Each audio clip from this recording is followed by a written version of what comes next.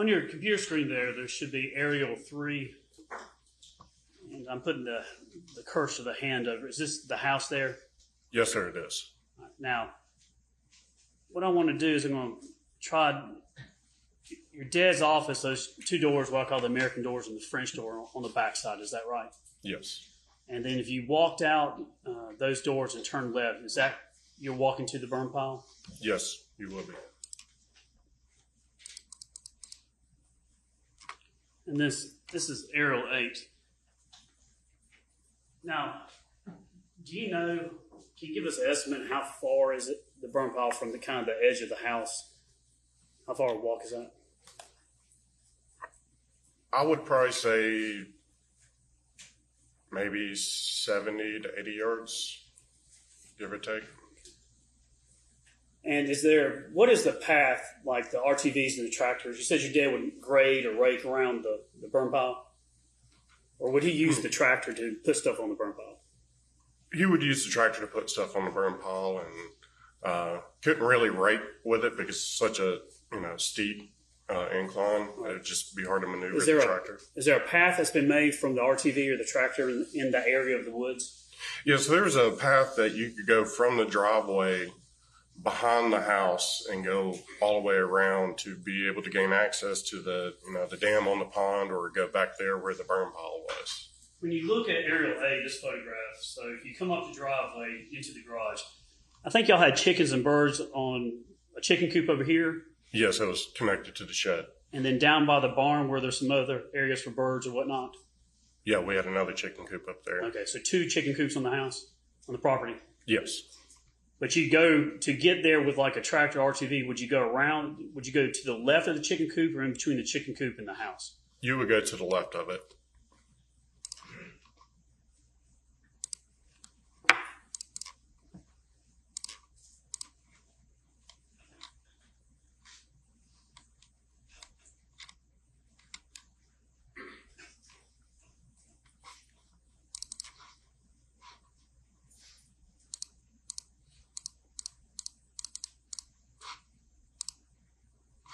So is this the chicken coop? This is Thrasher 61. Is this what we're talking about? You come to the left side of that? Yes, sir.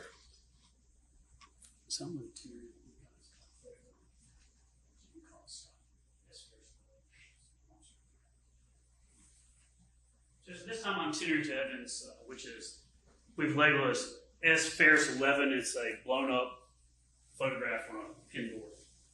All right. Any objection? No objection. Judge, with your permission, I'd like for Scott to step down, and I'm going to have him, in a ode to Jonathan Kessler, I'm going to have him use the push pin. All right. All right, Mr. Farris. What I want you to do, I'm going to give you this red push pin. Just kind of, I know you can't see it, but just kind of estimation so the jury can turn just a little bit this way so you can see. Put that pin about where the fire pit would be, the burn pile. So roughly from this angle, you're kind of right under this tree right here.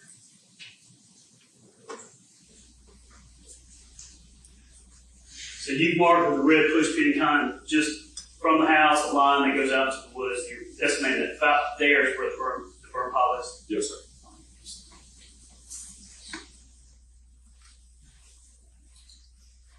Judge, we'll take a picture of that and put it into the record at some point.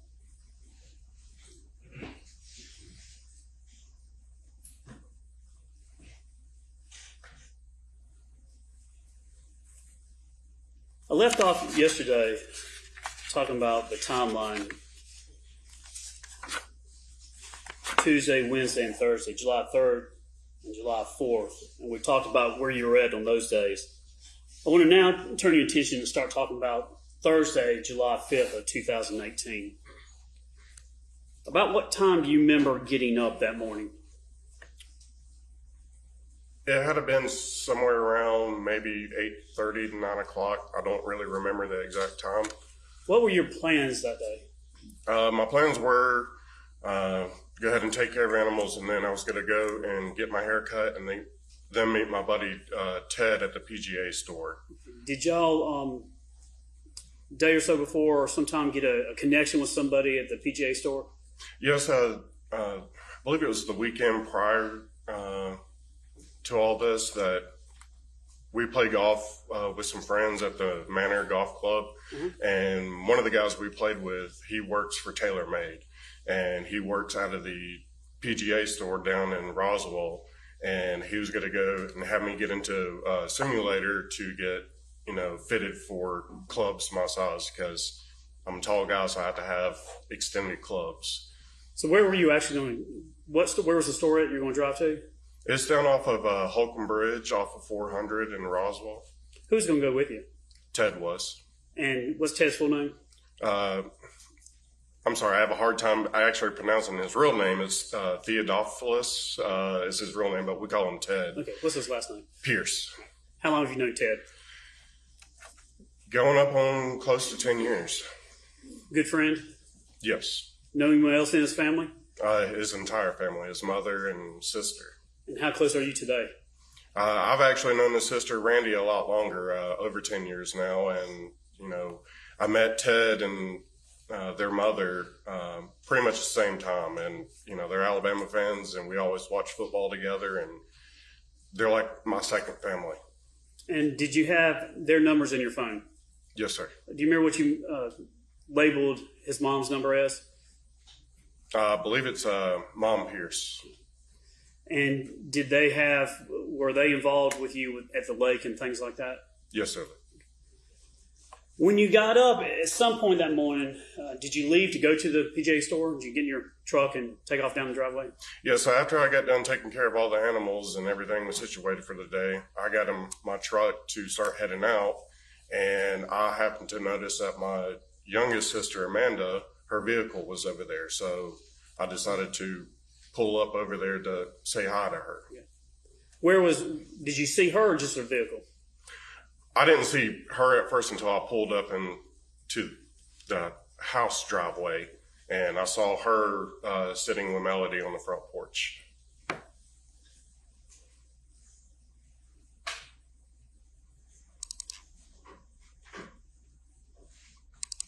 This is Thrasher 2. When you say front porch, is this what you're talking about? Yes, right there where the front door is. Oh, yeah, I should turn the TV back on.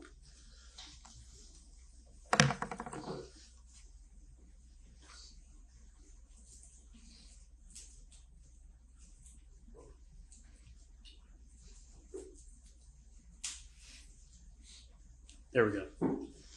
All right, on Thrasher 2 here, this area where the hand is, where were they sitting? Did you just have chairs or something, or? But you see the window right there? Yes, right there. Right here? Yes, there's a rocking chair right there, and they were both sitting in that area. When you saw them, what did you do? I got out of my truck and walked up to them. When you walked up, did you notice what they were doing? And it looked like they're sitting there talking. What were their demeanors like? At first glance, before talking to them, I mean, it seemed normal. Nothing out of the ordinary? No, I did not see anything. When you walked up, what were you planning on doing? Just saying hi, or? Yeah, just said, hi to my sister. I think I haven't seen her since my dad's birthday party. Was she there to pick up Cameron? That I didn't know. I didn't know the kids were there. When you walked up, did you start talking to them? Yes, I did. What y'all talking about? The very first thing I was asked is, have you seen your father? Who asked you that? I want to say it was Melody. Did you think anything about that at the moment? I mean, when she asked me that, I was like, well, no. And then she said, well, we can't find him. I go, what do you mean you can't find him? They're like, well, he's not in the house. And I looked and I said, well, his Mercedes is right there in the garage. The RTV is parked right there in the driveway. He's got to be here. Where was the RTV parked? Do you remember? It was parked, I know there's like a little parking spot right here where the concrete is. Before you get to the garage? Yes. So if you're pulling up to the house, it would have just been right there to the right. Just kind of a pull in, is that what it is? His car's at the house, RTV's there. Why'd you think that was odd if all that was there? Well, I mean, if they're saying that he's not in the house, there's only going to be two things he's going to either be on or be in, and that was on the RTV or he's gone in his car. Would your dad just kind of disappear? Was that something normal would happen? No. Did he take many business trips or anything? Not really. I mean, he, would always let me know if he was going to be, going somewhere with clients, or if he was definitely going to be going like overnight, he would have said something to somebody. When was the last time you had seen your dad? At Cherokee Ranch on the 3rd. Once your mom asked that question, did she ask anything else or do anything else? There was a lot of questions. Once from there, we tried to figure out where he could have possibly gone. Did you ask her about the CPAP? Eventually, yes. I did ask. I was like, well, have you checked to see if a CPAP machine is here? What did she say to that? And she said, no, I haven't checked. Did you ask what all people have, where they went to check for him, or how long they've been looking for him, or anything like that? If I asked them that, Yeah. I really don't remember. Was there any indication about how long, if she asked, have you seen your father, was there any indication that they had been looking for him, or how long he'd been missing or anything? Well, to me, it seemed like they were, at some point trying to look for him, because they told me, we can't find your father. What time of day would this have been when you're up there with him, this started? Roughly, I'll probably say around 10 o'clock in the morning. What'd y'all do after that? Was there more conversation, or what happened? Yeah, we sat there and, try to figure out where he possibly could be. I know one of them asked if I saw him up at the barn. I was like, no, I was just up there. I didn't see him. And, I said, the RTV's here. He's not going to walk up to the barn. He's going to drive that. I was like, he's got to be here. And, man, all that from that day, that conversation is, I don't remember every single detail of those, what was asked and where, How do you remember how long y'all stood there and just talked about it before you did anything? I didn't keep time of it, but it seemed like a good 5 to 10 minutes, trying to figure out where he could have gone. Was there any panic or any type of high energy, or anybody trying to do something really quick, or what was the mood of everybody at that time? At that time, I didn't notice anybody panicking. I started to, get worried, because I was worried that, I hope something didn't happen to him, that where he had like a heart attack or something. But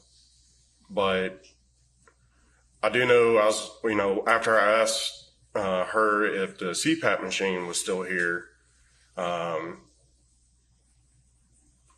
she said, I haven't checked. I said, well, let me go down and check. And I went down to the basement and checked to see if the CPAP machine was there, and it was still sitting beside his bed. I think also before I went down, we discussed about if he could have gone, shooting with a client, either skeet shooting or bird hunting. Did he do that a lot? He would do that at, not a lot, but at least, once or twice a year. When it comes to your dad just leaving, going somewhere, not really telling anybody, in the last 6 months, how many times do you think he had done that? Up to the 6 months before this? Leave and not tell anybody? Right. Well, he always told me, especially if Melody wasn't there, if she's gone up in Tennessee, he would, let me know, hey, I'm going to be coming home late, or, I got, this work event or something like that. How many times in the previous 6 months up to this day did your dad go somewhere like that? trying to get a feel for how many times he would just go somewhere and not be at the house. I really don't remember because he didn't leave. He didn't do stuff like that much. He literally went to work all the time and came home every single day. So it wasn't often that he did that. Would it be less than 5, less than 10, less than 20? Less than 5 times, if anything. And how long would he be gone if he did leave? I know occasionally he went to go, see his mother, who was in a assisted living or, nursing home type deal. When he left, would he take an Uber? No, he always drove his own vehicle. So his vehicle would be with him if he left? Yes. Did he exclusively drive that Mercedes and not the Toyota or anything like that? No, the Mercedes was his vehicle. And when he left, would he take a CPAP machine? If he was going to be gone overnight, yes, he would have taken a CPAP. The one that was beside the bed, that would be missing? Yes, sir. Did you ask your mom when the last time she had seen your dad when you're sitting there on the porch talking? I believe I did. I mean, Do you remember when she said last time she saw him? I want to say she would have said on the 3rd. Did you ask her whether or not he had come and got something to eat, or if she made food for him, or anything like that?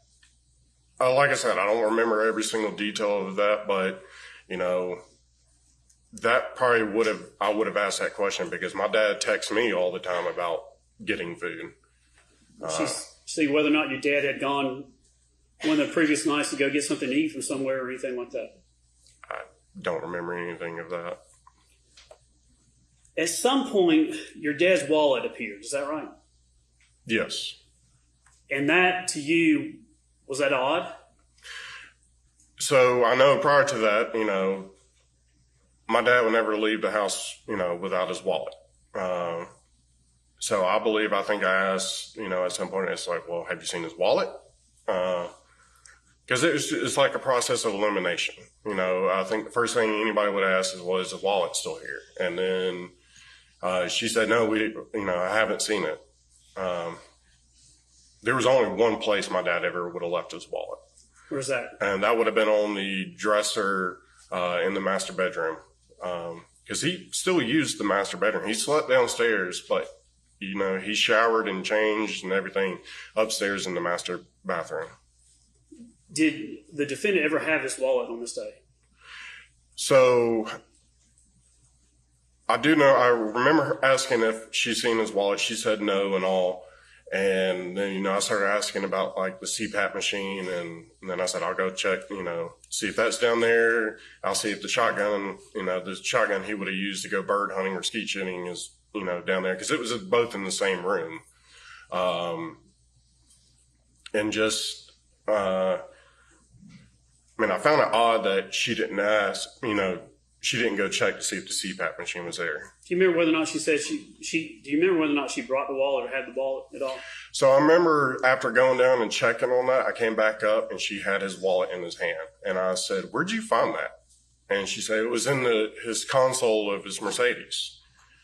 And that really struck me odd because my dad never left his wallet in the Mercedes. Why is that? Because he just always had it in his pocket. He never, it was a habit of him. He never left it. I have a habit of leaving mine, but he never did. Your dad's wallet, this one we're talking about? Yes, sir. That's it. So it would be either on him or where again? It would have been on the dresser in the bedroom, right next to the door that leads into the master bathroom. Was it common for your dad to let your mom have the wallet? He would never hand it to her, but he didn't, lock it up or secure it.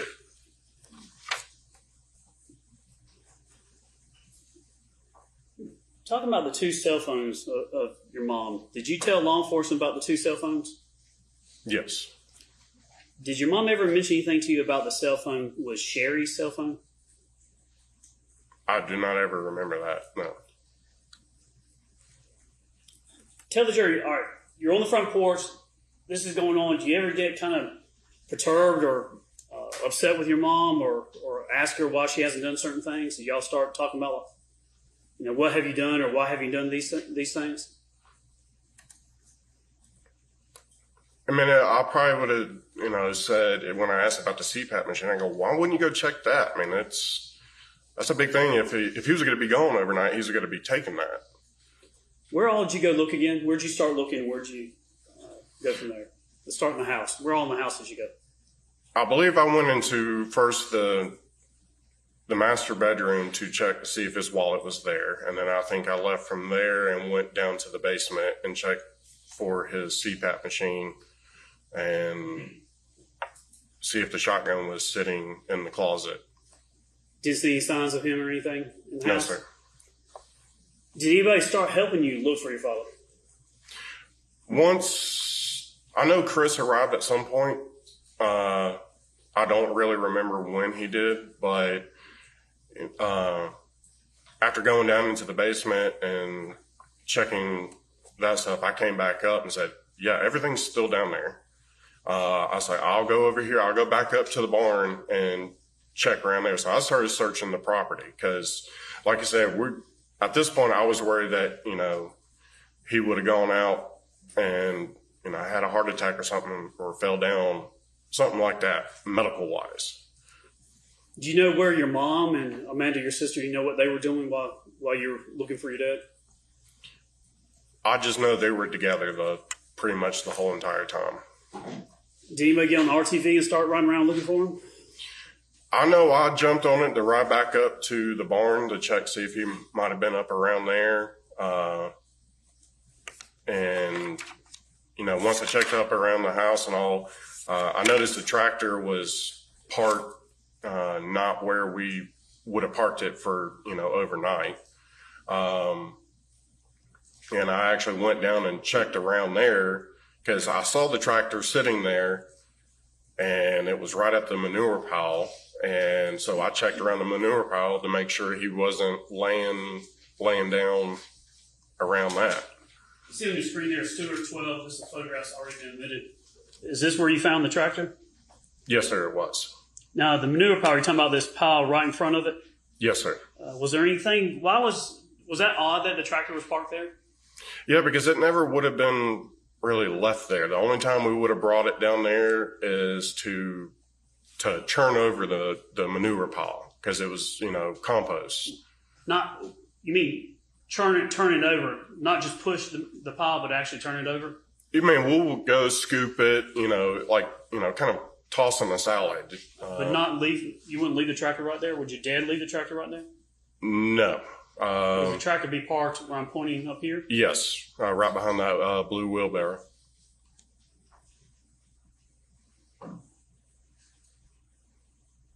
After you saw the tractor and you were down the bar, where did you go?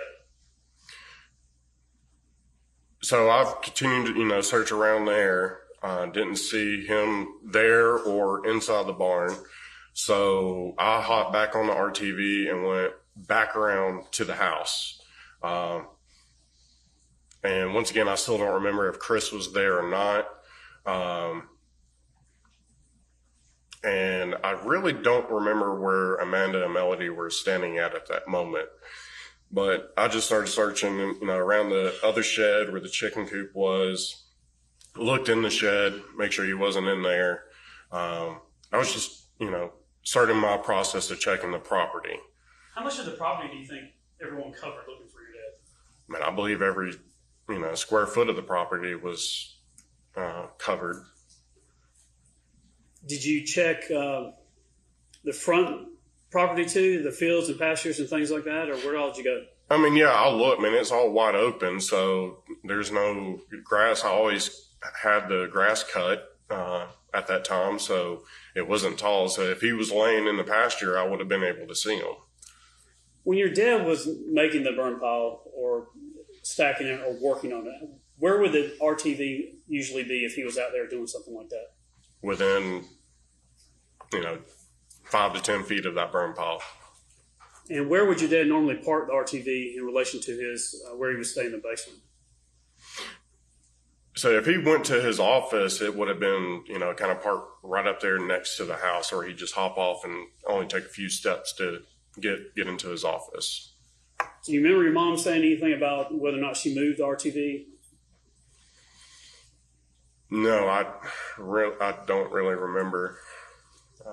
Did you find anything odd about the RTV or anything like that? Or No, not with the RTV. I mean, like I said, I saw it parked in the driveway when I got there, and that was, one indication. I was like, well, he's got to be here. Talking about your tractor, is it difficult to drive that? Absolutely not.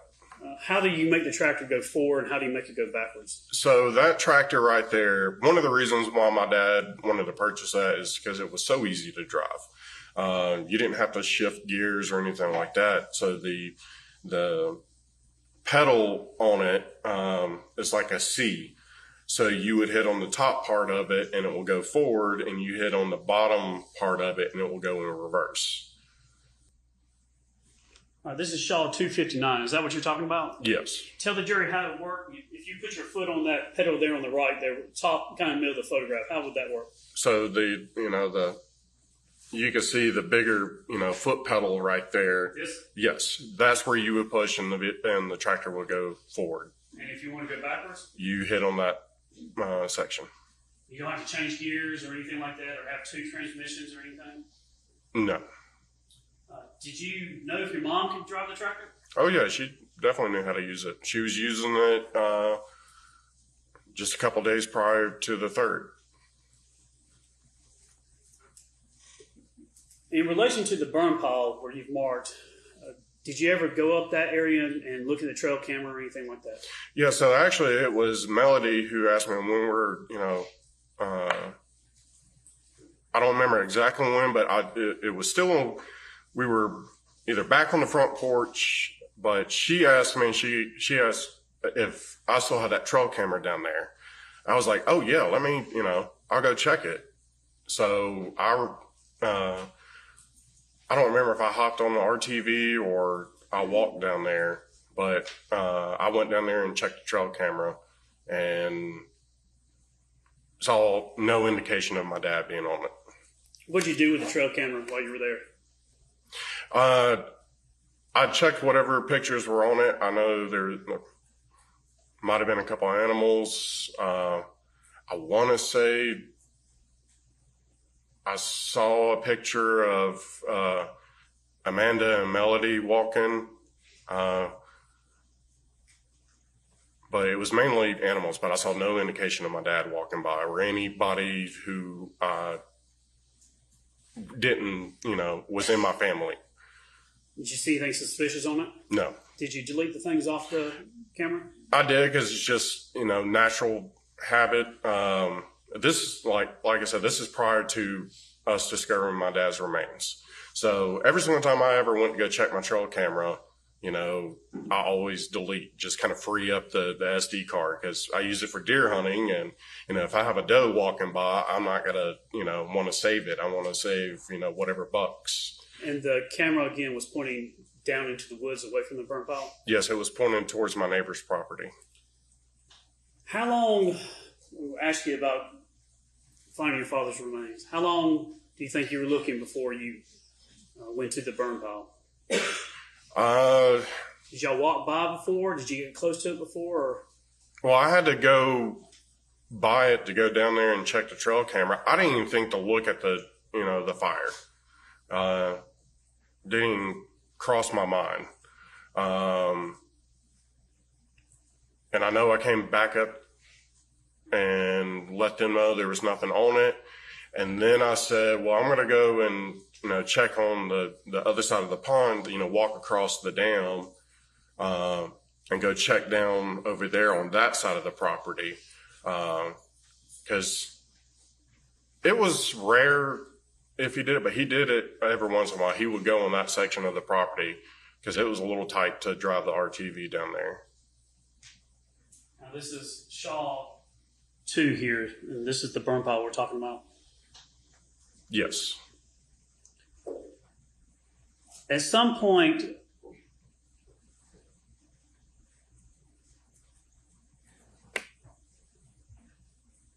ultimately, you did find the remains of your father. Is that right? Yes. How I found it, like I said, I was going to check the other side of the pond on, across the dam. And I started walking that way, and I believe I got either halfway across the dam or got to the other side, and then Melody called me. And she called me and asked, have you thrown a dead goat on the burn pile? I'm like, no, we haven't had anything to die, and also I wouldn't throw it on the burn pile. And she said, well, come up here and look at this. So I was like, okay. Well, I turned around and started walking, and I see Amanda walking. She was almost kind of like right in front of my dad's office, coming from the burn pile area, walking back up towards the driveway. She was walking there, and Melody was standing over near the burn pile. And I walk up and look, and I can already start seeing bones. And then I look down, and it appeared to me that it was the inside of a skull. The backside was gone. And you could see like the little blood vessels, I think it was, but it didn't look like. So I grabbed a very, very small corner of it, and I lifted it up just enough to where I saw teeth and the eye socket, and I immediately put it right back.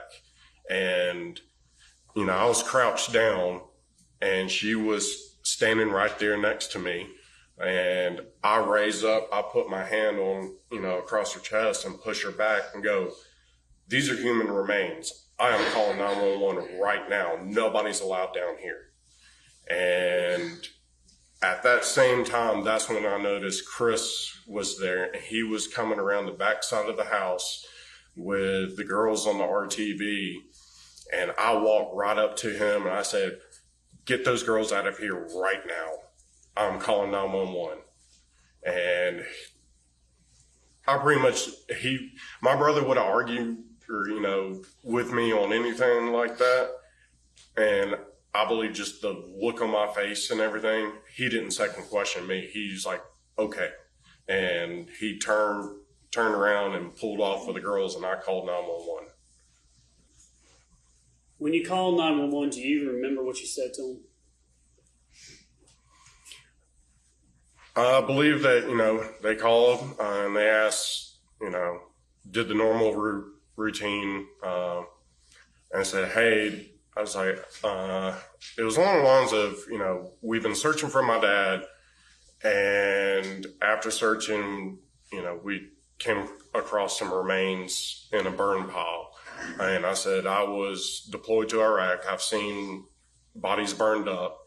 And it's like, this definitely looks like a burned up body. We need somebody out here now. Were you thinking it was your dad?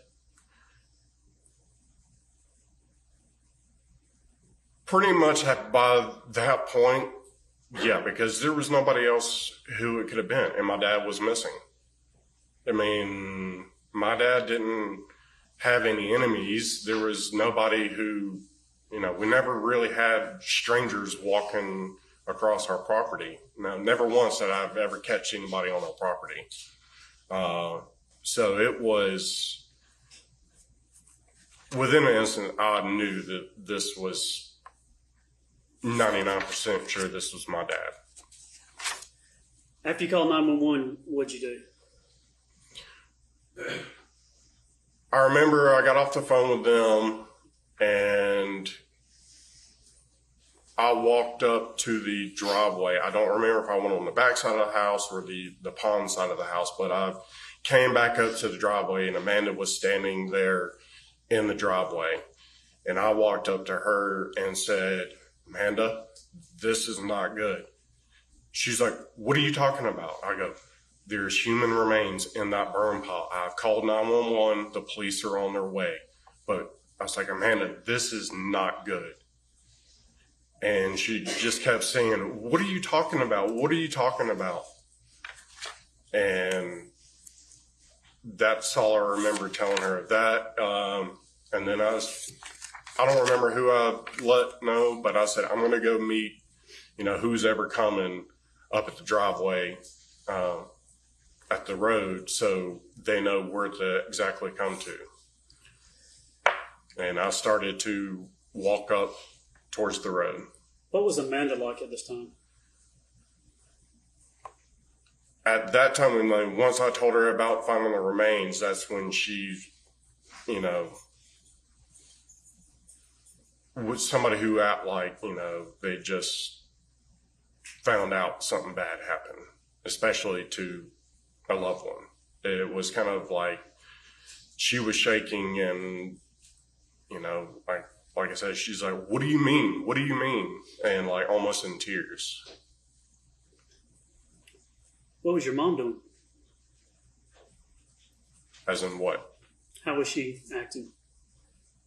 What was she doing? What'd you see Never her? saw any kind of emotion out of her. Did you see She what didn't get did? angry with anybody, and she showed no. I didn't notice any of her freaking out or anything like that. The only time that I saw her actually try to kind of show some emotion is after the deputy and the paramedic came back up from the burn pile to say, "Yes, those are human remains." And then just the way that she started acting, I've seen my mother cry. I mean, hundreds of times throughout my life and all. And it appeared to me to be fake. Like, this wasn't her emotion. Her reaction to finding out her, mom had a heart attack and her dad dying and, anything bad happened like that. It was a complete different reaction to what she reacted to when the paramedic and deputy said, "Yes, those were human remains." Up until that point, has she cried or anything? No. Did she come up to you and ask you a lot of questions or anything? When? After finding the remains and before law enforcement got there, was she asking you questions or saying anything to anybody? I really don't remember because after, I talked to Amanda, because I was heading in that direction. I knew I was going to meet them at the end of the driveway up at the road. And that's where I saw Amanda, and I let Amanda know. After I let Amanda know, I continued walking down the driveway to go meet either the police or paramedics that were coming. So I walked up to the end of the road, and from there, no, I don't remember her ever talking to me during that time. At some point, did your feelings change or suspicion arise about something's afoot here? I felt something was very off. There was red flags prior to finding my dad. Her having his wallet. I remember at one point, she said that she had the credit card that the one my dad gave me and said, "Never, hold on to this like your life depended on it." Because there was a lot of times my dad said, "Don't ever give her the credit card." And she had it. And I remember asking her, I go, "How do you have this?" She goes, "Well, your father gave it to me." And I knew that was a straight up lie. I mean, y'all have seen it in the text messages that he, said for me to hold on to that credit card. Did you start talking about a gun? So A pistol? So prior to all this happening, I want to say it was in June. I don't remember, it was like the first week of June or the second week of June. We had an AT&T guy come out and do some work with the satellites and all. There was an issue or something. And Melody was gone. She was in Tennessee. And my dad had to go to work. He sent me a text one morning and said, "Hey, the guys are coming today. I want you to come over here and I'll show you what's going on." So when they got there, we were working down in the basement. The TV, that's in front of the leather chair and all. Because right next to it is a closet that actually had the main satellite box, and a lot of those components in there was the home theater components, but the main box for the satellite was in that closet. But he said he needed the remote to the TV in the basement room right there in front of the bar area. So I started searching the drawers because we only use the satellite remote to turn on and off the TV, but he needed the actual TV remote. So I started searching the drawers and the furniture around in that room. First checked under the TV, didn't see it in there. And then I went to, there was a piece of furniture behind the couch, and I opened it and I saw a revolver and a leather holster. And I looked at it and I could tell it was, a 38 special, snub nose. I was like, I've never seen that one before. And didn't really think anything of it because, my whole life we've always had guns. So this was in June of 2018. Yes, this is like either the middle of June or the beginning of June, somewhere in there. So it was just a few weeks prior to my dad's death. How much of the gun did you see? I looked at it enough that that I knew roughly what type of gun it was. Do you know guns? I'm fairly knowledgeable. Can't name every single gun that's ever been made, but I know, the difference between, a rifle, a shotgun, and, a semi-automatic handgun and a revolver. And describe this gun that you saw. So I definitely remember it being in like a old leather holster. I can't really remember the type of handle, but it wasn't what you call a blue finish, which is that dark black color. It was more of like, nickel chrome type look. Do you remember the handle or anything about it? No, I don't remember the handle. Like I said, I don't remember the color of the handle. For the jury, if you were standing outside those, what I call, again, the American doors, if you're outside looking into where the couches and the ottoman and everything is, where you're dead, or you would hang out and eat dinner. Okay. If you walk into the doors, tell the jury where this drawer or this dresser or whatever it is, where you found this. So if I would have had my back to the door, the couch would have been right in front of me, and that piece of furniture would have been right here to my right. When you found the gun, what did you do with it? I didn't do anything with it. Did you touch it, pick it up, move it, or just look at it? I kind of maybe grabbed it enough to kind of like look at it, but I did not pull it out of the drawer because I had the AT&T guy in the basement with me. I didn't want to freak him out. But no, I never really fully picked it up and, looked at it. So yeah, that would have been the piece of furniture, the lamp there. Talking about right here, this is Thrasher 226. Yes, that was the piece of furniture that I saw it in on the top drawer. All right, so this is the sliding doors coming in being on the right. Yes, sir. Why did you start thinking about this gun? What made you think about gun, and who did you start telling about this gun? When? On the 5th. On the 5th? So after, talking with her and, the comments that she's made previously, everything was just, I was getting red flags and all. And when I went down to check on the CPAP machine and the shotgun, after I checked the shotgun, I remember seeing that revolver. So I just wanted to go over and look to see if it was still in that drawer. So on the 5th, did you go to see if that gun was there? Yes. And what happened? So I went and opened that drawer, and that gun was not there. And closed the drawer back, didn't look anywhere else, and I went back upstairs. And then on my way back upstairs, I noticed a drop of blood on the floor. It was smaller than a dime, and it was, kind of almost right there before you get to the stairway. Right by the stairs at the corner there? So I didn't want to bring anything up at that time because this, like I said, this is prior to finding my dad. And, I didn't want to be like, hey, there is I went to go see if there was a gun down there and it's not there anymore. But, back when I found it, Melody was gone. My dad was at work and I just forgot all about it. But for some reason that day when I went to go check to see if the shotgun was there, it reminded me that gun was in that drawer. And just something told me to go just check to see if it was still there. Did you, afterwards on the 5th, when law enforcement came, did you talk to them?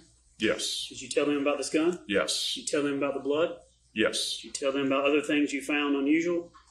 Yes. Or her behavior and stuff like that, yes.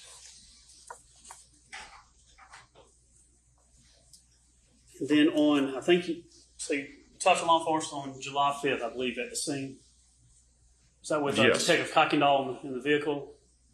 Yes, I sat in the passenger seat, and I honestly don't remember who all was in the vehicle, but there was somebody in the driver's seat, and then I remember there was either one or two people in the back seat. And then Detective Hayes is behind me. At some point the next day, I think you went and talked to him again. I want to say it was him that night, because that night into the next day, down at the Freedom Precinct. Yes, I don't really remember talking to Detective Hayes right there on the property. My memory that I think the first time I remember talking to him was at the Free Home Fire and Police Precinct. So one time on the scene, and then talking to the detective at the precinct. Yes. There was a lot of police officers and detectives and everybody out there, so I can't say exactly who I talked to at all from my knowledge, but I talked to a lot of different police officers. So this time on tentative evidence states exhibit. No objection. So that tentative evidence now states 7. So it's S Ferris 7, S Ferris 8, and S Ferris 9. All right, there, Mitch. Let's start with 9. S Ferris 9. Not 7 or 8. Let's go to 9.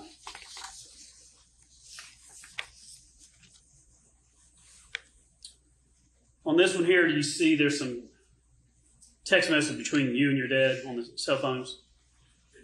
Yes, I do. Let's see. Looks like on June 6, 2018, at the first one, 109, 12:07 p.m. Yes. This is from you to your dad. Can you read what that says? Okay, so he called some mix-up. He will be there around 2. And then, okay. Let's see the times. Let's start at 112. So 6/6/2018, 9/18/36. You see that? Yes, sir. All right, it's from you to your dad, and then we're going to go upwards. Oh, All right, so let's start. It looks like it's from my dad to me. Yeah, to you from your dad, and what is that message? DirecTV guys coming. Come here and let me show you the ISSR. All right, then from you to your dad, the next one up. What's that say? Starting with, did they give you a time frame on when they will be here? And then going up to the next one, looks like to you from your dad. Yes, he responded before 12. And then the last one there. He called and some mix-up. He will be there around 2. And he thought it was AT&T. Could it have been DirecTV? I believe AT&T and DirecTV are the But this same is what you're company. talking about. Yeah, this is what I'm talking about. It was to do with the satellite. So DirecTV is satellite. This is S Ferris 7. This is something we've pulled in the case. Can you see the date time here at the top? Can you just tell us what that is? 2018, June 5th, time is 12:48. And then the message contents, just read that for us if you would. He would reply yes. Reply yes. To confirm your DirecTV appointment at 8 a.m. to 12 p.m. Reply no to reschedule. To stop receiving this message, reply stop. Then S. Ferris 8, this is a June 6, 2018 text from them. And the message contents, what does that say? You can just... Hello, we recently completed the DirecTV visit. If you're experiencing service issues, please reply or call 678-971-2219 to guarantee tech within 24 hours.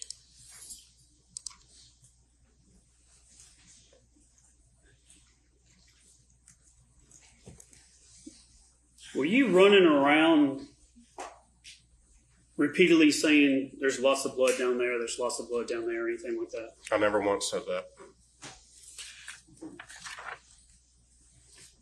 I want to juxtapose two points on June 5th and June 6th. So one is when you're at the scene and you're talking to law enforcement, and then June 5th going into June 6th at the Free Home Precinct when you talk to law enforcement. You mean July? Yes, excuse me, I'm sorry. July 5th and July 6th. The two positions I want to talk about is when you're at the scene and then you're down at the precinct, at what point did you learn that there was actually a bullet was found in your father's rib? So we were there very, very late at night. I know it was probably close to 11, midnight or so. And they kept us in a kind of a conference room. And they brought us one by one back into another room individually. I don't remember who they brought back first and all, but by the time they brought me back, I believe it was Detective Hayes that was there with me. I don't really remember the details of what all was discussed at first, and then I was informed that they discovered a bullet lodged in the rib bone. Do you remember Detective Hayes saying, I've got something I got to tell you? You remember how he broached that or told you about it? I don't remember his exact words on how he did that because, you know, once I was told that that was happening, that happened, my mind just went into kind of shock, I'll say. At that point, did you suspect your mom? Definitely. Was she there with you at the precinct? She was there in the room that we were all kept in at. Who else was there? Amanda was there.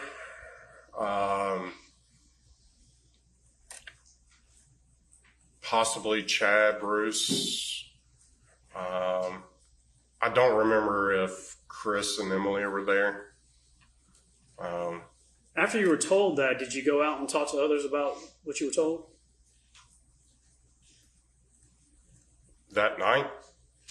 Did the other family members, were they told about the bullet? I don't remember discussing that with them, you know, after I came back out of the room. What, did you ask your mom anything when you left?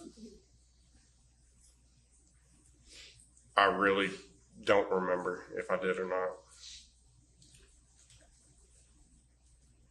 Afterwards,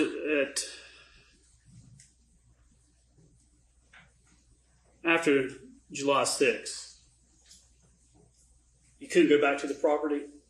No, so, you know, they informed us for us to go up to that precinct, and we were all, you know, able to drive up there. We didn't have to ride in any squad cars or anything like that, but they did inform us that we were not allowed to go back to the property. So, from what I remember, Melody went and stayed with Amanda, and, you know, once we were fully released for the night, I left and went back up to the lake house because Ted was there and some other friends. So I knew I had somewhere to go to sleep that night. Afterwards,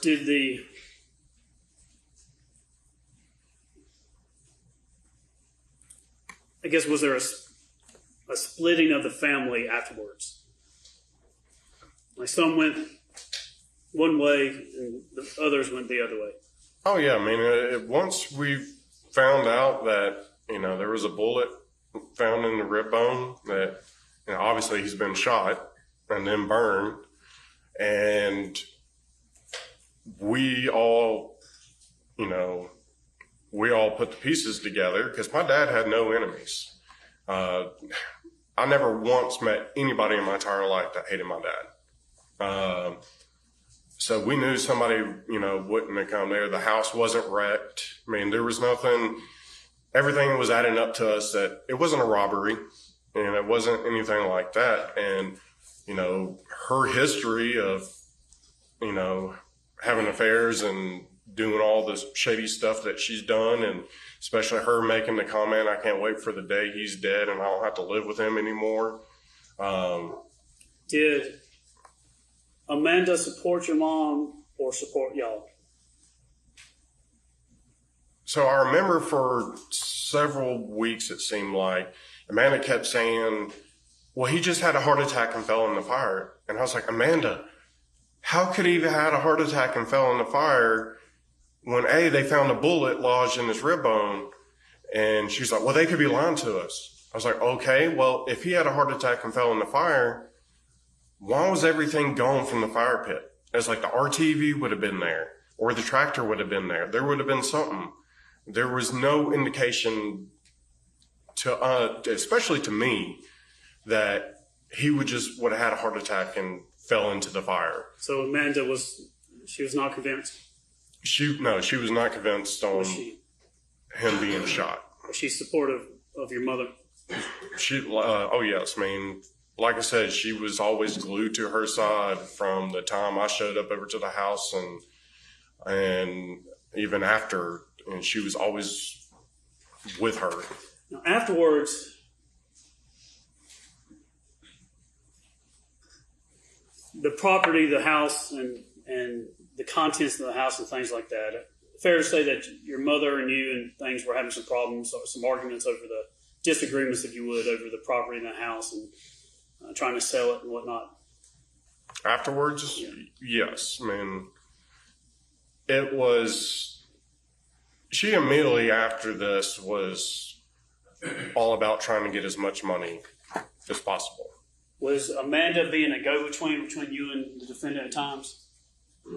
If I remember right, yeah, she was very much involved, and all of us. I remember all of us getting, hit up about getting, having money handed over to her or something along those lines. When you and your mom afterwards were trying to figure out what to do with the house, because I guess it went into the probate part, all the property basically was frozen. Is that right? Yes, everything from. It seemed like the day of the 5th, they froze everything. So the accounts and things like that? Yes. But on the 5th, was your mom going around asking who was on the bank accounts and stuff like that? No, she was actually asking those questions before finding my dad. That was another, like I said, her behavior. She kept asking all of us, do you have access to the bank account? At the scene while you're trying to find your dad? Yes, I mean, this is like us trying to figure out where he could be. Now, was it odd at times that your mom and you would have to talk and communicate after your father's remains were found? Y'all still had to deal with the house and try to deal with that aspect. Did y'all communicate somewhat on that? Yeah, I mean, we were, I guess we went into kind of a survival mode, trying to figure out how to take care of everything. And because, we had, a lot of animals we still had to feed and keep lights on and stuff like that.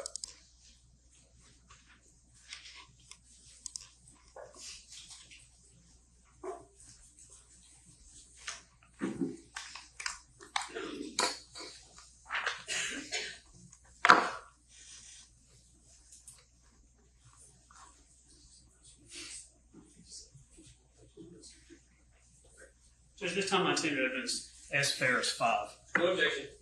Excellent.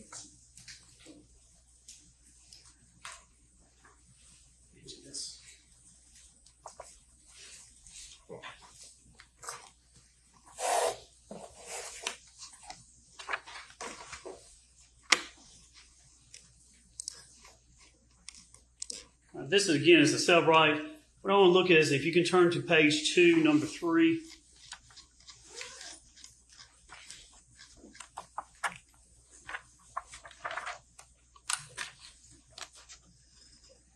So you see how at the top, when you go from and to, so the first category here with the number is from your mother to you.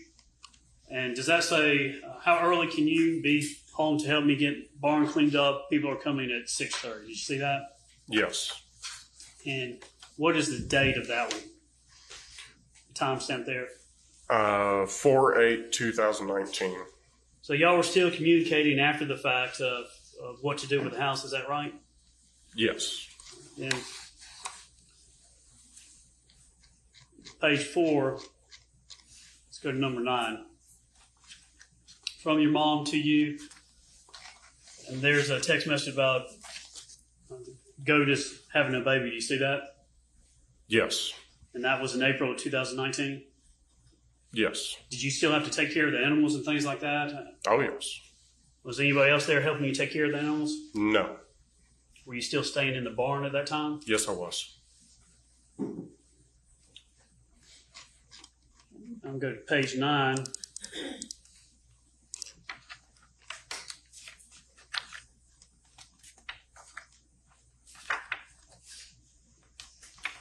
On 28 there, do you see it's a message from your mom to you? That's April 19, 2019. It says, people come to look at house. Said barn apartment was filthy. Poop in floor, smelled so bad. Other realtor took pictures. This is beyond, I think she was trying to say unacceptable. You see that? Yes. And then the 29th message we have here on April 19, 2019 at 1:47, you replied to it, and what did you say? On the 29. See right here? Oh, yes.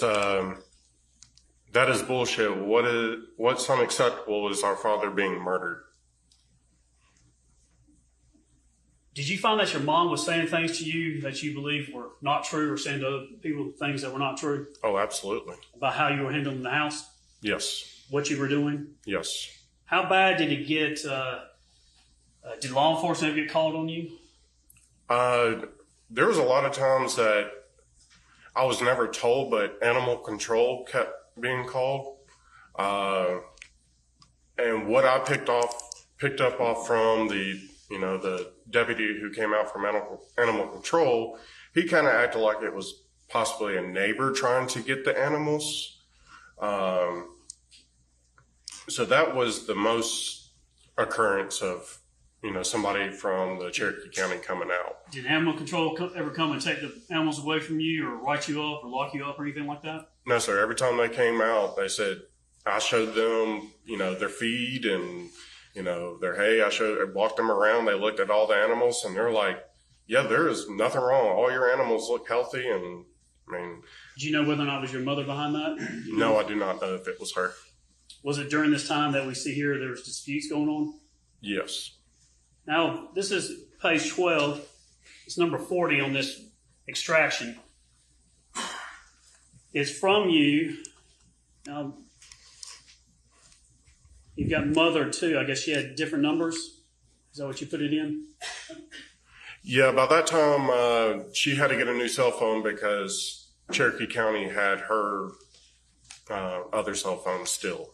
Did your mother, the defendants, start asking about money and paying things and stuff on the cars and whatnot? If you would, read this message for us that on April the 3rd, 2019, from you to your mother. What does it say?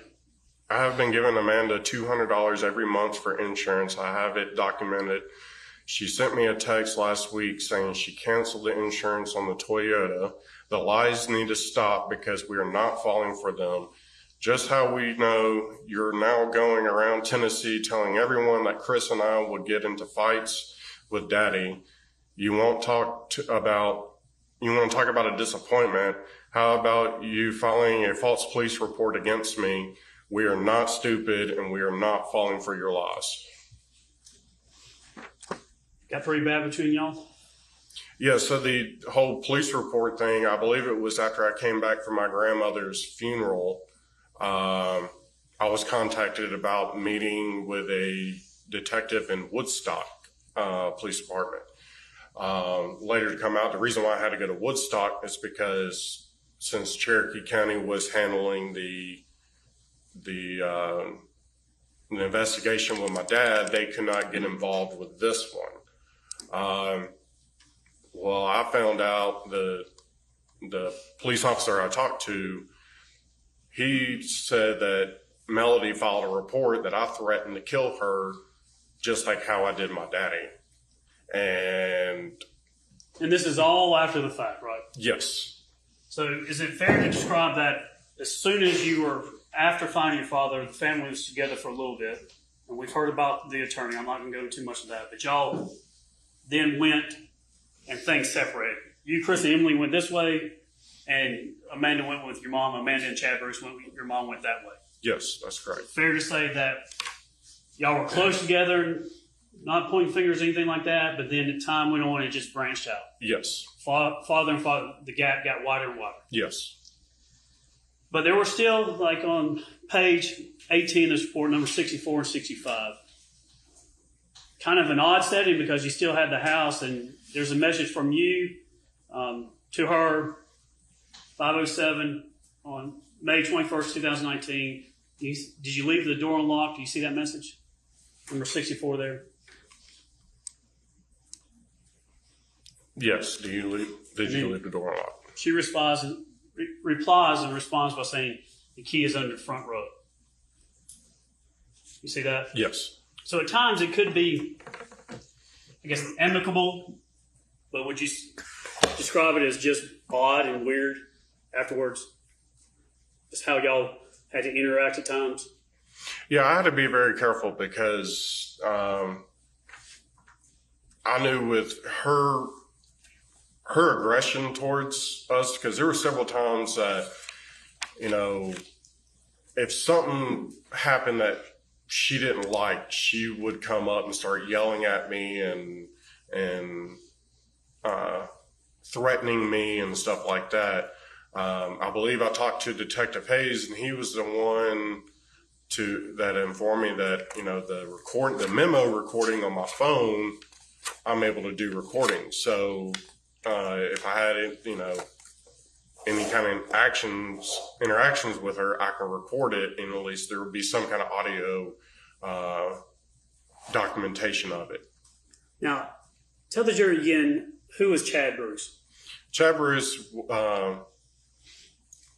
prior to this, was dating my sister Amanda. Are they now married? Yes, they're now married. Is he close to your mom? Oh, yes, very much so. Did y'all have a time after this that y'all had an incident in the roadway outside the property? Yes. So, after all this happened, I knew I had to go find some work. I did mainly kind of like under the table type work. I didn't go get a full blown job. I was trying to bring in as much cash as possible. You working in a nursery or something? Well, that was, I didn't immediately start working at my friend's nursery. I actually went and worked for somebody who I knew who had a landscaping, cutting, lawns and stuff like that. But at some point you and Chad had an incident in the... Yeah, so I came home from working all day, and I pull up and I see Amanda and Chad at the driveway. By this time we were locking the gate. And they were standing there, and when I pulled up, Chad started threatening me and cussing at me. So was Amanda. I don't remember exactly what it was about, but I was being yelled at and cussed at.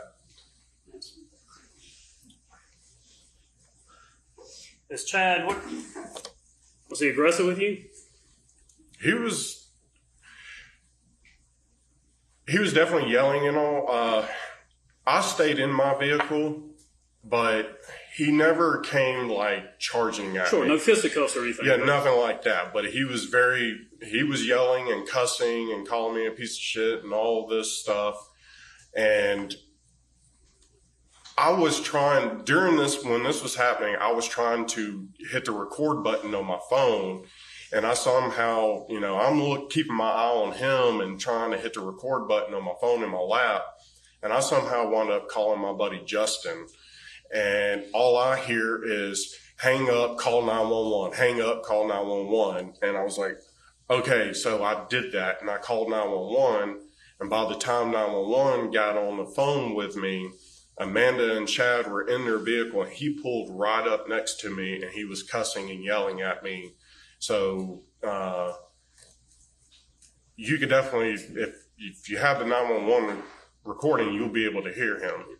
So the tension was spreading to other people too? Yes. I mean, him, Chad and Amanda, pretty much within a month after of this happening with my dad, they became fully against us and accusing us of stuff. Scott, I don't really have much more. I have a couple more topics, and then I'm going to sit down and let the defense ask you some questions. I want to ask you about Rusty. Okay. At what point did you learn about Rusty?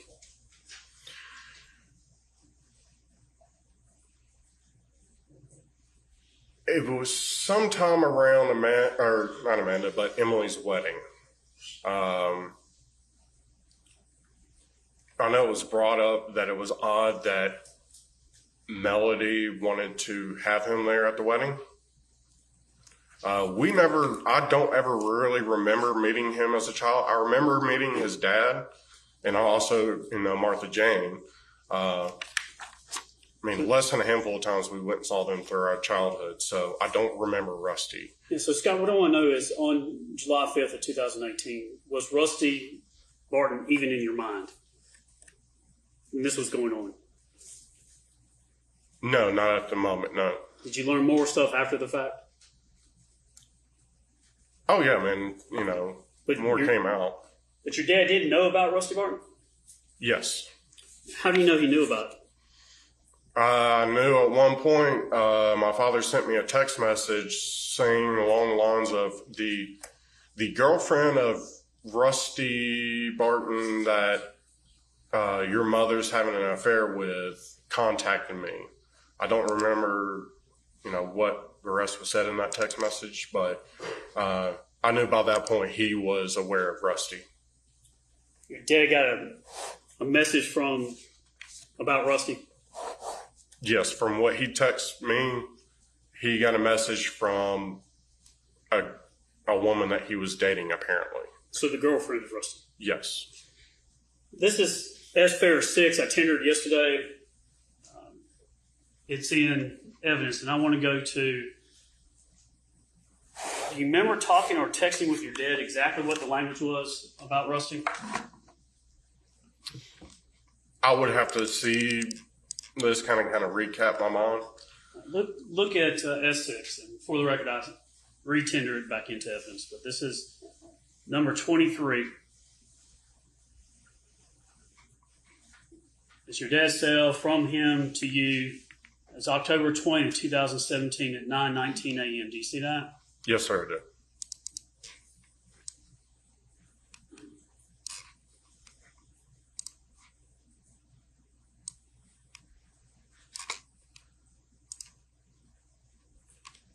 Dad sent you a text. Read that into the record for us, please.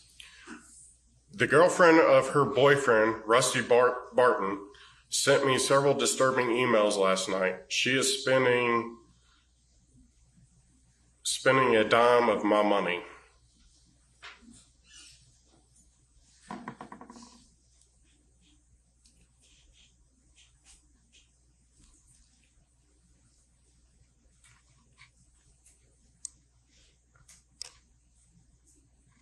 We'll go down to the next message, 24. From your dad to you, October 20, 2017.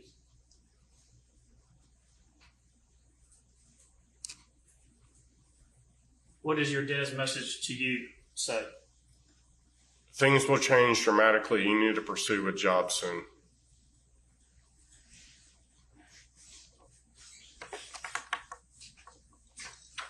was in October of 2017, I believe. Yes, sir. Scott, I want you to look at the jury and answer this question. Did you murder your father? I absolutely did not murder my father. Without a doubt, I loved him. Look at me. Did you have anything to do to help your mother dispose of and burn your father? Absolutely not. Tell them, not me. No.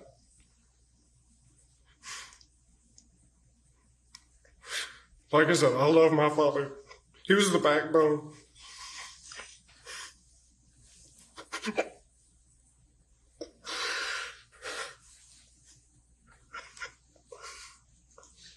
He was the glue to our family. No further questions. All right, time to take a break. Take 2 minutes.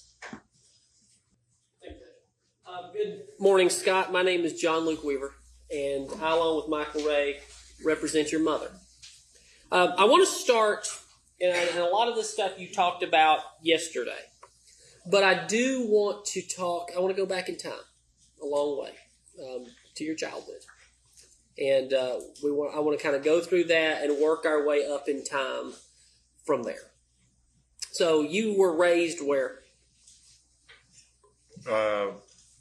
From the time we lived in Birmingham or Alabama to Your first memory, where did you live?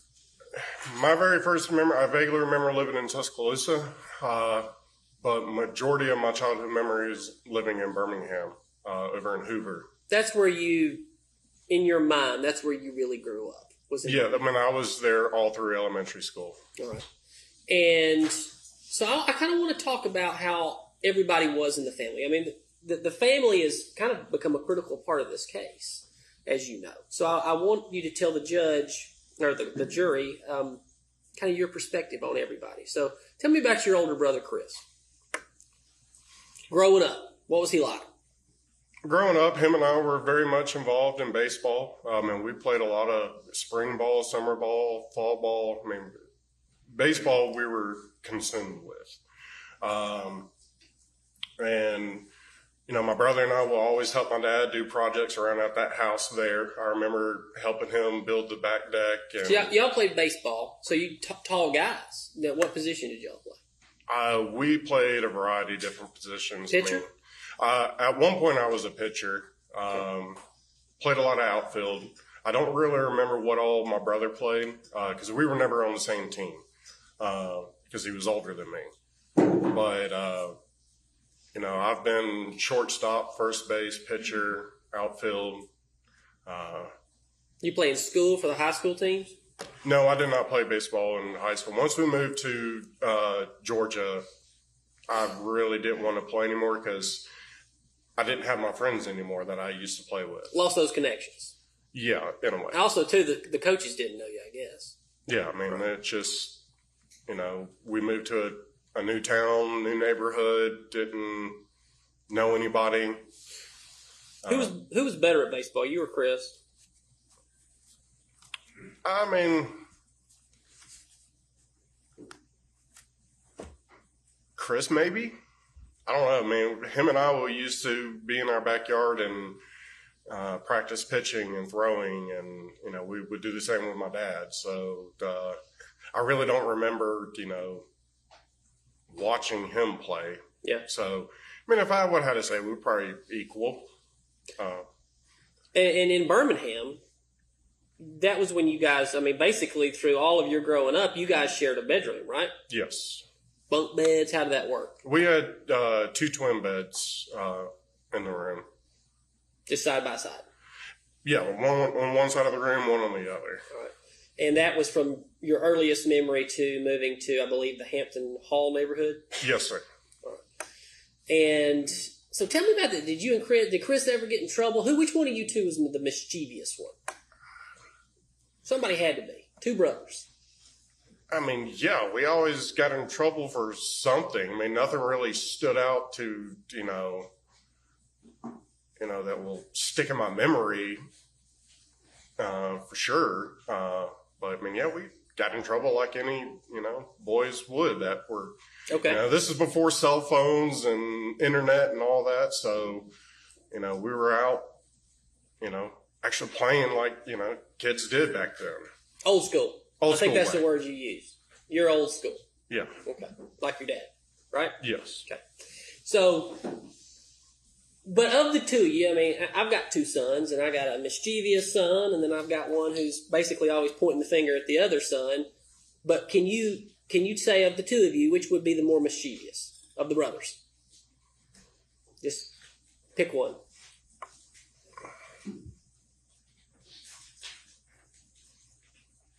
How about this? Who was getting in trouble more growing up with your dad?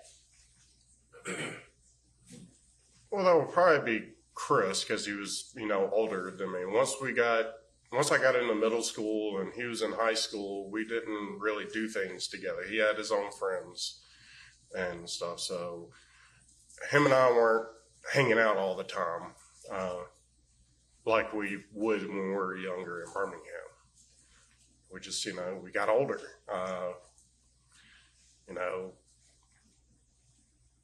Take for instance, like right now, my fiance, she has an identical twin sister, and they talk every single day. My brother and I don't do that. But back then, and so your answer would have been Chris, got in more trouble than you? I mean,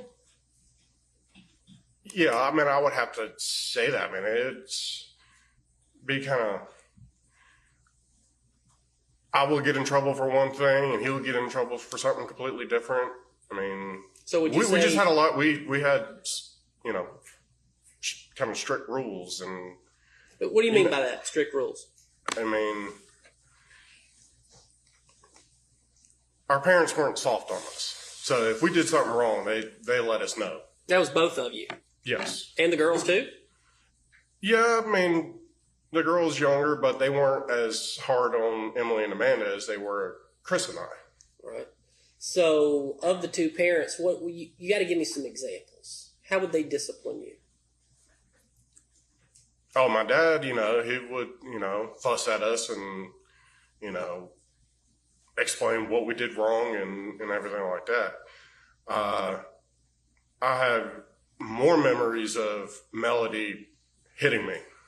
Spanking you? Spanking me with a belt, eventually upgraded to, I've been hit by spatulas and I've had things thrown at me. I do remember we were living in Birmingham in the girls' room. No. Going into something that happened wherever, whenever, forever ago. Right. So the girls, growing up, they were raised a little differently than you and Chris? Yeah, they weren't treated like how, Chris and I would. They're girls. And there's a difference between girls and boys do get into more mischief than what girls would. All right. So, kind of, not to say that this is the case, but if you could rank for each parent growing up, who do you think was the favorite and who do you think was maybe the least favorite of the children? So for your mom, we'll start there. So my mom's point of view, who was the most Who favorite? was the favorite? Who was the least favorite? She definitely favored Amanda more. Okay. And then Chris, she favored more. I was middle child. So, Chris was her first baby, and then Amanda was the baby. So That was her top two. Yes, from my perspective, yes, those were her top two. So who would have been the least favorite?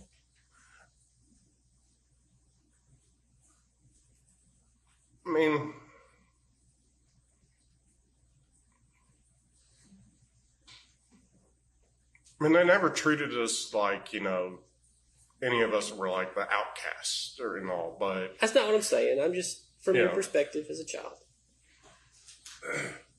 I just remember, Amanda and Chris kind of got, treated a little bit better than, they got better birthday presents and got more attention in a way. And I'm not saying Emily, didn't get that and all, and I didn't get it because, my dad always made sure that, all of us were treated, kind of equally. Okay, so on your dad's side of things, who would you say his favorites were? Both the girls. A little bit harder on you and Chris? He was just,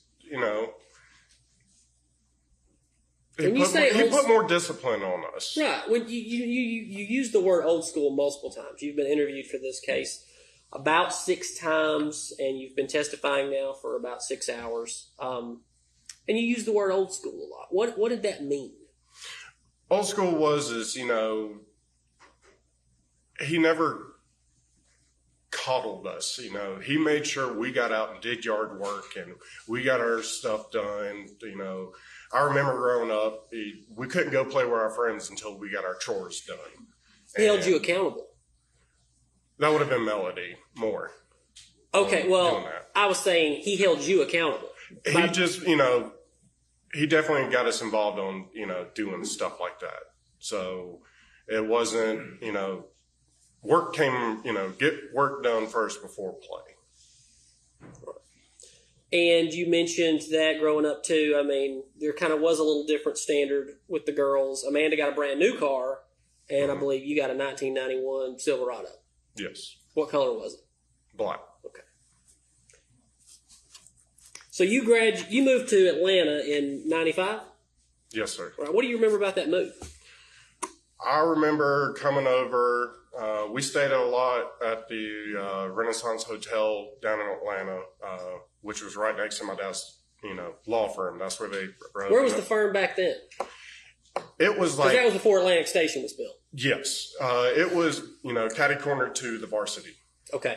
So it was right there. So you had, at the time, I think it was South Trust building, and you had the Renaissance Hotel connected to it. So that's where we stayed at while they were looking for a house. At the hotel? Yes, we would stay there. And were you happy about the move? I wasn't crazy about it because, like I said, I had all my friends in Birmingham. I had my best friend Kyle that we went fishing every single day in the lake that we had in the neighborhood, and I used to go to hunting camp with him and his dad. So I had all my my friends there, my best friends, and I was moving to an area that I didn't have any friends, didn't know anybody. So, Emily has been kind of noted as the brain of the family, like of the 4, right? The smart one? Yeah. Okay. So, how were your grades growing up? Oh, I was not the best student.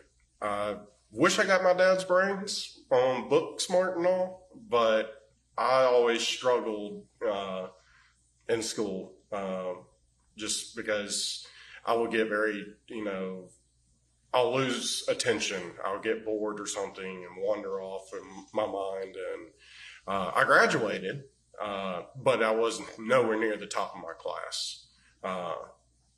So, school wasn't my strong suit. I'm more of a hands-on person. Okay. How did that go with your dad? Was he kind of upset with you about your grades and how that went growing up? No, he always helped me. He tried to help me, with homework and, try to improve my school. He was always going over homework with me and, grabbing my textbooks and, helping me out, basically kind of tutoring me. When you moved to Atlanta, did you have any opportunity to ever meet Angela Phillips? I've pretty much known of Angela my entire life. That was my dad's legal assistant.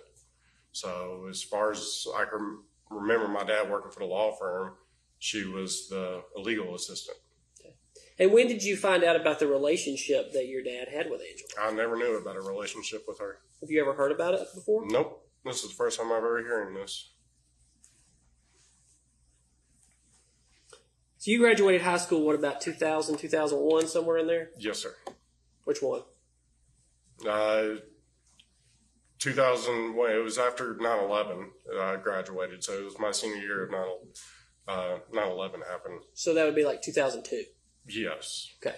So, and you joined the infantry in what, 2008, 2009? Yes, sir. It was, I started out, I went to the recruiting office in the early 2008, I think it was. Well, let's back up. What did you do between 02 and about 08? So when I was in high school, like I said yesterday, I was on the work program. I worked at Jiffy Lube, so I did oil changes and stuff like that. Once I graduated from high school, then I went and worked for Tires Plus, and then several other mechanic shops for several years. And then... So you say several.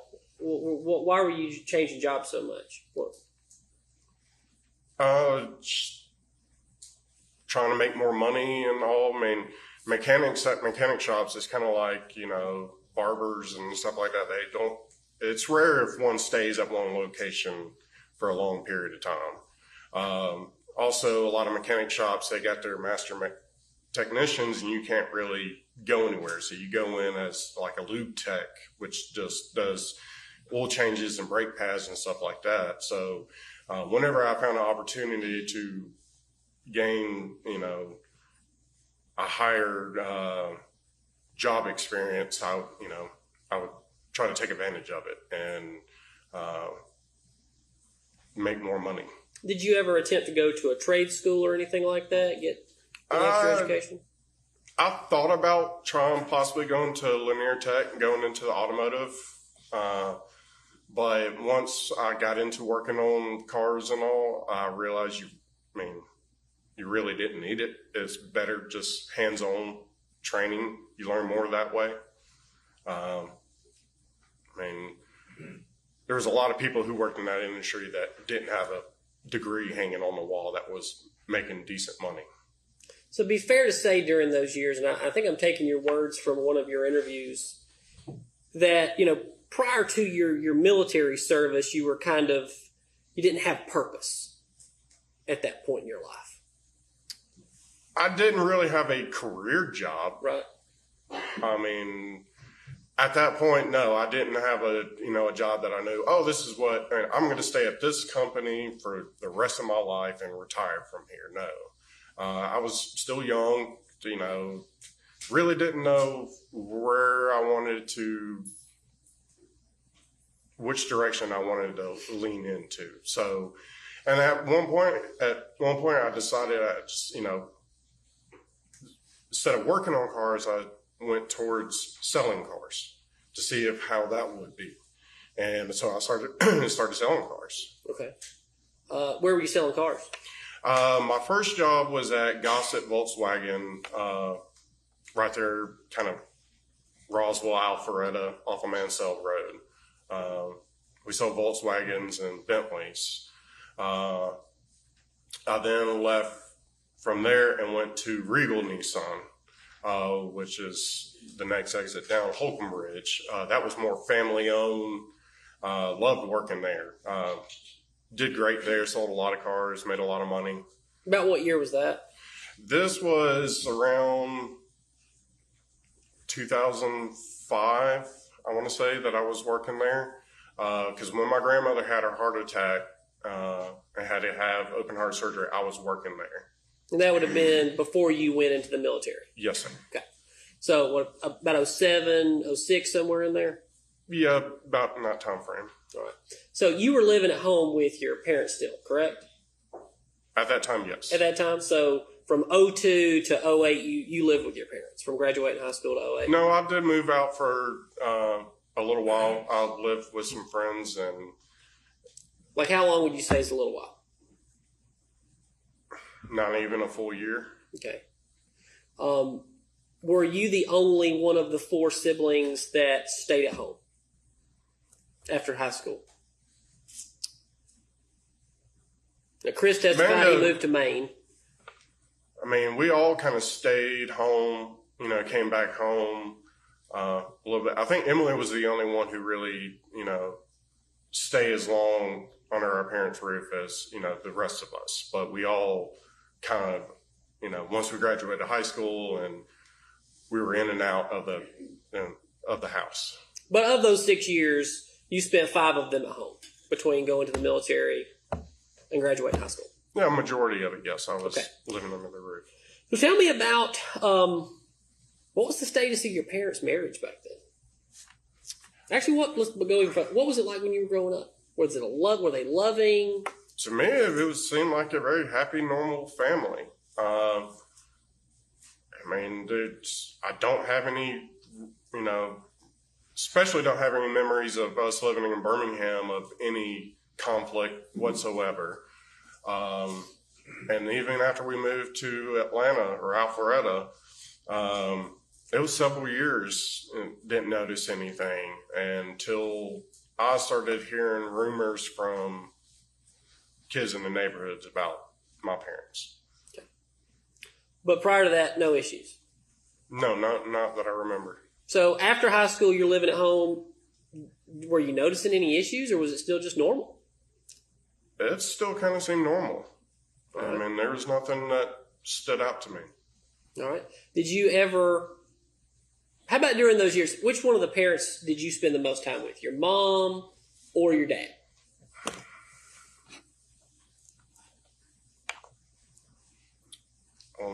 Obviously it would be my mother because she was a stay-at-home mother, so she was there. My dad was always at the office Monday through Friday.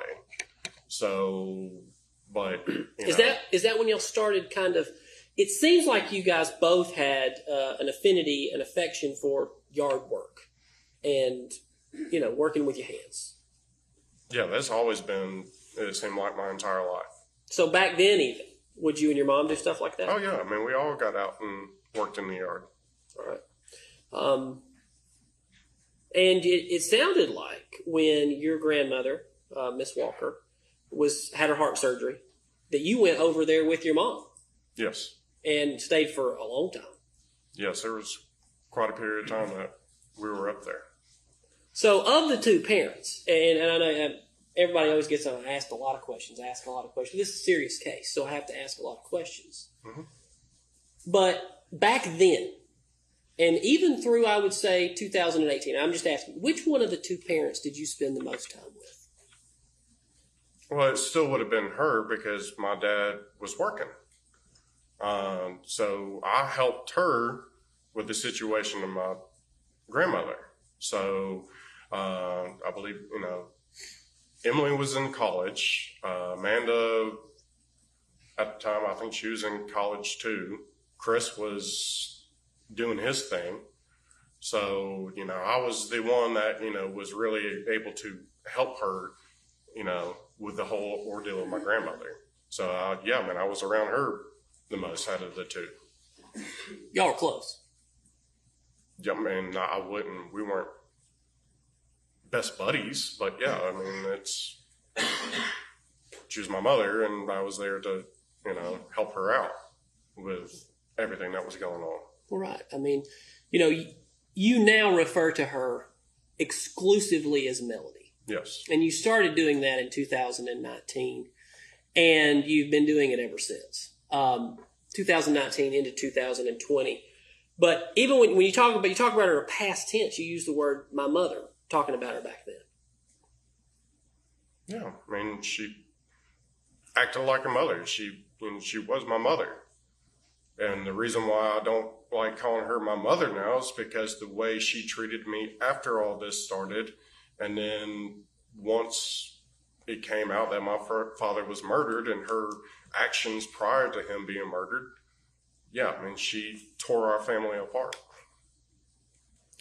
So why did you decide to go into the Army?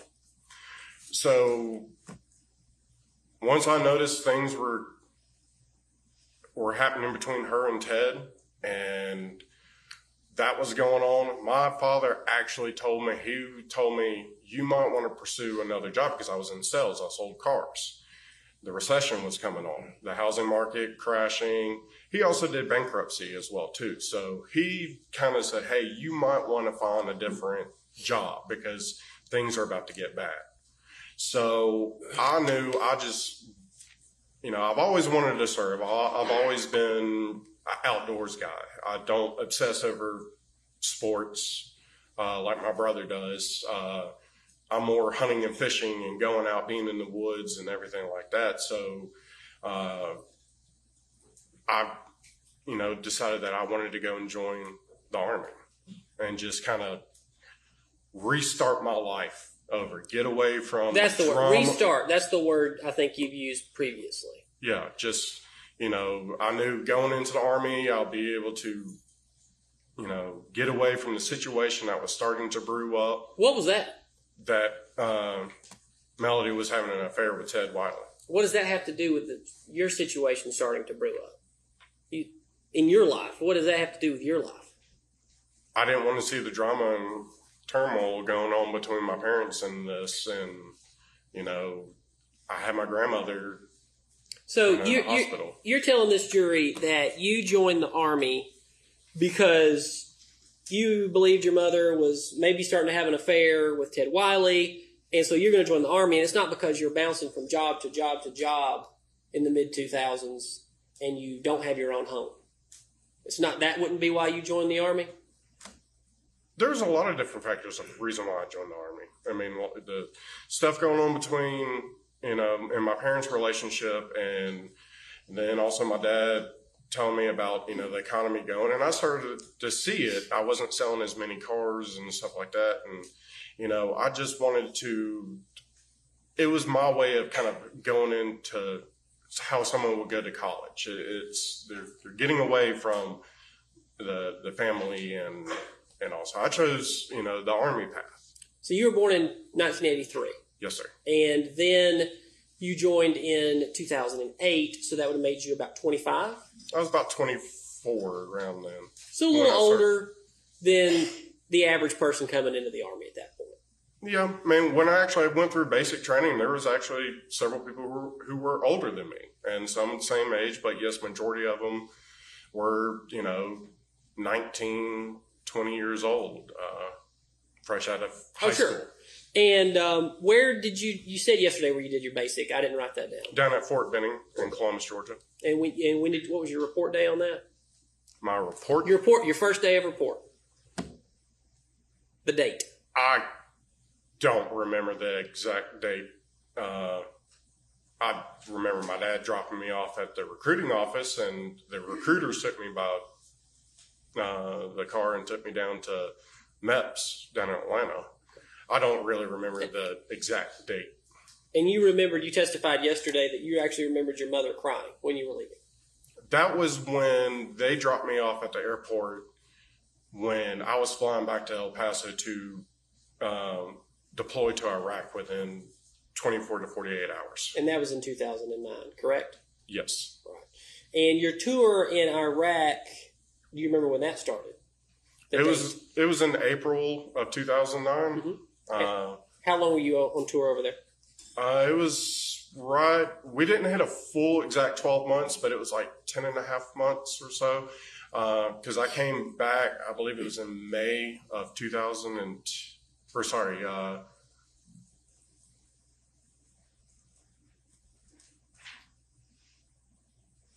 I want to say March of 2010. So we were just shy of the year mark. I know we were close enough to the year mark that, we were allowed to put the 2 marks on our dress uniforms of a full year deployment. And I've got to ask you some questions about that tour. And I know that I don't like to ask anybody about this, but in this case, you've mentioned some things that you saw. You mentioned that you knew what burned bodies looked like. So I need to know, you referred to yourself as a bullet catcher.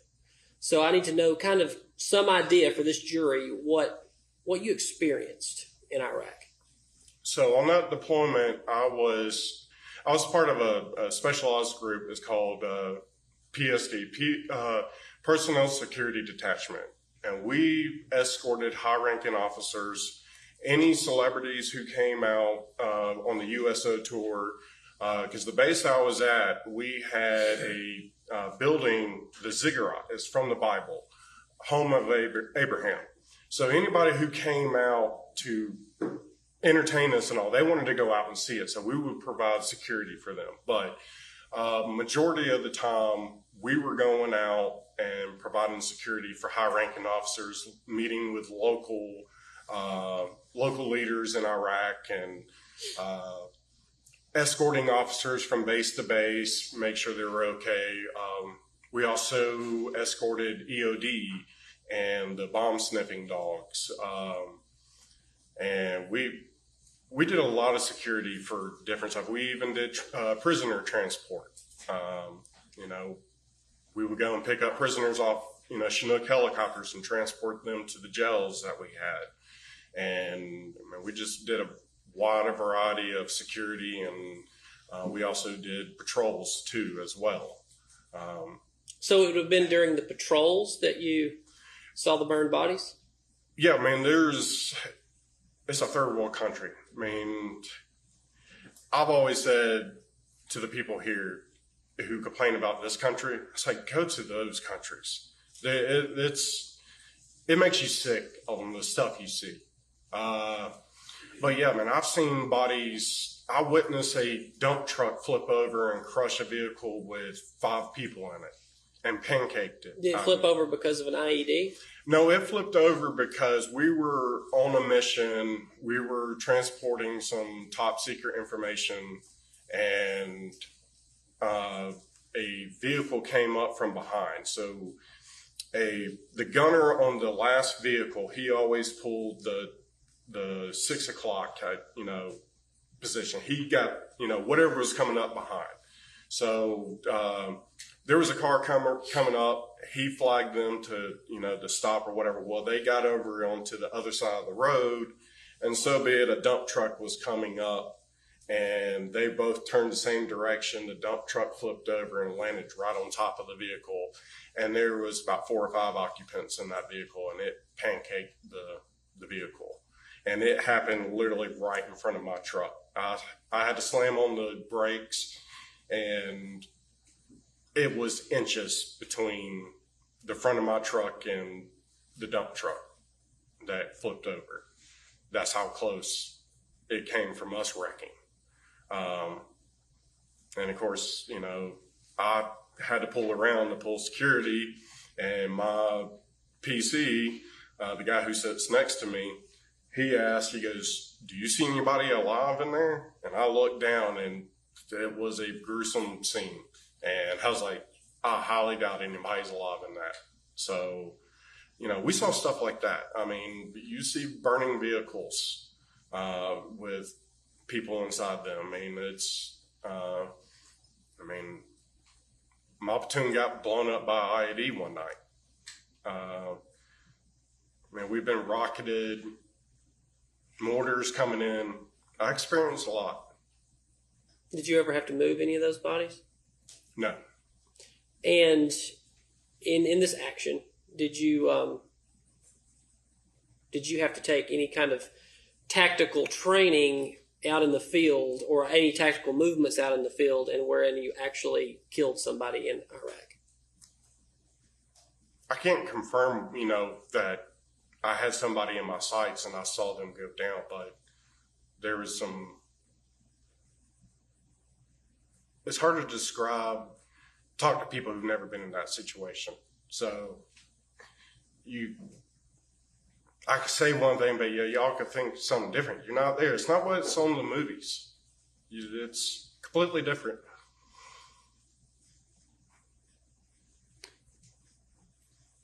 And you've experienced some PTSD since that time, correct? For a while, I didn't like being in crowded places. I just felt uncomfortable. But no, I never really had nightmares and,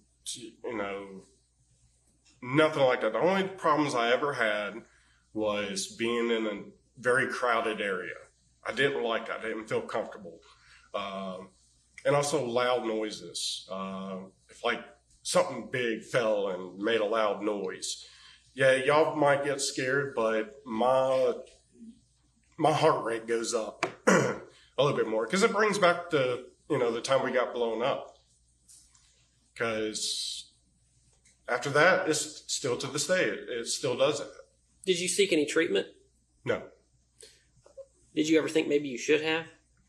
No, because it never controlled my life.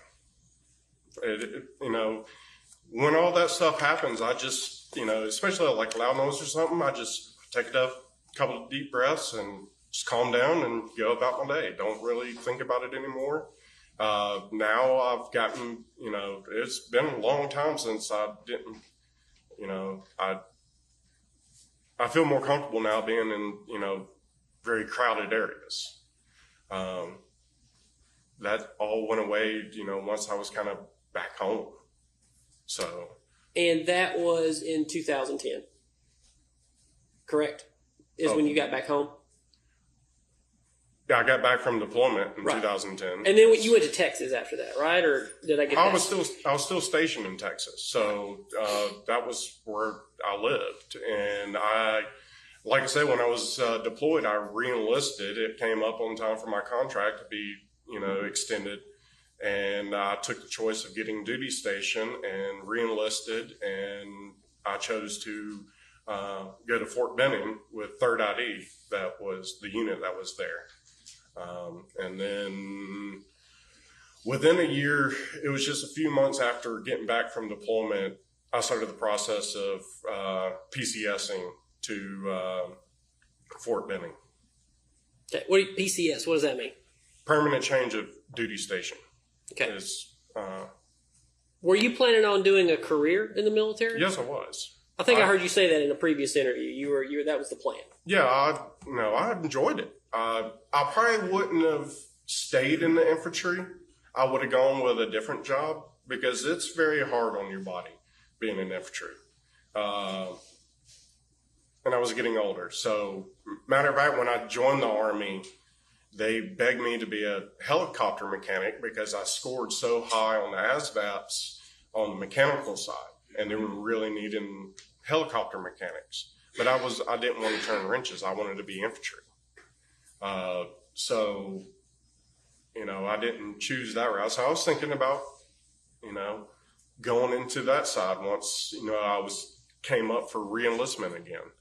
And then we had a meeting with our first sergeant, and then we had a meeting with battalion commander, and then it came out that they were going to be releasing a lot of people, and I was one of the people. And on my DD 214, it says reduction in force is the reason why I was separated from the Army.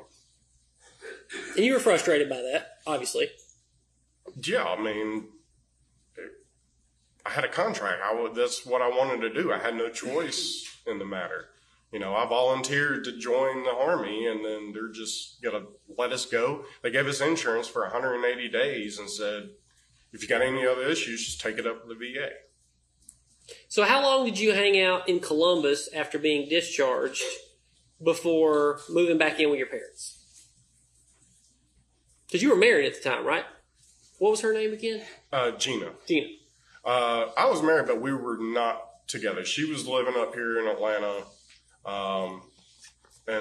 About the time that when I was getting released from the Army, the two guys I lived with, one other one was getting out as well too, and the other guy was being restationed at another base. So we were all moving out, and I was also coming back up home and trying to join Milton Police Department. What year was that? That was, 2012. So I had quite a bit of time to the out processing. When you start getting out of the Army, it's not, Right. One day thing. It's several months. So they prep you for going back in the civilian world and allow you to go and, seek other jobs and stuff like that. So I came up and started the process of joining Milton Police Department. And, I did their PT test, and I did their written. Why Milton specifically? Because I knew the area. I went to Milton High School. It was my town, my hometown that I grew up and went through school to. So, I was more comfortable doing it there. I wanted to do it there, if anywhere. So I just knew the area. It was my home. So, I was able to provide service, provide service for my country. Now I can provide it for my hometown. You feel like that was what your life was meant to be, right, Scott? To serve, yes. Yeah, to be in service, whether law enforcement, military, that was what you were meant to do.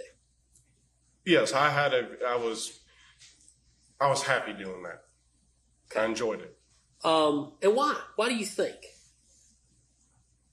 Because I've always liked helping people. I mean, look at it. I mean, when you're working on a car, you're helping somebody out. You're helping them fix their vehicle. They don't know. I mean, well, that's service. But that's a different type of service. But yeah, it's kind of the same thing. I just, like being there for people and help out and, do what I can. I enjoyed it. Do you think that also you enjoyed people coming to you for help too? Yeah. Man, I have to do as much as I can. If somebody came up to me, if I'm able to do it, I'm going to help them out. You go to law enforcement for help, right? Yeah. That's what, okay. And did you apply anywhere else? No, because I started there, and once I got through the one-on-one interviews, so I first did the PT test, then I did the written exam, and once how'd you do on that? Well, I passed because they said if you didn't pass, you wouldn't be called in for the one-on-one interview. So obviously I passed. I got called in.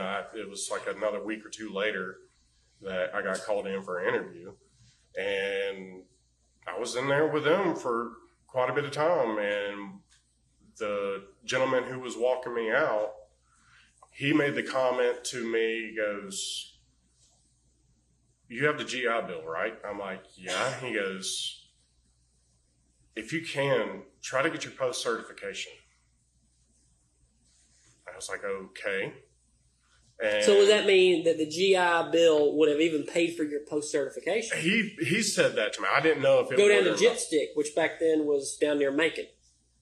I don't know where it would have been at. Okay. So, Forsyth? No, they didn't tell you that? no, sir. Okay.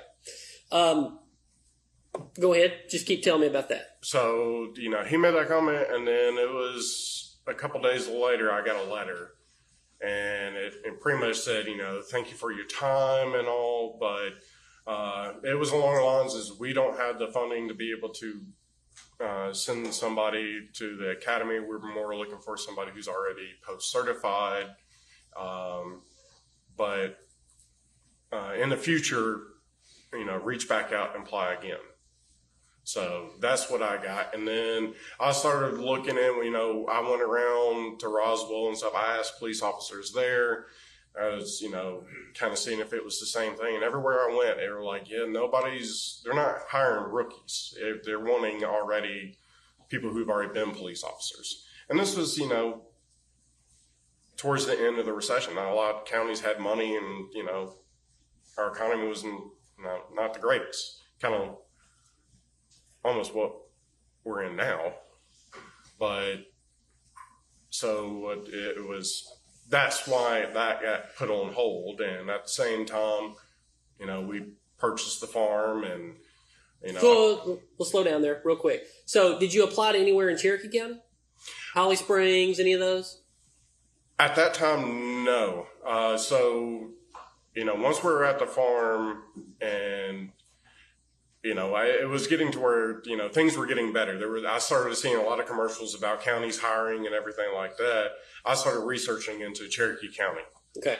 And, I was about to put my application in and start the process over again of doing that. And all this started. And then... All this meaning the barn? Or, meaning the farm? No, I'm meaning as my father being murdered. Okay, so that would have been the gap. Let's go back. I'm back in 2012. You're still living at Hampton Hall, yes? Well, during that time, I was in the process of out processing from the Army and moving back. But when you're applying to Milton and all those things, you've moved back in with your parents, correct? I was still living down at Fort Benning, but I was coming up, staying on the weekends and doing that stuff. But by the time that I was able to, I was finished out processing down at Fort Benning, yes, I moved back home. to the Hampton Hall neighborhood. Okay. And do you remember what, like, specifically time of year that was in 2012? Kind of a springtime, I want to say. I don't remember the exact date, but it was, you know, if I remember right, somewhere probably around there, spring, summer. Okay. So speaking of, restarts, you kind of did a restart by going into the military. Tell me, did you ever hear your parents talk about their own restart around that time?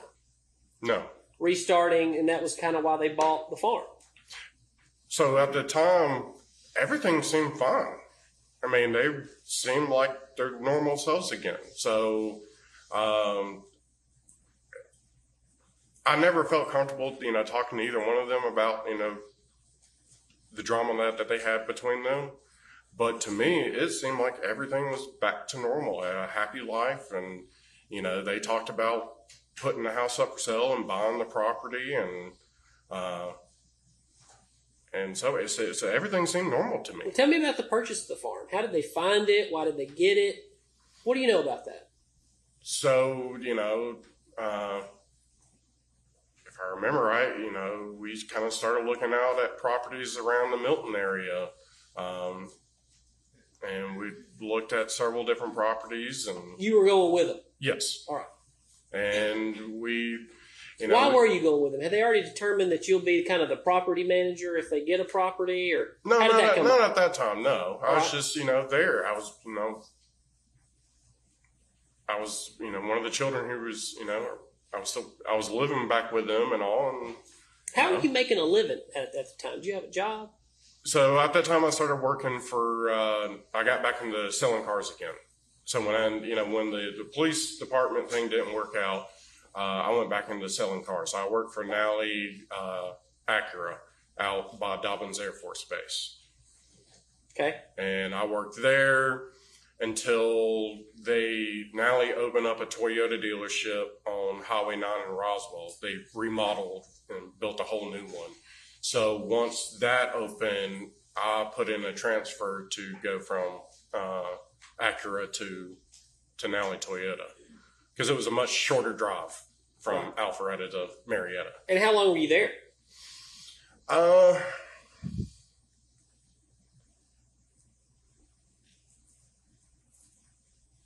It seemed like over a year. So, and my dad came in and bought the Toyota Sequoia from me. So I was there for a little while. About when did you start running the farm? So I left Toyota, and then I started working at the warehouse. Was working there. That was when they decided to sell the house and buy the farm. So I was, working there and in the process of help moving and everything there. So, and then I lost my job probably... You lost your job in 13? Around there, yeah. Right around middle of 13? We were already on the farm. Okay. It already became winter because the snow apocalypse happened. Okay. So maybe even into 14? Yes. Yeah, so I do definitely know I was still working for the company when that snowstorm came in and got so many people stranded on the highways and everything. Because I actually had to help Melody get home from that. Okay. And so that would have been sometime in 14, and then you lost your job. What happened there? So they used to have, the company I work for, they imported furniture pieces from Europe. The company was called Europe to You. So Wait, I thought you were working at a car place.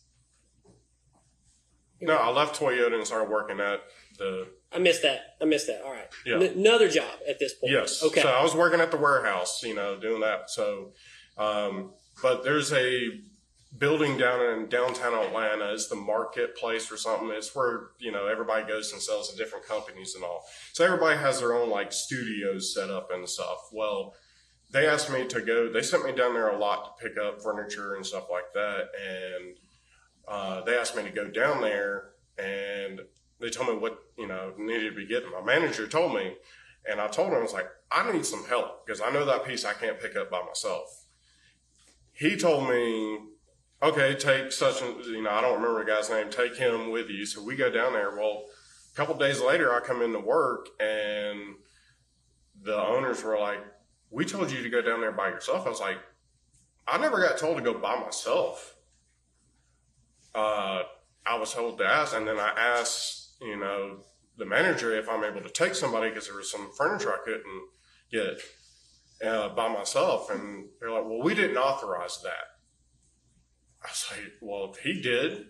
So, they've already pretty much made up their mind they were going to let me go. And I think it's, And it's what you were just doing right there. And I'm sorry, I even got lost a little bit. You were explaining why you got terminated, correct? Yes. That's what that was. Yeah, that's the reason why I lost my job there. Okay. But you were terminated, and that was your explanation of why. Yeah, that's the reason why. That was the reason why they told me that I was being let go, is because I wasn't authorized to take that employee with me to help out move the furniture. Right.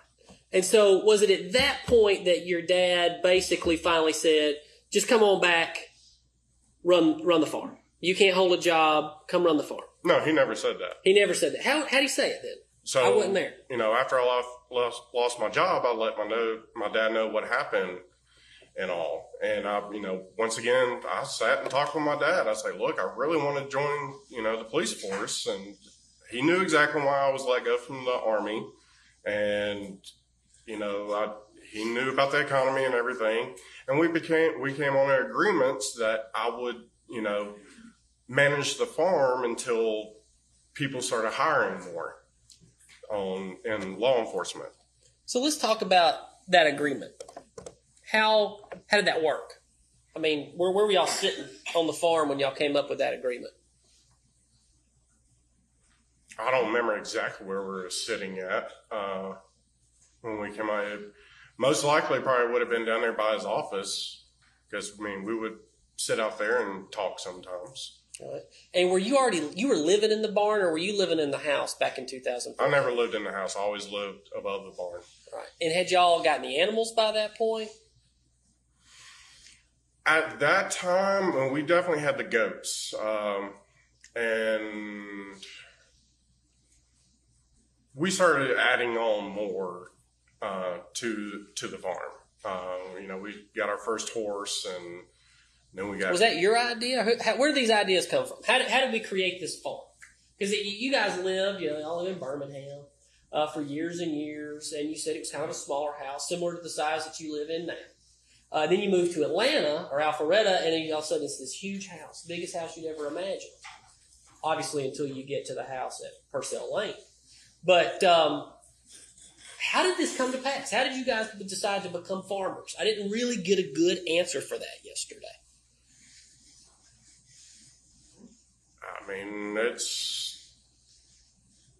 My dad wanted something else that he could do more projects on. He ran out of projects at the old house. That's kind of why he wanted it more. I assume, if I remember right, they wanted something different. They wanted something bigger. He deserved it. He worked his tail off, and he could afford it. And, he grew up with his, grandparents and everybody having cattle. And, I remember going to my great-grandparents, Mama Parsons, and they had cows and chickens and all that. So, he wasn't opposed to it. Nobody was opposed to it. Well, nobody was opposed to it, but who really wanted to do it? That's where I'm trying to get you guys to explain that to the jury. My dad wanted property, and I would say, Melody and we all like having the animals. My dad didn't really care. He didn't care about that. He didn't care about, really having all the horses and everything like that. So it was you and your mother that loved the animals. That was primarily the two people in this family that wanted that, and, my brother's kids, they were excited about the horses, and, everybody enjoyed the animals. But the primary care of the animals was you and your mom. The primary care was me. Okay. So it was you. You were the primary care. So how much would you say your mother cared for the animals and the property? Like I said, she would do a little bit, but no, not on a regular, every single day basis. She would get out and feed and It was you. and clean stalls and stuff like that. It was me who did all that. All right. So where did your paychecks go? Where did you get I those? never got paychecks. I never, like I said earlier, my dad gave me a credit card and he's giving me a debit card. And, that's what there was no agreement on, oh, you're going to get such and such each. So you week didn't or have month. a set amount of money that you could live off of? No, because he knew that I wasn't, I wouldn't go out and try to buy a car or anything, stuff like that. Everything that I got was either for the farm or anything, but, I could go out and have lunch, or I could go out, and go play golf with my buddies and, do stuff like that. But, I never really went, on vacations anywhere. I didn't do any of that. And, Like Chris. Yeah, I mean, for the longest time, I went without ever seeing a beach. I mean, it was, the last time I saw a beach, we went on a beach trip right after I got back from deployment. I was in the process of changing from Fort Bliss to Fort Benning, and we all took a beach trip down the Gulf Shores. And that's the last time, even to this day, that you've seen the beach? No, I've seen the beach since then. Okay. Back during these years? Yes. All right. So you would, on a day-to-day basis, if you needed money, you would have to get the credit card from your dad, correct? Depending if he asked for it back. So And he would. Yeah. So, I had it majority of the time. He gave me a card and said, look, this is all the stuff you buy all the feed and everything like that on this, and this is your card. So that's how my paychecks work. I mean, I was able to pay my cell phone bill, and You would pay your cell phone bill? yeah, with the credit card. And on the card, did it say, multiple people within a family can have a card, right, on the same account? Did it ever say Scott Farris on the card? No, it never had my name on it Okay. Why not? because it was in my dad's name. Right. Well, let's talk about that. Why do you think your dad never gave you a card in your own name? Honestly, I don't know. I mean, He never told you? No. Okay. I didn't care to have one with my own name on it. It never really struck my mind. Okay. So, and we're going to get into probably this afternoon. I have a number of exhibits and a number of texts and a number of things that we're probably going to talk about today. But I want to know how your dad felt about your spending money. In your words. Because you were at He that. never had a problem because, like I said, I never went out and did extravagant things. Well, here's what I'm trying to ask you. You were, in the year 2013, you were the 30-year-old man. Yes? Yes. All right, roughly a 30-year-old man. Yeah. So you're a 30-year-old man, you're living at home, and you don't have your own debit card, even though you're working for the family and you're not getting paid. He keeps taking it back from you. Almost daily, weekly. You have to take it back. His card. Why do you think he kept you on such a financial tight leash? He didn't keep me on that, and we didn't take it. He anytime that he needed his card is because he needed it for something. So I didn't question on that. So whenever he sent me a text message saying, "Hey, bring me my credit card," man, that was the time that he needed it, and I would wind up getting it back either the next day or a couple days later. He'll give it back to me. But no, he never once cut me off from, money. So text messages that you've seen in this case. I mean, you've had your phone. You've gone through this many times with the district attorney's office. You even, I believe we saw one earlier today where, he wants you to get other jobs, do other things. Can you talk about that for the jury? So you're talking about the instance where it showed earlier that it's time for you to pursue another job? Because at that time... Well, as a matter of fact, Judge, can you switch that back up? It's still pulled up. It's right here. Thank you, Judge. Right here. 2017. I believe it was October. October 20th. From your dad to you, things will change dramatically. You need to pursue a job soon. Yeah. You got to tell me what was going on around that time, Scott. She was disappearing off to Tennessee. And What does that have to do with you, Scott? Judge, I'm Judge. If he asks a question, the witness should be allowed under 611, 623 to answer. You can't cut him off. Let him finish his answer. Try to stay in the realm of the question. Go ahead. So that question right there, at that time, there was stuff going on between Melody and Rusty, and my dad was finding out. That's, earlier where you saw on, that the girlfriend of Rusty emailed him and all. That was about the same time period. And that was his way of saying that, he was going to sell the place. I mean, if he was going to file for divorce, he's going to sell the place, and that I needed to find work elsewhere. It wasn't referring to me as, he was putting it on me that I was freeloading off of him. No, that was him saying, hey, things are going to change. Sorry, I'm going to let him answer. Did you feel like you were freeloading off of your dad? No, because I put in a lot of work for him. I worked my butt off there at the farm, and I didn't ask for money and not do anything for him. But you didn't really seem to get that much money. I mean, you would take out little amounts of money here and there, $100 here, $100 there to go play golf with Ted and do things like that. But you didn't have stuff. You didn't buy much stuff. I didn't need it. Okay. So you don't think it's unusual that you didn't ask for at least, $500 a week, something like that? No, because everything I did wasn't, require that much money. I mean, I knew that I wasn't, having my own career and all. He was helping me out, and at the same time, I was helping him.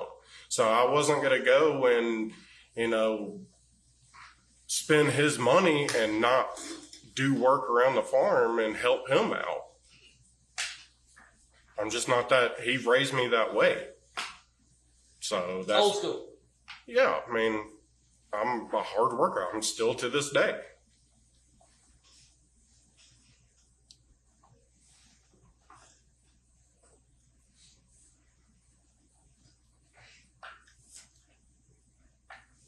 All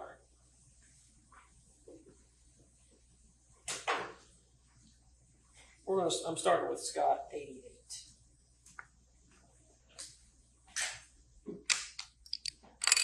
So I'm going to show you some text messages. We can switch back, Judge.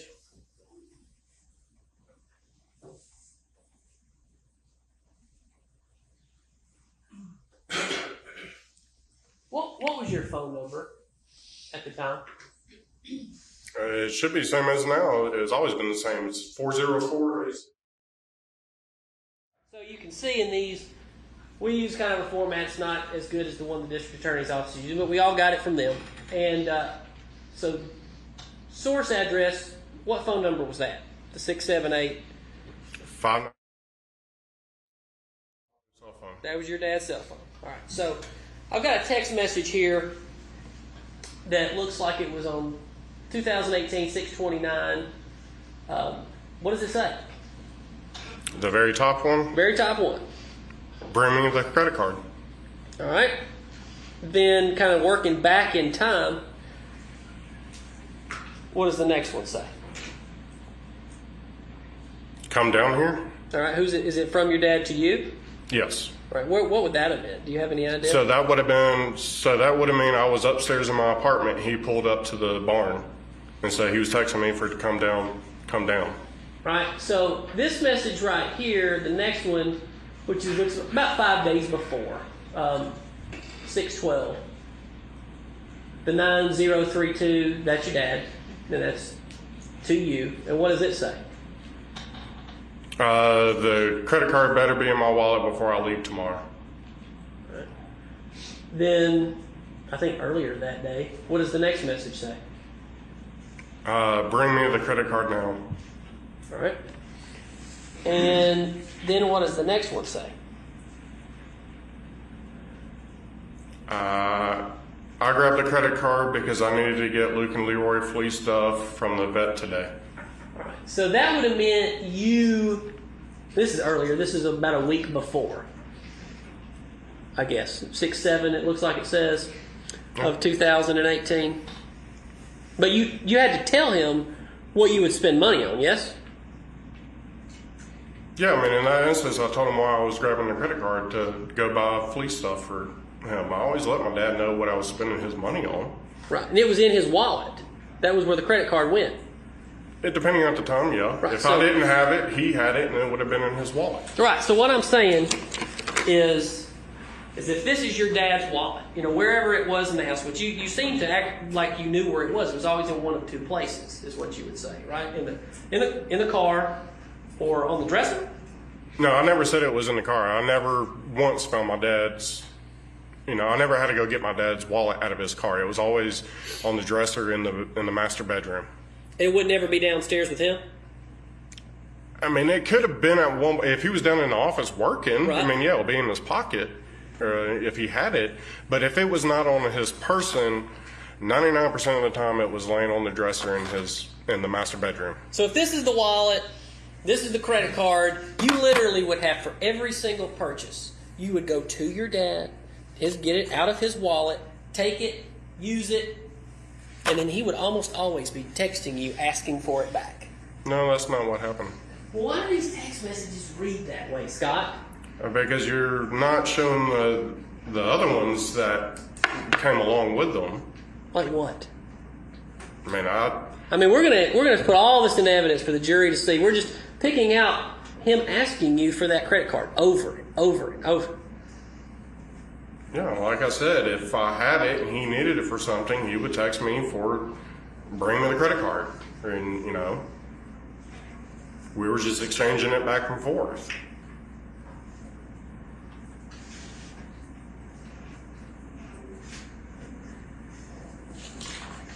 I'm going to show you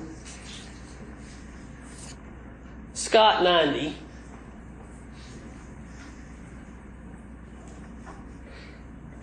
Read this message that's on the top of the screen. Oh, sorry.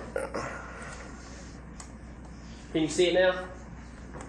You tell me when. If it keeps getting fuzzy whenever it moves. So okay.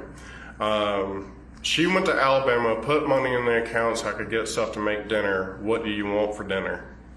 Right. And you and your dad, that would be the vast majority of the conversations that I've seen that you and your dad would have is you would talk about dinner and that credit card. Wouldn't you agree with that? Y'all didn't talk about the Crimson Tide, which obviously you like the Tide. No, we always talk about football in person. In person? Yeah. But in text, this is your conversations. Dinner, credit card. Yeah, we were short and sweet. I mean, that's how we would communicate a lot of times. Send a text to each other. All right, so the next message going down sometime around in May of 2018. I think this one, you're 2667 to your dad. Read it to me. Put more money in the account so I could go get something to fix dinner. Any recommendations on what you want? Right. So explain to me. So you got to help me understand how this account is working. You keep asking to put money in the account. Was there a separate account that you would use essentially for the barn and for yourself from your dad's other primary account? So my dad, once things started getting really bad, things started occurring a lot more, Melody disappearing to Tennessee, she was spending a lot of money and all. So my dad set it up. I really don't know if he opened a different account or what he did, but he gave me a card and he's like, look, this is to, account. I'm only going to put so much money into it. And if you need more, just let me know and I'll put more money.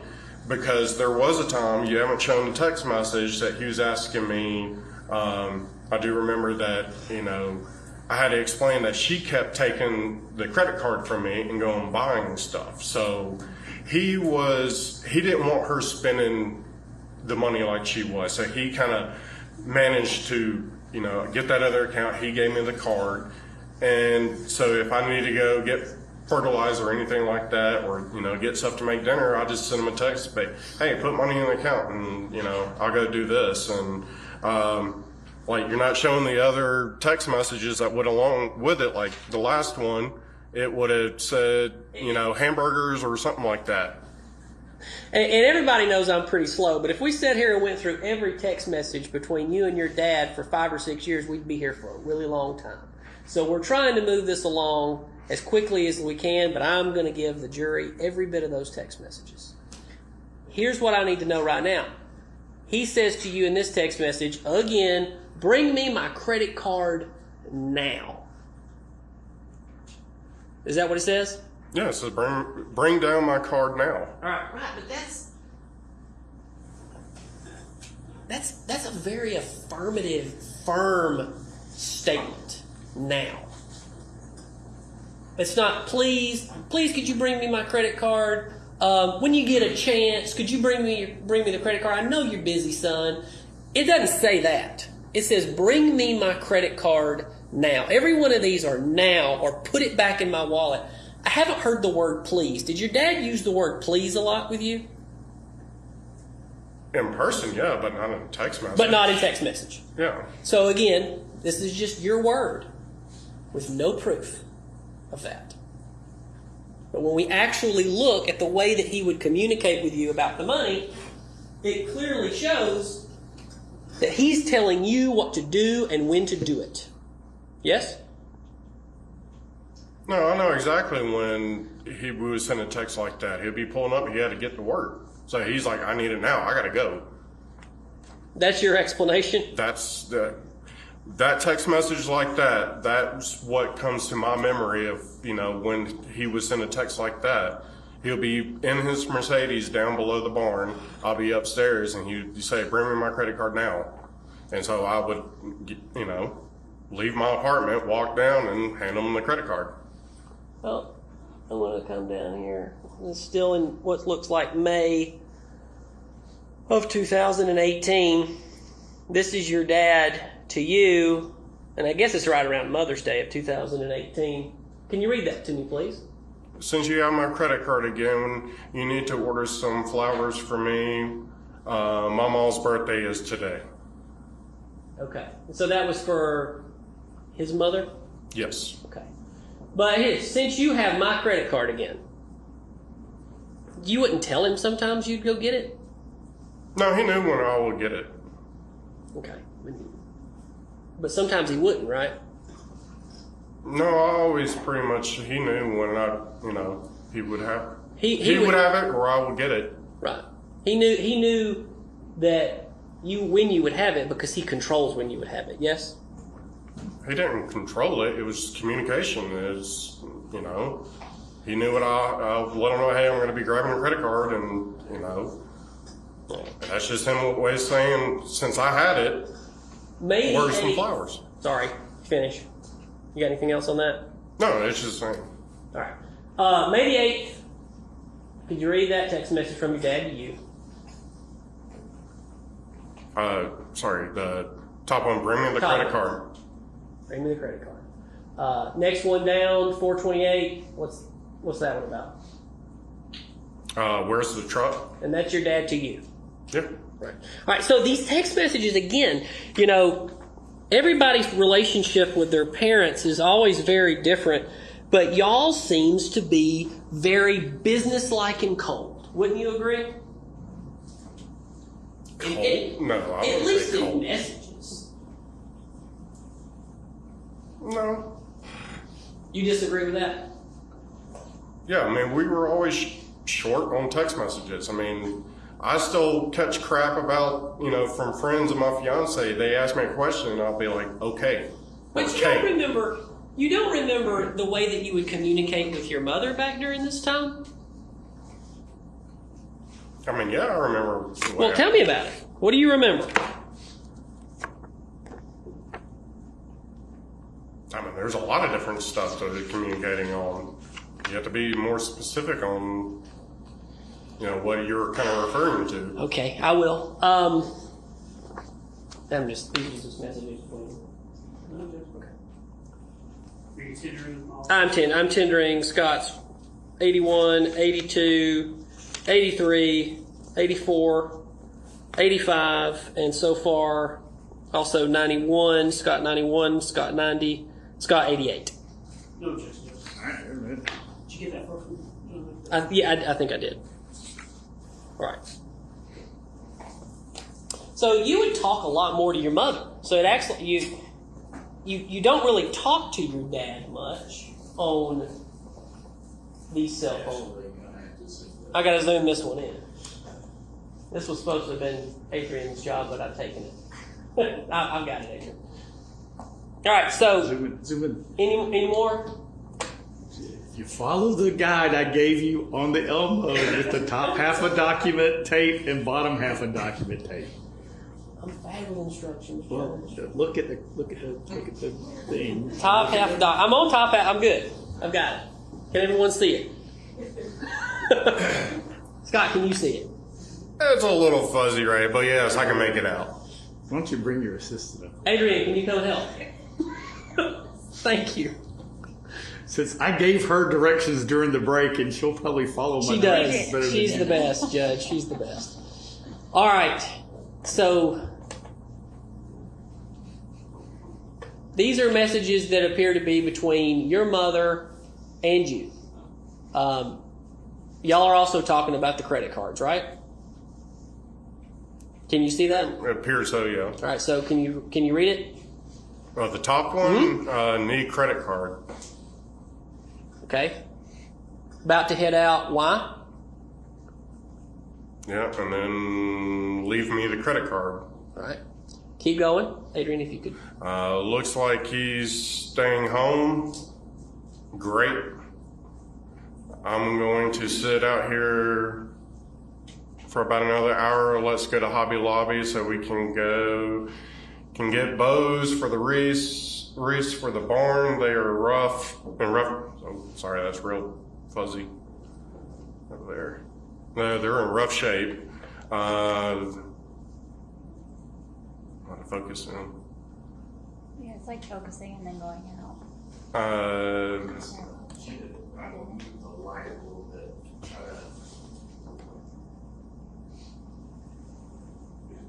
How about now? Okay, they didn't have any the other day. May have gotten more. He went to work. This is in 2017, around November 2017. Yes? Yes, the dates on them, yes. Okay. This is between you and your mom. Yeah. And keep reading, please. And say who it's from. So just like Scott Farris. I mean,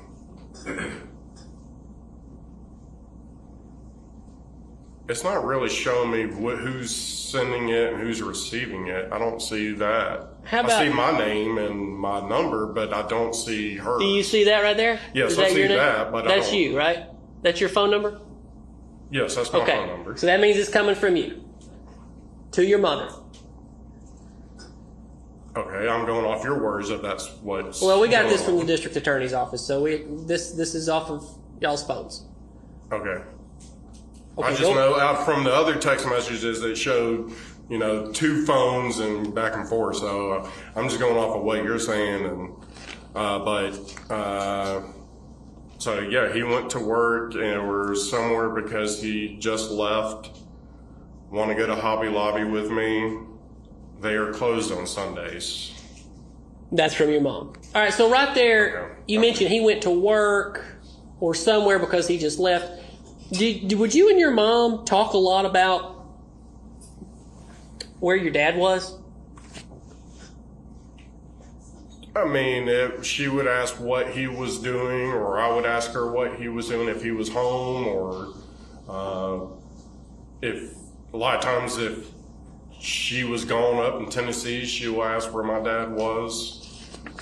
So text messages like that. I mean, from reading those are different times, different parts of conversations. Okay, so moving forward to December of 2017.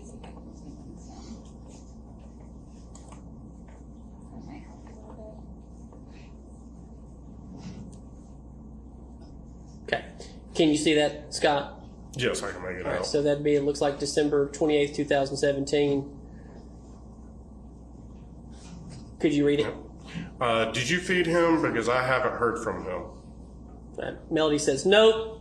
Then you ask, Is he home? and she says, Just came in. all right. Back around Christmas. Go ahead, read it. Did he go up there? She says, no idea. Then I believe other text message from one. Actually, that was January 25th. I can see it a little better over here in 2018. January 28th, did he ever come home? That's you, Scott. Melody says yes.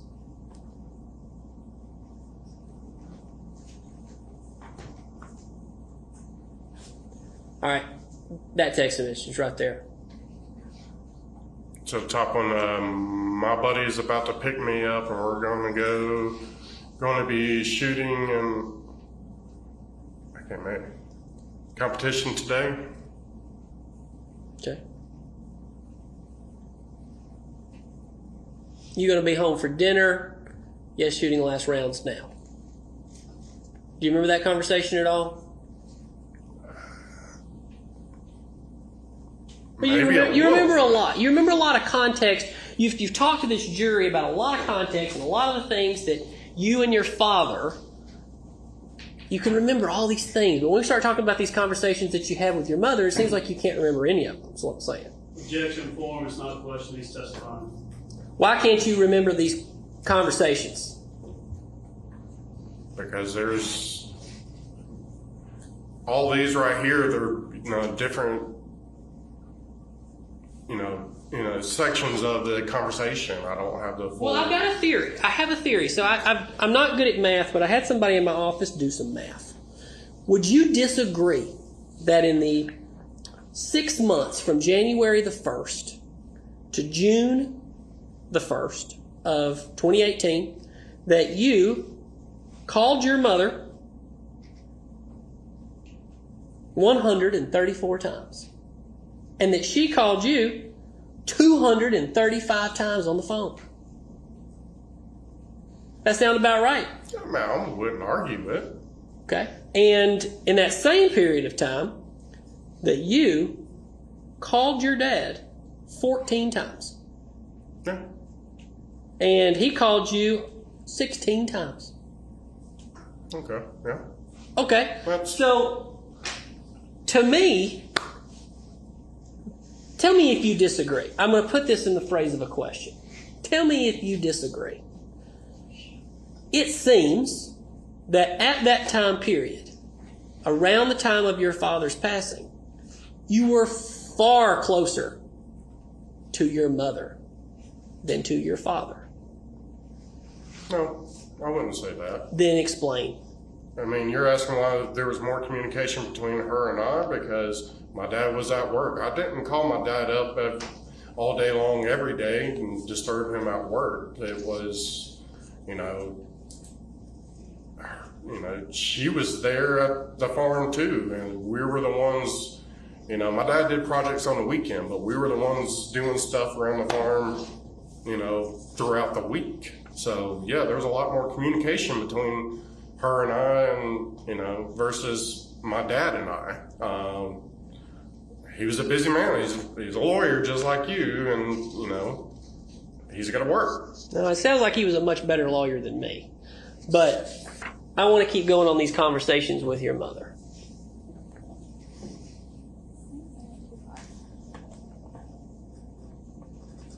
again, moving forward to February of 2018, similar types of conversations that you guys keep having, wanting to know where Gary is all the time.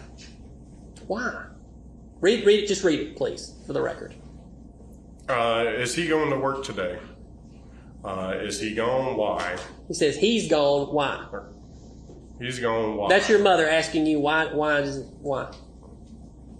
And you say, didn't know if he was or wasn't for President's Day. okay. And let me guess, he is staying home. And your mother said, Don't know. I'm at Walmart. all right. So it seems, and tell me again if you disagree with this, but it seems that you and your mother were constantly communicating with each other about where your father was. Yes? I mean, yeah, we're trying to figure out what, he was doing. Right? Because I think you've made the statement that when he was on the farm, I mean, you've said this, that he would break things and he would mess things up. He would start projects and, not finish them, and I would have to end up finishing them.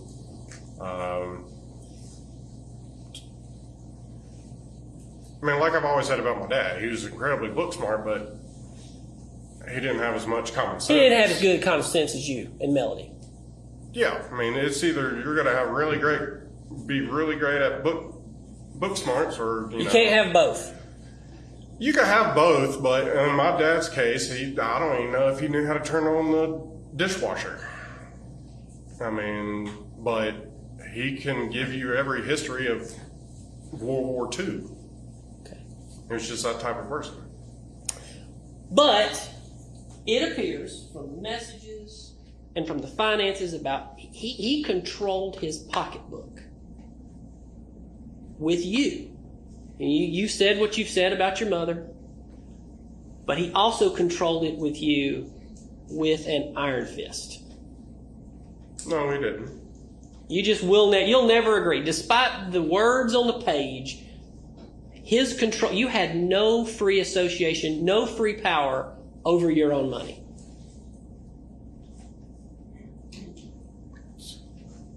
What are you meaning by free power over my own money? Exactly what I mean.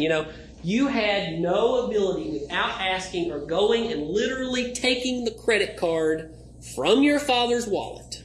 You had no access to funds without first asking permission or going and getting it. And then when you did go get it, it was clear within the text. Objection in proper form. Testifying, not questioning. He's got a question at the end. We'll get there. Go ahead.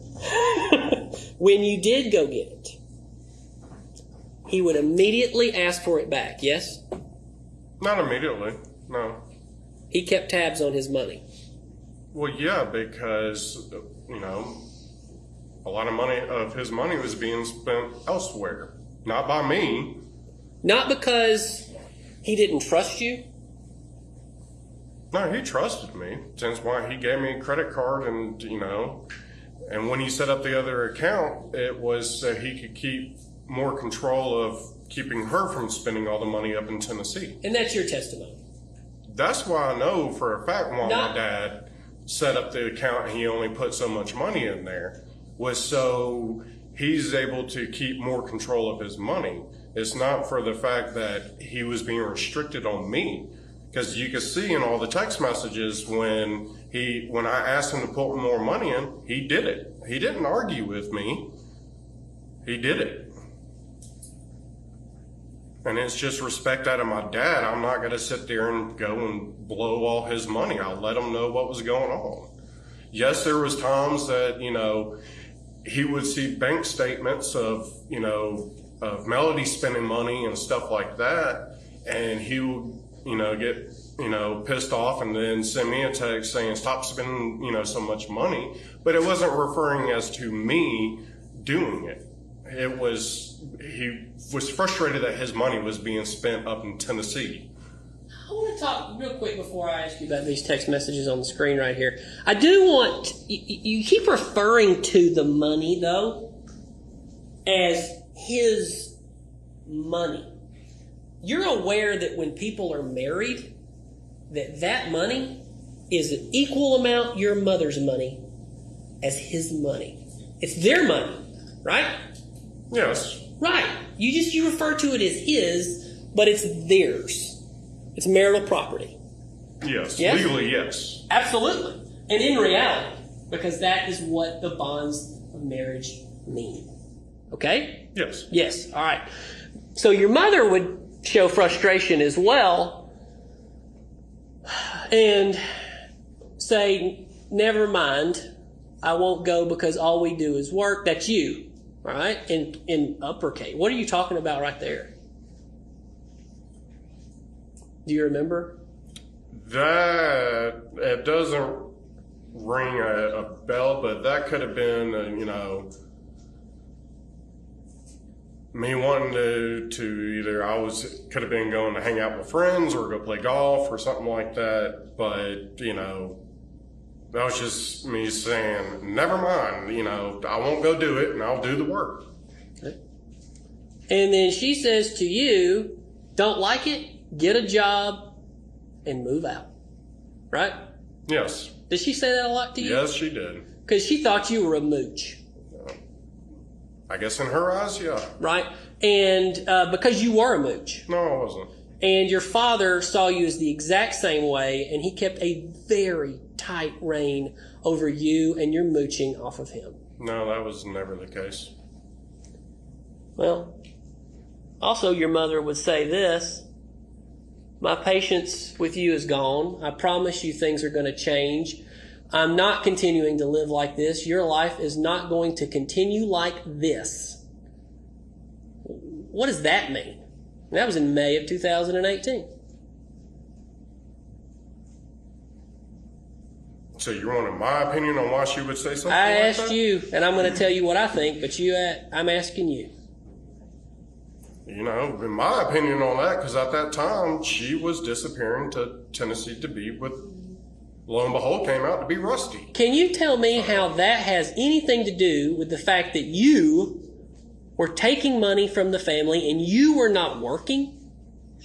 You wouldn't do any work. You would go golf. How many times a week would you go golfing? It varied.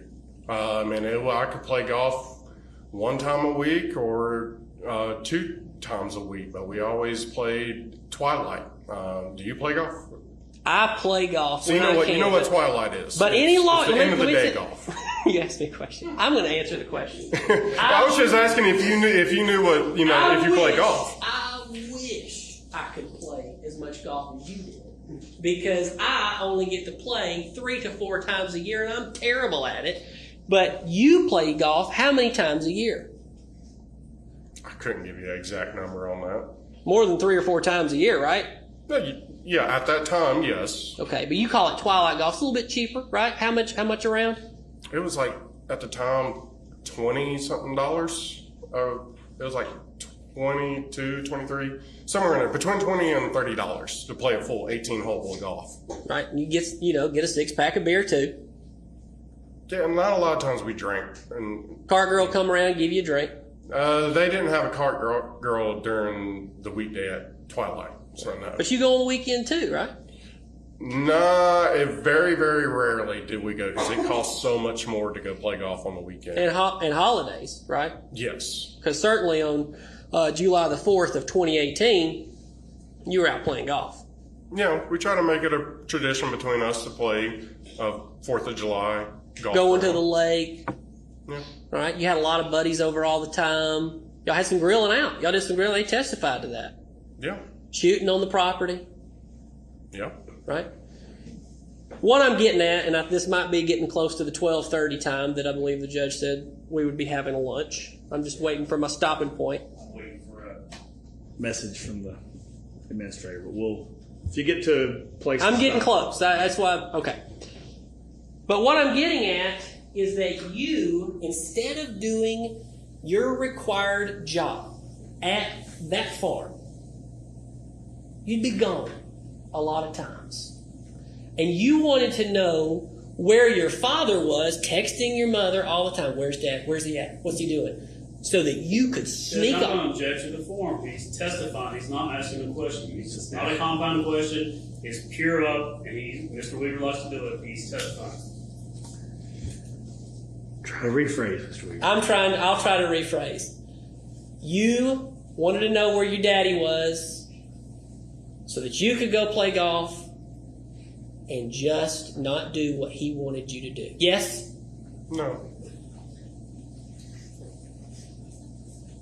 You felt essentially, and you were treated essentially by your father, you were a 35-year-old man in 2018, but you were treated like a teenager. Yes?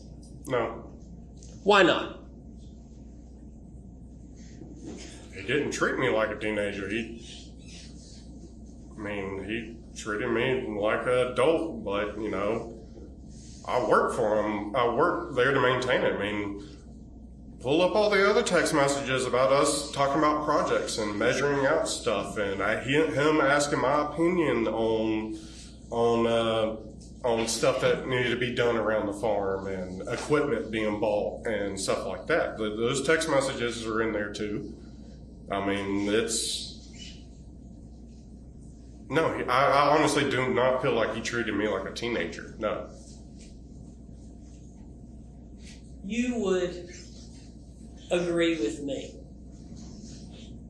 that this lifestyle that you were leading in 2018 wasn't going to be feasible for much longer. Yes? You would agree with that? What do you mean by feasible? This way of getting money from your father and living on the farm without having an actual job off of the farm, that wasn't going to be feasible for much longer, was it? No, eventually at the point I was going to get to where I was going to go and pursue a job in law enforcement, and they would have to take care of the property themselves. Right, because you told Melody, your mother, on the 5th, I believe, or the 4th. I think you said it was on the 4th.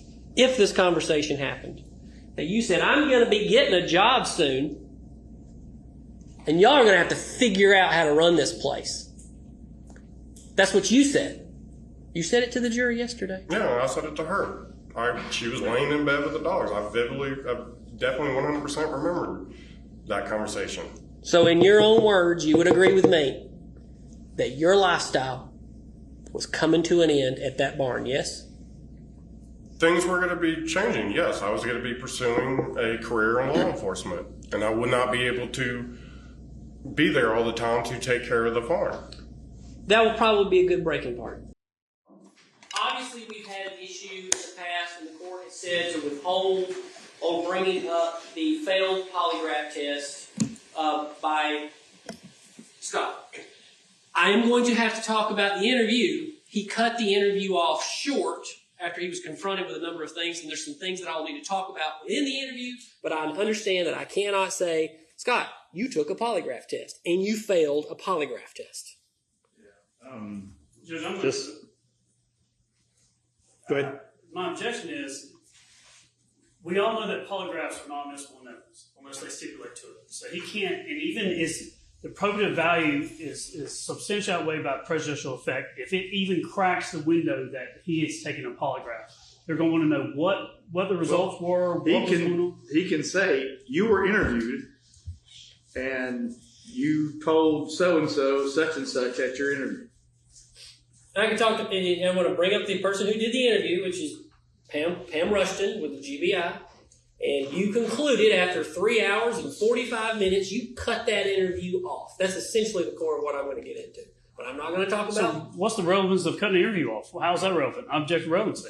And then I'm going to talk about also some of the things in the interview as well. But what's the relevance of him in the interview? He can do that. Right. So when he was confronted with the fact that he killed his father. Yeah, by someone who's being extremely rude and aggressive towards him. Okay, so it's not relevant It's not relevant on whether or not he's committed a crime or not committed a crime. He is just trying to get into, backdoor this polygraph testimony. And there's a reason why the courts say that scientifically it's not trustable. I'm not going to talk about the results of the polygraph. I'm not going to say the word polygraph. And how is he going to answer about what was going on? Because his answer is going to be the way she was treating me and how she was doing that was why I ended it and what was in that context. And that's the prejudicial effect, because there's really no way to unring that bell. It's not relevant because it's not stipulated to. And what's going to do is going to open up the door to something. Yeah, we're not talking about the results. He still made the statements. Right, but So what we're talking relevance? about his statements that he made to someone on interview, whether it was let's presume, say it was, he's being interviewed by the police, and Mr. Weaver's trying to get in either. And we have created transcripts of that interview. Again, it has to be probative under 401 and 402. It's not probative to whether or not he decides to voluntarily go and do an interview and voluntarily end an interview. It's not relevant. They are just trying to get into something to say, to lead to that polygraph. He's hoping, and we're going to have to go take a break, go meet with Scott and say, if you get asked this question, you cannot talk about these things. And if he does, it's just like if a defendant takes a stand or says something and slips into something about his character. They all know everybody was interviewed by the police and the sheriff's office and everybody. Everybody was interviewed multiple times, so that's not an issue. No, but the issue is he's walking up, and Mr. Weaver is a very good attorney. He's walking up to that polygraph. That's what he's trying to do. He's not going to say the word polygraph. Well, then why is he asking when he just ended an interview that's not coming in? It's not relevant. Well, The court previously told us to talk about this before I get into it in court. what questions are you wanting to inquire about? What do you want to ask him? I'm going to ask, there are a number of questions that Pamela Rushton asked him regarding questions he did or did not ask his mother in the year following the alleged murder by Melanie. Are you trying to contradict something else that he has testified to? But I might have to, is what I'm saying, No, Judge. what would be the point of the testimony? What are you trying to elicit? I'm trying to elicit. I'm going to ask these questions, even though Pamela Rushton asked these questions. But he was interviewed, and he was a suspect. The district attorney's office had made him a suspect as of 2019. Well, you can ask him, did you do X? Did you do Y? Did you do Z? Did you tell Pamela Rushton that you did X? Did you do that? You did Y? That you did Z?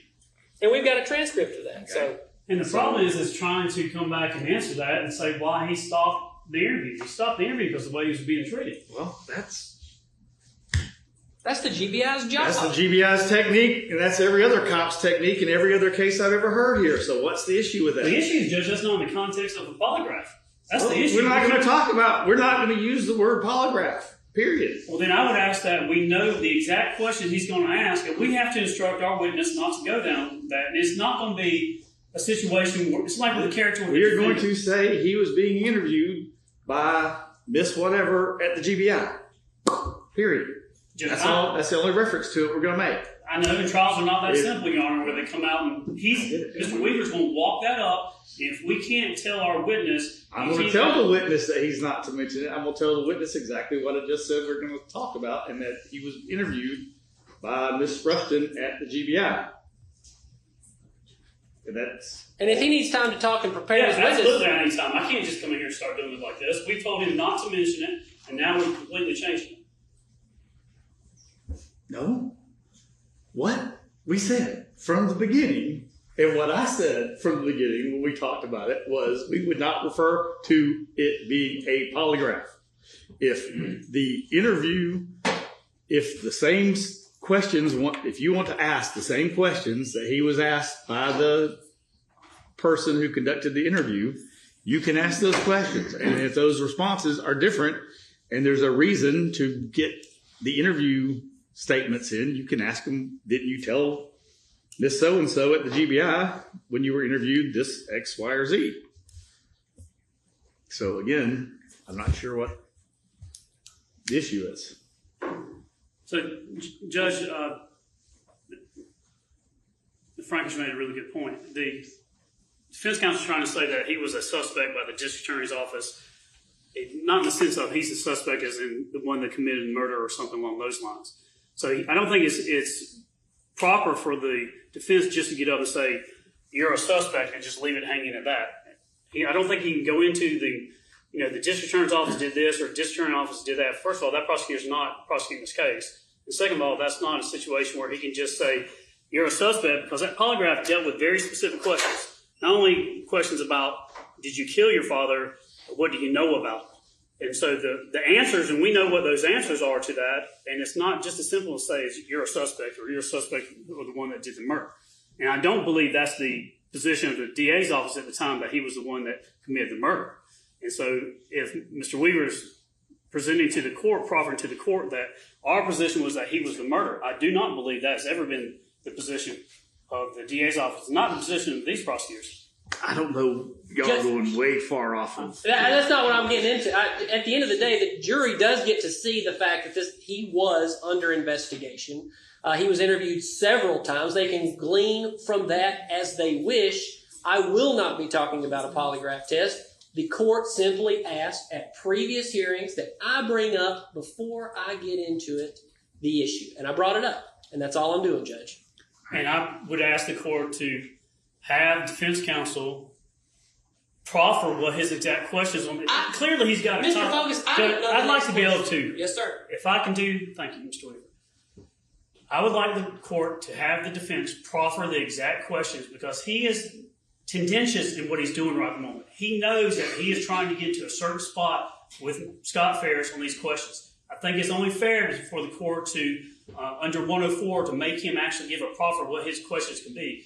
Because we can't, under 103, he can't even put prejudicial information to the jury in the form of a question. And Mr. Weaver is very good at his job, and he likes to load it up on the questioning and then do it. Well, y'all let the witnesses wander all over the place and talk about all kinds of things that I don't think are relevant to the case so far. So that's a whole, the fact that your witness is going to wander is because that's where what you've trained them to do. Not specifically by conduct, but by action. Not by telling them what to do on the front end, but by not controlling them at all while y'all been asking them questions. And no one objecting to anything, which is fine. If y'all want it to go and get out, I don't care. But Judge, I think the remedy is that the court tells the witness not to talk about the polygraph, and I'm not going to talk about the polygraph. And that's all. And we need time to go tell our witness what can and can't say. I will tell him here, what areas are you wanting to go into with him about that we need to talk about the interview at all? That he was interviewed for over 4 hours. Mm-hmm. And in that interview, there were multiple times when he didn't ask questions of his mother. He was questioned upon him as to why he did not ask his mother, why wouldn't you look, instead of walking into a house, Scott Farris is the first person to say, where is the gun? No proof that any shooting had occurred was anywhere in the world, but why did he not ask, well, there's a fire, where are the accelerants? Well, my father is dead. Are there any missing knives? He didn't ask his mother anything about what happened in over a year. And the questioning around that from Pamela Rushton is relevant to this case. That has nothing to do with the polygraph. That was after the polygraph results. The failed results were revealed to him. Well, you can ask him you can ask him those questions directly, and only if he says something different would it be. Right. Pam Rushton doesn't have. I'm sorry. I apologize. Sorry. And that's correct, Judge. I may not even say the word Pam Rushton, but if he contradicts anything he said in that interview, I should have the ability to go into that interview. You can. That's all I'm saying. Yes. Yeah, Judge, I agree that topic and those issues, you didn't ask these questions, you didn't do this, you didn't say this, you didn't inquire into this. He can ask all those questions. He doesn't have to then bootstrap it to a polygraph and talk about failed. He did pass on lots of those questions too. He doesn't want that in. Because he opens the door to that, there is an answer that he does not want in this trial of the polygraph. Well, again, so you can ask all those questions, and only if he answers something different would the interview be relevant to those questions. If you want to ask him, was he interviewed for 4.5 hours by the GBI? I think that's fair. If you want to say, and didn't you abruptly end the interview? That's Sure. fair. And then y'all can argue about what that means and why or whatever. But again, I think, I think but that's we don't fair. need to go there. It's not rehashing, and the interview itself is not otherwise admissible. And I do stipulate to the admissibility of that polygraph, by the way. They're not going to agree. So Judge, I just need to recess to talk to our witness. This is we will bring the witness in a second and give him some direction if y'all need to talk to him specifically. But we do, Judge. all right, 100%. let's again. What else are you going to want to go into in this topic? Because there's no reason for you to talk about specific details of the interview that are hearsay until they're otherwise admissible.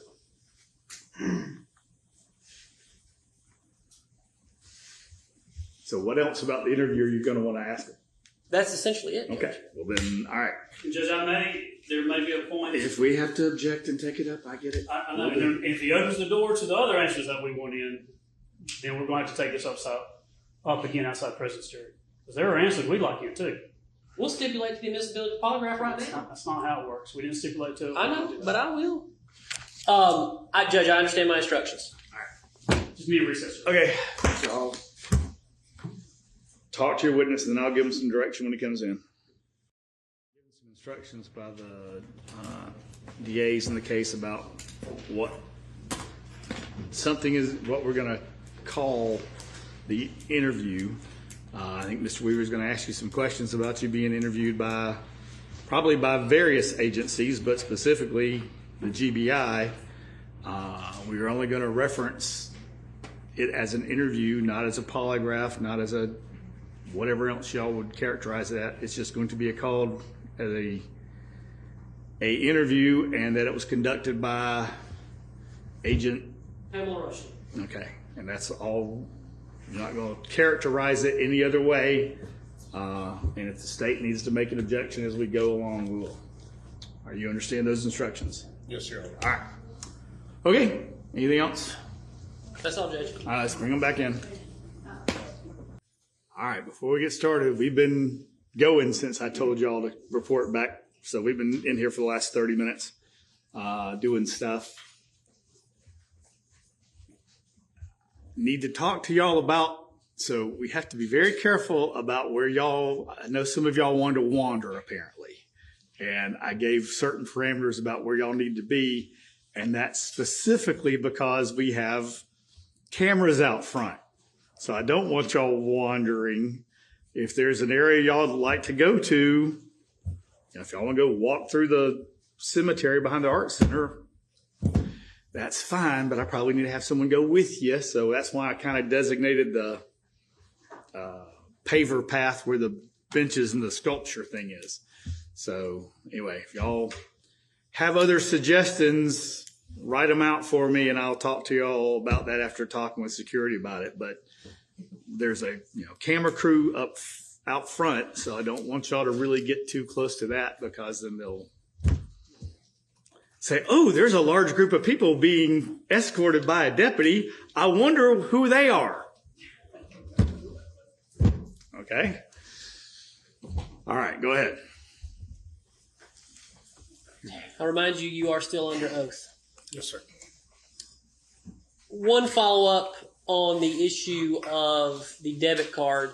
I'm showing you a message between your mother and your father, and it says, who has the debit card? Correct? Yes. Right. And is that from your dad to your mom?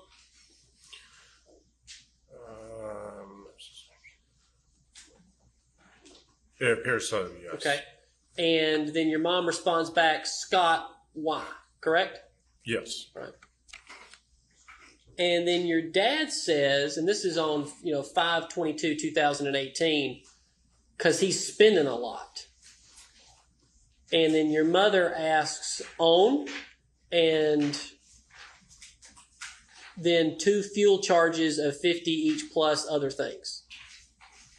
Do you remember that at all? No, I don't remember it because it wasn't on my phone. Okay. Did your dad, did he ever confront you verbally about that? No, I do not ever remember a conversation of that. All right. And, Your Honor, that was defense Scott 92. And also for a housekeeping matter, we're going to move to admit Scott 94, which was the 6 months of phone records that I referred to earlier. Go ahead.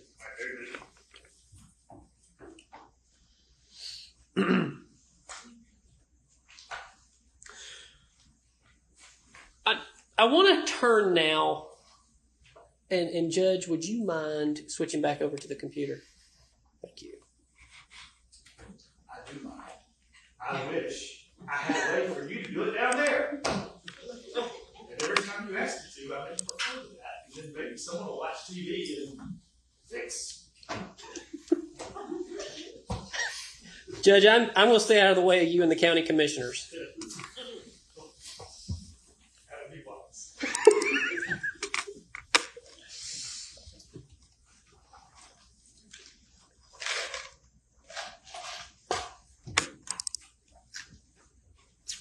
So, I'm showing you what has been previously marked as Thrasher 229. And do you remember this picture, this location? Yes, sir. All right. Tell me about this location. This was down in the basement, kind of right out in front of the bar area, TV hanging up on the wall, just a lounging area. Lounging area. And in fact, this is an area, there was a TV right there. Yes, sir. This is the area where you said you'd come eat your dinner. I would eat dinner and sometimes lunch there. Sometimes, but this was kind of like maybe a place you would hang out in the house, yes? Yes, when I came over to eat, typically I would go down there to watch TV and eat dinner. Why down there and why not upstairs at the kitchen bar? Because I like watching TV when I eat. Okay. But your dad, he would sit at the kitchen bar and read books, correct? Yes. So where would your mom eat? I really don't know. Probably in her bedroom, because a lot of times she wasn't there to eat. If any time I was over there to eat, it was me who fixed dinner for my dad or get us food, and he would eat at the bar and read his book, and I would go downstairs and eat and watch TV. But speaking of eating, you guys, y'all go to Cherokee Ranch a lot. Yes, sir. And that's not there anymore, right? No, it's not. I remember it was up on 20, right? As you're Yes. heading out towards Cumming? Yes. Okay. And it was there for many years. It was a buffet style? Cafeteria style, yes. Cafeteria. Once upon a time, they had some pretty good crab legs there. Do you ever remember that? Don't ever remember crab legs. Might have been before you moved to Cherokee. But anyway, y'all, how often would you and your mother go to Cherokee Ranch? Quite often. A lot. Best guess. Times a week. Minimum 3-4 times a week. Sometimes more. Yeah. And your dad, but he would go separately? On the weekends, we would go and eat lunch there. When he was home, or if he stayed home from the office, we would go there. Almost every Friday night, my dad and I would go there and have catfish. Catfish on Friday nights. Yes, that was you and Dad. Yes. But otherwise, the majority, you would go with your mother about 3 times a week. Yes, for lunchtime. Yes. Lunch, not dinner? No. Right. Just always, just kind of regimented, you're going to lunch. Yeah, because it was so close, and it was always a different menu every day. All right, so back to the house where you would eat right here on this couch. Yes, sir. Okay. Now, going to, and that the exhibit has already been admitted, I believe. I'm going to go to the state's exhibits.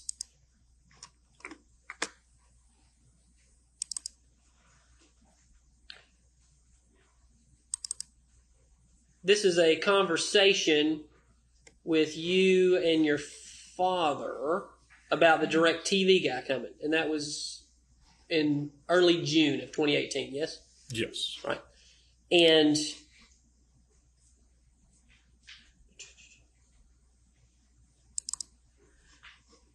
the appointment appeared to be scheduled, and I believe it was the 12th of June? I believe it was. It was I think the I saw 6th. early It as the was the 6th. 6th. It was the 6th.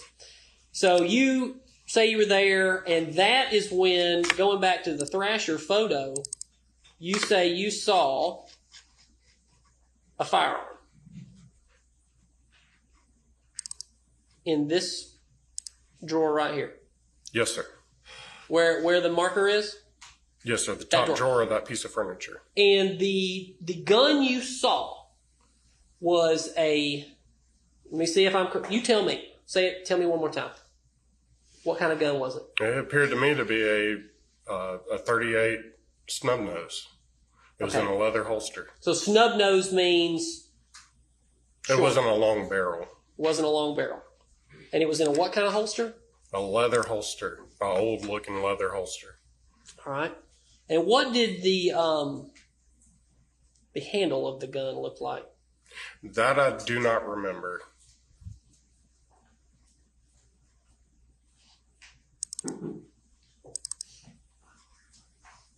All right. So did the gun look like this?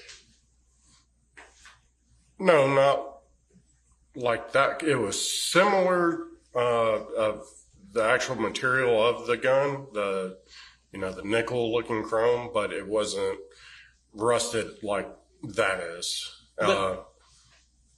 Okay. So it was a newer looking gun. Yes. And the handle, was it a dark handle like this? I presume so, but I don't remember the color of the handle. Okay. Did you pull it out of the case? No, I did not. Did you pick up the case at all?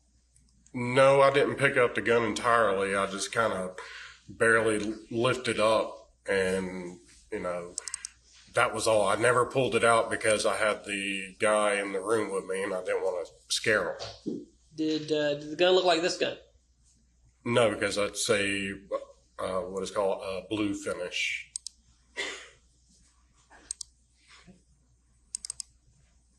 How about this gun? It looked very similar to that right there. That gun right there?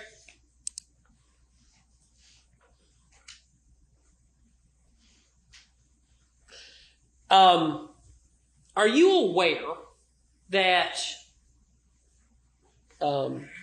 your brother's ex-wife saw a gun in the basement, allegedly, as well, roughly around that time? No, I did not. All right.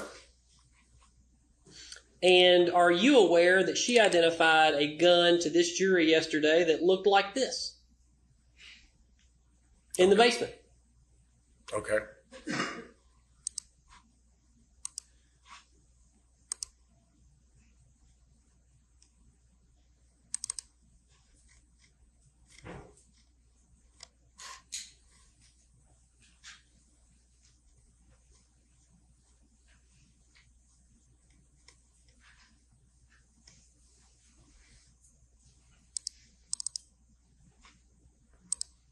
But not in the drawer where you said, in this drawer. Have you ever heard that before? No. Now, but you saw a snub-nosed gun. Yes, I did. Right. And you said you didn't pull it out of the holster, correct? That's what you just said. Yes. Right. So how can you tell that it was a snub-nosed gun if you did not pull it out of the holster? Because it wasn't a type of holster that covered up the barrel tip, and you could see it was wrapped around the gun, but the bottom section of the gun you could see just a little bit. So it was a clear indication it wasn't a long barrel gun like the other picture you showed me. To my knowledge, it was definitely a snub nose type looking one. And you never pulled it out, which, I mean, you're trained with guns, obviously, from being in the military. So you know that you have to act like every firearm is loaded. So you just opened the drawer, picked it up. Did you check to see if the gun was loaded at all, making sure to not point it towards anybody or anything? Like I said, I never picked it up. And no, I did not check to see if it was loaded because I'd never picked it up. I didn't want to pull it out of the drawer and scare the guy that was in the room with me. Well, this is an interesting question. I want to ask you this. You just left a loaded gun possibly in a drawer where the kid, because there's kids there all the time, yes? Periodically. No kids lived at the house. My nieces were not there every single day of the week because they lived in Maine. Okay. What about any of the other kids, Cameron or anybody? I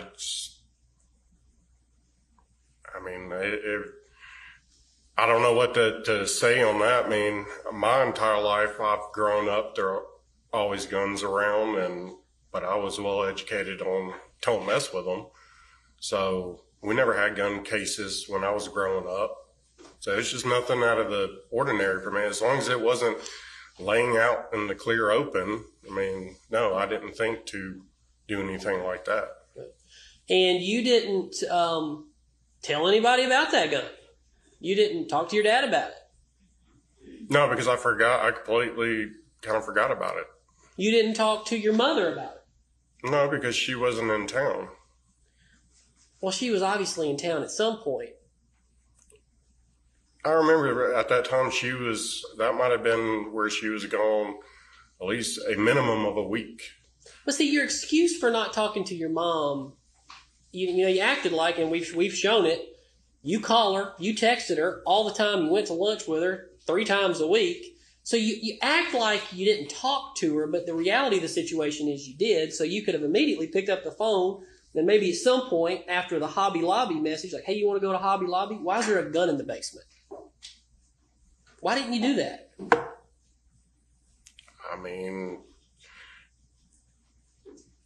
I only saw the gun. I saw the gun and didn't mess with it, so it was just brief. And I ended up finding a remote. And like I said, I did not want to pull the gun out and scare the guy. And, my dad was at work and she was gone. And I just had, trying to help the guy out with that. And I just forgot about it for several weeks. It's not, it's always just been a kind of common for our household to always have firearms in it. It didn't trigger me to be freaking out and asking a whole bunch of questions to everybody. We had several guns in the household. Where were other guns in access in the main house? They were scattered throughout. Some were in closets, some, for instance, in the picture, you can see one hanging above the sliding doors down in the basement. Obviously, that one was not loaded. No.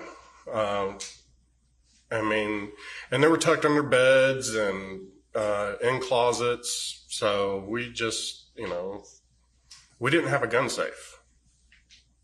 Okay. Do you think that there were a number of guns taken into evidence in this house? Possibly, if they took shotguns and... Well, think if you've got them tucked in here and there. Were there lots of guns pulled from this house? I don't know how many guns were pulled from the house. I want to talk about your dad's spells. Let's go back and talk about the spells. He would have them how often? Well, like I said earlier, it varied. He could have 1, maybe 2 a week, or he could go, he could have one and go, a month or 2 without having one. They were not on a set schedule. Now, it's something of note that I think you've noted in a previous interview because, the 3 of you were always at Purcell Lane at some point, right? Sure, your mom would go see Rusty from time to time. It was not a secret that she had a relationship, correct? She tried to make it a secret, yes. But everybody knew about it. We all had our speculations, yes. But everybody obviously knew about it. Your dad included. At some point, I think we all found out that, we all knew, but we all, for a long period of time, we had our speculations. Did your dad ever talk to you about any, email relationship he was attempting to have with a Joanne Ward Hill? No. Would that surprise you? That there's emails between her and him? Yeah, it would surprise me. Trying to have a relationship, maybe? Yeah, because my dad, I've never known of my dad to do anything like that. Because he didn't talk to you about it. No, he didn't talk to me about it, so I didn't know anything about it. But you would agree that, though maybe odd to most, that two people can remain married but have other partners. Yes? An open marriage. Have you heard of these things? Yes, sir. Okay. Do you know anybody like that? No. Not saying to name anybody, but No, I did not. okay. But you've heard of them. Yes, I've heard of it. And your mother and your father essentially lived that way, correct? They had different lives. Not in that way, no. Different parts of the house. They slept in different bedrooms because of his sleep habits, but and that was for the longest portion of my life. But they still used the same bathroom, and their closets were, right next to each other. So they just, slept in different beds because of his sleep habits. You've been married before, and I believe you said you had a fiance, so you're about to be married again. Yes, sir. You would agree that marriage can be complex, very complicated. Yes, sir. Right? So, though you might not agree with the way that your parents lived, you could agree with me that two people could live that way and coexist and be perfectly fine. Yes, but that was not how they were. So back to the spells. He would have them. And there was some time around April that he went into the hospital. You remember that? April 2018. Yeah, when we took him to the emergency room? Yes. Yes. And now I want to say this. He would have spells, obviously, when your mother was out of town. Yes, he would. Okay. So how could your mother have been poisoning him with some form of poison if she was out of town and he was having these spells? I never accused her of her trying to poison him. Well, my I'm dad, not saying... So that I don't, I can't say anything on that behalf, but with the spells, I know he went to the doctor for quite some time and them trying to figure out what was causing these spells. But your brother Chris did accuse your mother of poisoning him. Okay, that's his opinion. Okay. All right. Let's move to the birthday weekend of your dad. That weekend, you guys came up. Who all was at the house? No, my dad. The day that we actually celebrated, it probably would have been my dad, Emily, her husband, Amanda, her boyfriend, Chad. Don't remember if Ella and Addie were there. I don't think they were. Off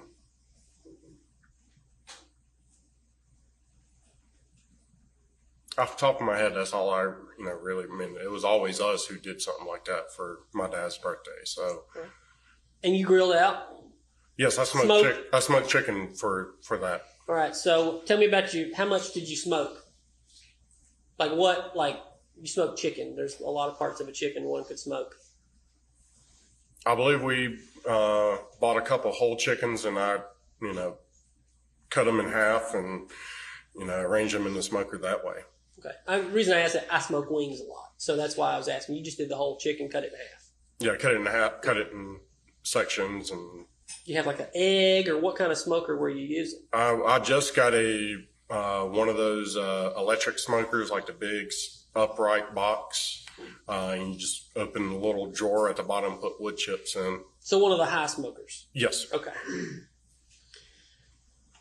So you did that, and your mom, she cooked the sides? I believe so, yes. And what about the cake? I honestly don't remember if there's cake or not, but she might have baked one or went and bought one if there was cake. I don't remember a cake. All right. That weekend, was it a good weekend? Oh, yeah, man. Nobody got into any arguments? Not that I remember. Everything was normal? Yeah. Okay. Good family weekend? Yeah. Because y'all had a lot of good times up there. I mean, You've said a lot of things about your mother, and you call her Melody now, but she is your mom. But y'all had a lot of great Christmases up there too, didn't you? Oh, yes, man. Tell me about the Christmas spread that would go on. Spread as in like in food? Food and decorations and just the general scene, because from what I've heard, it was amazing. Like I said, every Christmas was great. When even at the old house in Hampton Hall, she always did the interior decorations. She, without a doubt, does an amazing job at, decorating Christmas trees and everything like that.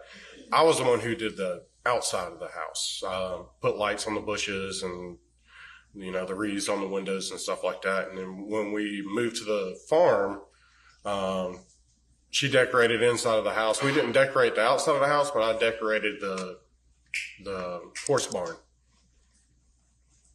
Decorated the what now? The barn. Okay, what'd you do for that? Put lights on the bushes, put icicle lights along the roof line, hang the wreaths. It was actually very pretty. All the neighbors loved it. Would neighbors come drive through? I mean, I know it was your driveway, but did you let them drive through and look at it? Well, they were able to see it from the road. From the road. Yeah, okay. So. Out on Purcell. Not all the way up on Birmingham, certainly, but just down on on Purcell. Just on Purcell. Okay. Sounds great. Sounds amazing. And your mother had like trees all over the house from what I heard. Is that true? Yeah, we had more than one tree. Okay. So what I'm getting at, and the jury has seen countless pictures of this house. And it is ornately decorated, and it is beautiful. And that wouldn't make any sense. See, you've made it out that your dad was this. It appears he was certainly controlling your money and your spending. But your mother has furnished this house with the most beautiful things. And you are aware that, she had access to the bank account at any time she wanted with $11,000 in it, on 7/3. Did you have that kind of bank access?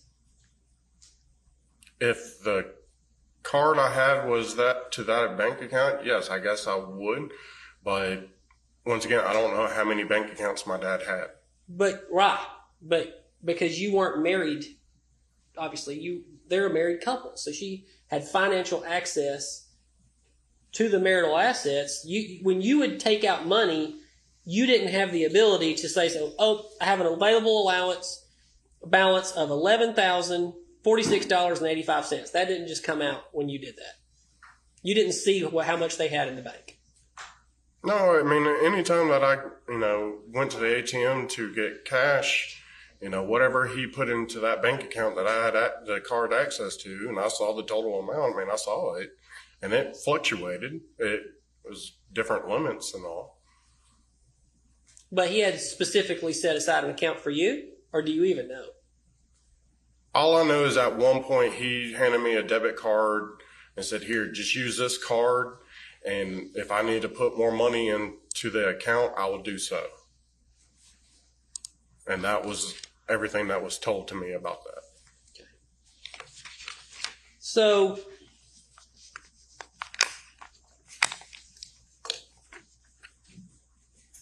I want to show you some more text messages between you and your mother. We need to switch back over, Judge. I'm sorry. I know, button.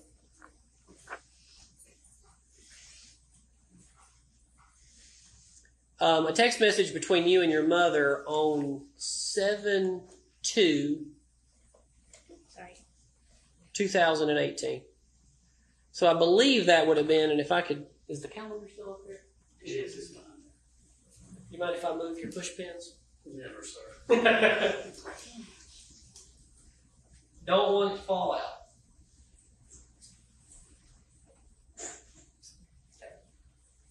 So, and there's a calendar right here if you need to see it. On Monday, this text is from Monday of that week, the 2nd. Okay? Okay. All right.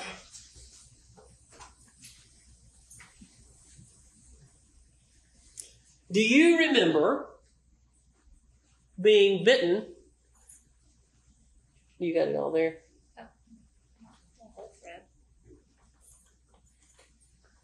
Being bitten by a rat snake. Yes, I did. All right, tell me about that. Where were you? What were you doing that day? Remember I found the snake. It was, I don't remember the exact location. I want to say it was possibly around the chicken coop up by the barn or something. I don't remember exactly where I found that snake at, But it got you. It sounds like the snake found you and you didn't find the snake. oh yeah, I picked the snake up, and I knew it wasn't a poisonous snake, so I wasn't grabbing. I picked it up. Okay. And your mom says, what kind is it? And you said a rat snake. I already relocated him, but it doesn't say but. You say, he got me while trying to get him out. Right? And then you sent a picture, and I've got a bigger version of it, of what appears to be. Nope.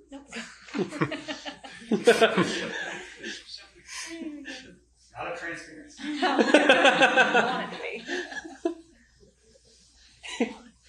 So you got bit by a rat snake, and Yes. that's your hand, right? Yes, sir. All right. And how many times did the snake bite you? Just once? Yeah, it was just that one time. Just that one time. Okay. Can you put that back? Your mother says, wash that good and come get iodine. Sound about right? Did you wash it good? I'm sure I did. And you go get iodine? I don't remember going to get iodine. You just don't remember. I don't remember putting iodine on it, no. But I'm pretty sure I would have washed it. Okay. But you told your mother about it, Yes. and she said to go get iodine. Yes? Yes. And the iodine was in the house, yes? Believe so. I didn't have any, and I don't ever remember using any. Okay. It's been 6 years. Yes? Yes. And you haven't thought about being bitten by a rat snake in 6 years? No, I have not. But you had gotten iodine out of the house before when you were cut. I don't remember using iodine until the last time I had a serious cut, and that was a long time ago. Your Honor, at this time I would admit Scott 87 and Scott 86, which is the text message regarding the rat snake bite and the picture of the rat snake bite. All right. Objection. All right. Move.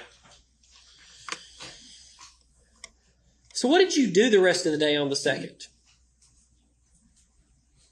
Did you play any golf that day? Monday. I might have. I don't really remember that day particularly, but there's possibly a good chance I played golf. I know I played golf prior to that weekend. That might have been the day I played at Manor Golf Course with my buddies. But I do know I played within a week period of time before that 4th of July weekend. Do you remember what your mom was doing that day? No, I do not. All right. Let's move on to the 3rd. You remember what you did all day of the 3rd, right? Yes, sir. What'd you do?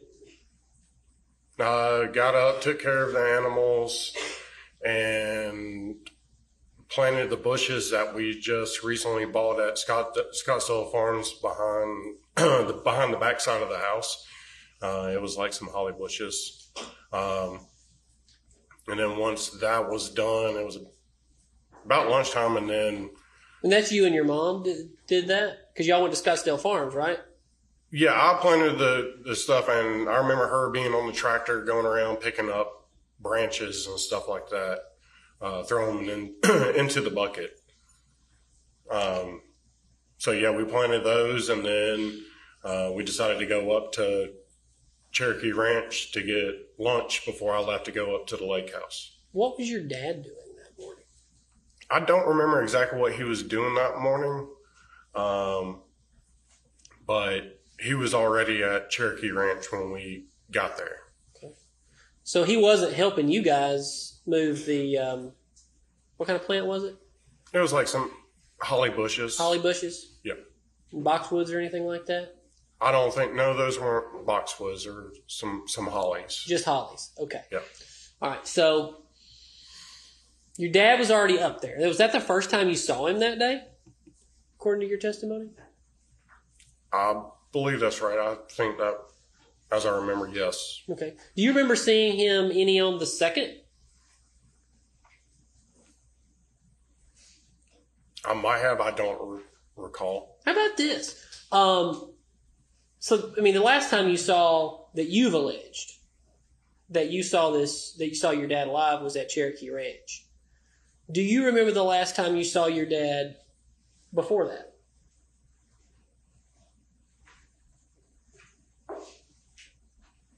I remember he went with us to Scottsdale Farms to buy those bushes. Oh, he did? Yes, he was with us when we went there to buy those bushes. All right. How about before that? Because you just said you didn't know what he did that morning. But y'all went the day before to Scottsdale Farms? I believe we did. I'm not 100% sure on which day, but I know he went with us to buy the bushes. Did you see him any before that? I'm sure I have. It was the weekend. Well, okay, that would have been his birthday. So you remember his birthday, maybe Scottsdale Farms, Cherokee Ranch. That was it. To my memory for right now, yes. So you left Cherokee Ranch. Where was your mother going that you knew of? I have no clue. Did you know anything about going to the dog groomers up in Ball Ground? Don't recall that. Don't recall. Did y'all talk at lunch where, everybody was going? I don't remember the conversations that we had at that lunch that day. So your dad was at lunch. Did he talk to you when he was leaving, or did he just get up and walk out? He was still there when I left. Okay. But did he talk to you? I remember saying, "Hey, I'm going I'm going up to the lake house. I'll see you later." That's what you said? I said to him. Okay. Did he say anything back to you? He would have said, "Okay." But you don't know. Did he say anything to the effect of, "Why are you going to the lake house? We're doing work at the farm today. Why aren't you doing your job?" No, he never made that comment to me. You went, where was that lake house? You referred to, I believe it's in Dawson County. Yes, sir. It's, I can't give you the name of the road and all. I mean, I travel there so much. It's up where, the outlets are, that section of the lake. You get to it by, instead of turning left. Is it near War Hill? I believe so. I think the park was kind of War Hill Park? kind of across the way of the cove and all that. Possibly might have been the name of that cove. And that would be like where you would put the boat in, or was the lake house like right there? They had their own dock, so we wouldn't put boats in the water. But their lake house was in a much slimmer cove. I would say if don't remember the name of the park, but there was definitely a park over there. And I would say that's about 200-300 yards away from their dock. So, How many times have you been to their lake house? Quite a bit. What'd you do the rest of the day? I mean, you were there from about 2 till 10? According to your testimony? Of the day of the 3rd? Yes, sir. Yes, I got there, had lunch, drove up there, and we went out on the lake and came back, and we were just hanging out. How about this? So, how many beers did you have to drink that day? I don't remember. Don't remember? I probably only had like maybe 1 or 2 beers. All my DUI clients say that. That's all they ever had was 1 or 2 beers. Did you have any shots? I don't remember having any. Okay. But you've had shots up there before, right? Oh, yeah. Fireball? Yeah, a couple times. Typically what y'all do? You have the shots of fireball? Fireball, jack fire.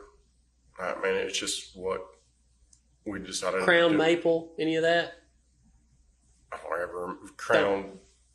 I mean, I know we done crown peach before and all, but But y'all would have shots. That wasn't unusual. yeah, Okay. So it could have happened that day, obviously. it could have, but Hey. I don't remember.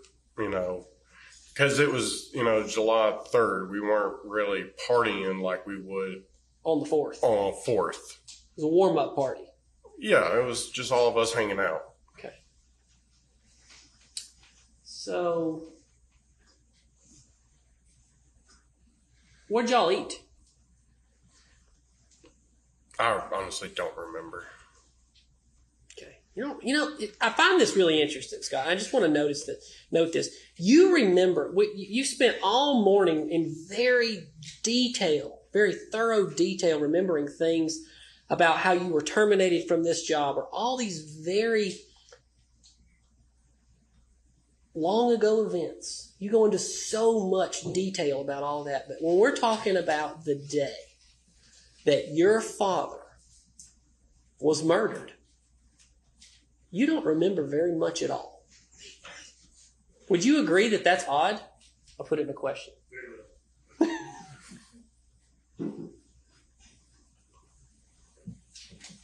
No, I don't find it odd. I'm sorry if I don't remember what I ate that day. I mean, I remember the basics of the event. To me, at that time, there was nothing wrong.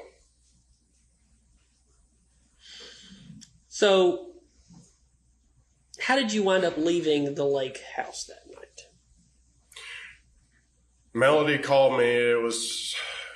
Had to been around 10 o'clock or so. And she asked me, when are you going to be home?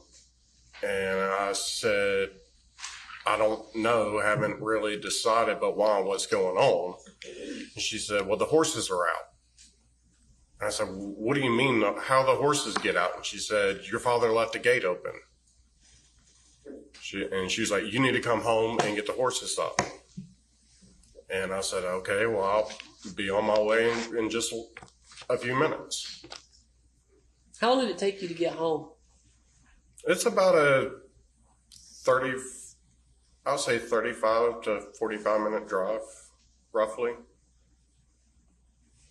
Okay. I wasn't driving right down the road. So you would have left right about 10, you think?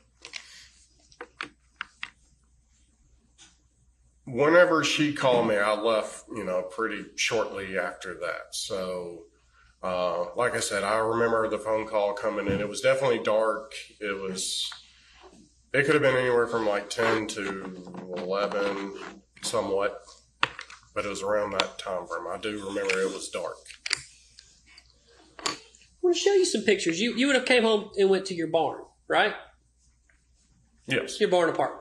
Yes. Okay. I want to show you some pictures of your barn apartment as it was searched, I believe, on July the 5th. And I kind of want to get a general idea. And this first picture is very dark. But what is it a picture of? Here's the bedroom. That's your bedroom. Yes. Okay. All right, we'll move on to Scott's 2. Still your bedroom? Yes. Scott's 3. Tell me what this is. We're not scanning it. All right. What is that? It's a dog kennel, dog crate. Okay. Let's try turning off the light. Just maybe. A little bit better. See, now the color is... There we go. That's much better. Okay, so this is your dog kennel. Next to your bed? Yeah, it was one of them. Okay. How many dogs did you have? For to use a kennel like that, 2. What kind of dogs were they? They're English labs. Okay. Were they on the property during this time period? Yes, sir. And this is another part of your room. So this would have been looking back towards the door or just straight away from the bed? Straight away from the bed. All right. And this is a dresser drawer, but did you have other things within the drawer? Yeah, I had clothes and just kind of all mixed matching stuff in like one drawer. So yeah, there's random stuff in there. I've got one other picture that kind of gives a better idea about the location of the dresser drawer. So that's your door right here. I mean, none of these pictures are very light, but a lot of that's because it's very dark in your. Yes, it was a dark one. It's a dark place. None of the walls are painted. It's stained. It's kind of like a hunting cabin. Yes. Yeah, it was all live edge wood paneling doors, walls and doors. And you had some deer on the wall, and you had cowboy hats. Yes. Yes. And this is your closet. And I'm not trying to pick on you or anything. I mean, I am. You're on cross-examination at a murder trial. But your room's kind of dirty, right? It's not, I wouldn't say, it's nowhere looking like how my parents' house was. But I mean, it's kind of dirty. There was dog feces in the floor in that picture. You saw that, yes? I could put it back. Oh, yes, man. I have a little teacup chihuahua, and I was not there to be able, to clean up because we weren't allowed to be around. There's your closet. And you go back. And you still have your military uniform, yes? Was that just more of a keepsake, or did you still wear that? If that appears to be, my field jacket, and I occasionally wear that time to time. Okay. Still wear it today? Every blue moon, yeah. It depends on how cold it gets outside. Okay. Another picture of your closet. Here's the top part of the closet. Just kind of packed. It's just not very clean in your room is all I'm trying to get at. I'm not trying to pick on your overall cleanliness, but I am a little. And this is your nightstand, or what is that? Just a table? There's a table with some fabric draped over it. This is on top of your dresser, yes? Yes. And that's that laptop right there. What, would you use that laptop? At that time, no. I was mainly using that when I was in the military. So you had it for a long time? So my dad bought it for me in 2008 for Christmas because, back then, I knew I was deploying, so I knew I'd be able to communicate with them and do, at the time it was Skype calls and stuff like that. So he bought me the laptop for Christmas to be able to do that. Okay. So had that laptop been searched, when was the last time you would have used that laptop? I do not remember.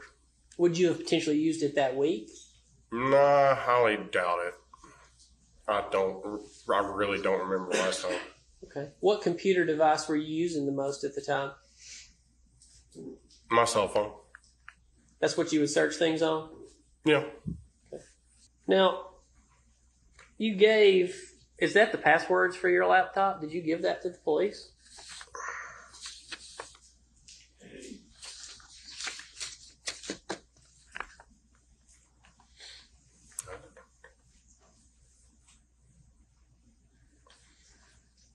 I know.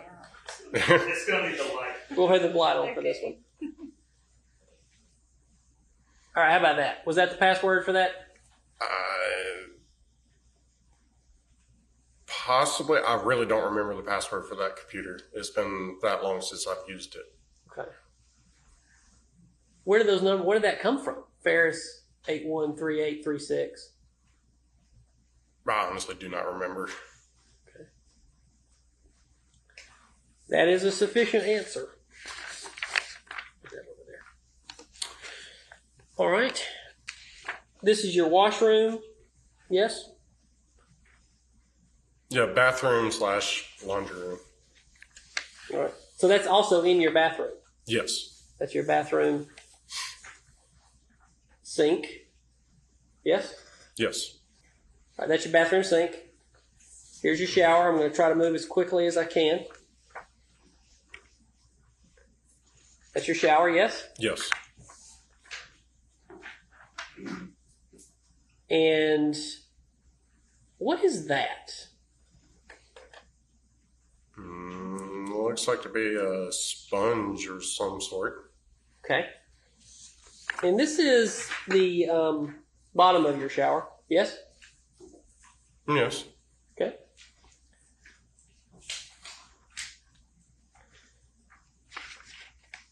And the jury, everybody's sitting here wondering, and I've got all these pictures of your shower.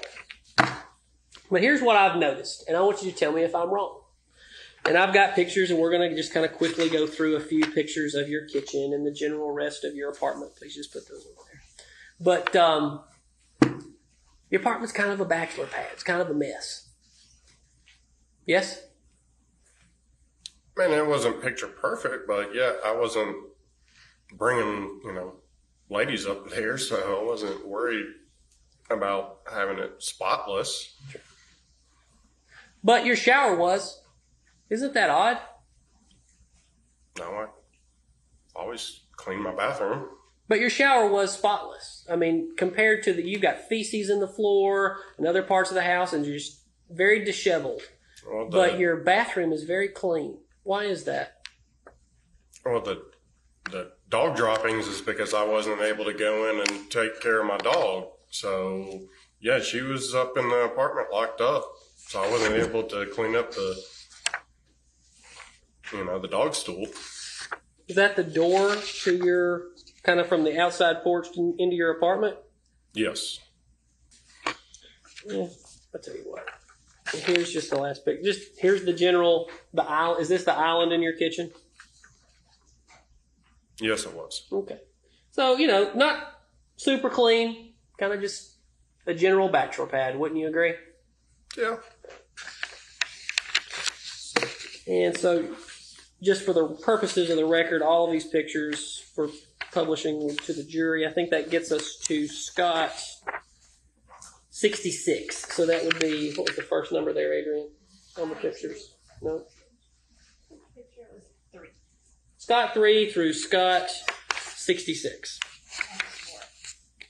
No, I'm going to show you, Scott, some pictures that have been previously marked in this case. We looked at your bedroom,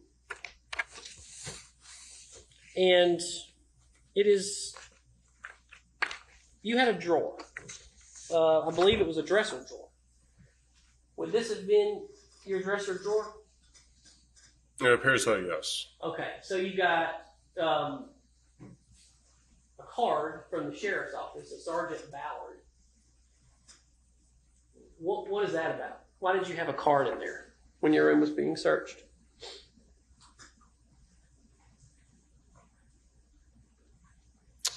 I believe that might have been one of the times that like I said earlier, that I would talk to people in other counties and get an idea of, how stuff was going on about being hired on. So that might have been one of the somebody I ran into and talked to. He gave me his card. So that's probably why I would have had it. And Scott, have you noticed here that you have some loose bullets? Yes. Okay. What kind of bullets are those? Without looking at them, I really don't know the caliper. But it appears those would be the ones that would have came from my grandparents' house. There was a box that my grandfather had some coins, and he had a whole bunch of different stuff. He even had his dog tags in there from when he served, and I think that those are just the drawer that those got put into.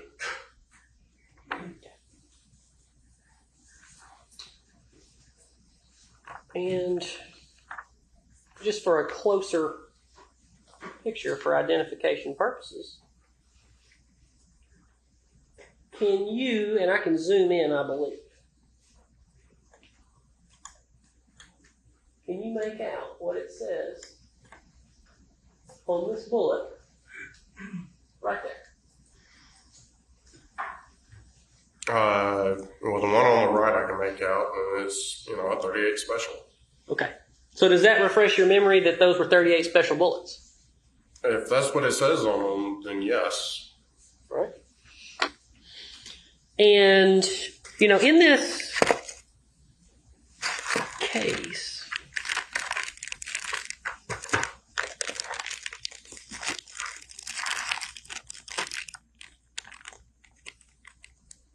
there were a number of bullets in your barn apartment, yes? In the barn, yes? In the barn, yes. All right. I think just to keep things clean, I'm going to call this Scott 201. I'm going to set these right here for you to identify if you wouldn't mind. Just make a record of you and what you're doing. For the record, I have opened the box, partially opened and set in front of Scott Farris this box for identification of the bullets inside. What kind of bullets are those? It says on the caliper 38 special. Could you please read the brand name? It says American Eagle Federal. Okay. Where did these bullets come from? Where were they found? Yes, that's what I'm asking you, sir. Where were they in your barn? Well, any ammunition like that would have been downstairs, possibly either in the feed room or the tool room. And I remembered that I had a friend that came out. There was a group of friends that came out, and one of the persons that came out had some ammunition that they left. And because I remember them, Detective Page asking me about that, and I gave the name of what we called him, his name and what number I had of him, but I haven't been in contact with that guy in a long time. Before you pull that out, let's do something with the other ones and put. No, absolutely. I was just moving things along while he was talking. So let's put the other back in the other box back in the bag before you open the other box and. Anyway. Got it.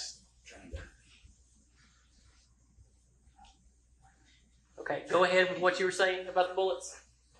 But yes, there was some ammunition that was left from somebody who came out and did some shooting, and I left them. They were left in the tool shed, so they should have been with some 16 gauge shotgun shells. I marked it as 201, and I would move to admit these as Scott 201. No objection. Next one. So this will be Scott 202. No objection. The fence is introducing it. You are going to maintain it. We will. All right. You want them to mark the box or the bag or both or what? We keep up with it. We'll mark it. I'm putting it on the bag. Okay. And then we'll mark the box afterward. May I approach, Your Honor? What are these cartridges? I'm sorry, I'm having a hard time reading these. I need new contacts.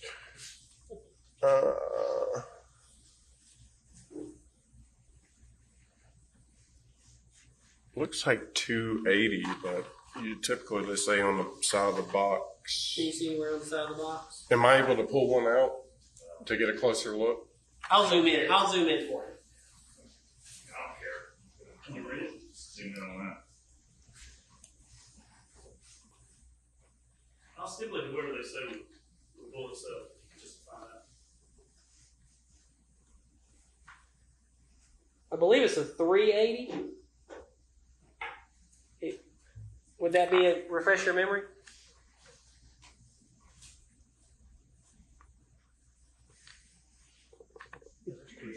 Yeah. To the letter.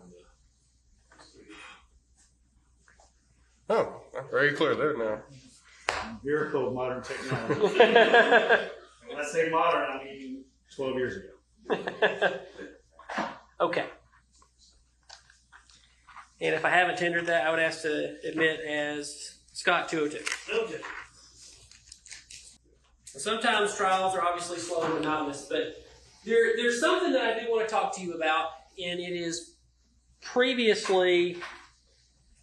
No, not yet. I'm going to show you what's previously been admitted in this case as Stewart Defense 1. What is this room? That is the wash stall. That's where we give our horses baths, and we would also wash the dogs there too. Okay. Would you say that this is generally the area you were in charge of this area? Yes? Yeah, this is down in the barn where all the horse stalls are. Okay. All right. Now, I want to go back to the night of the 3rd. You talked to your mom. What did your mom say when she called you? When I was at the lake house, When you were at the lake house.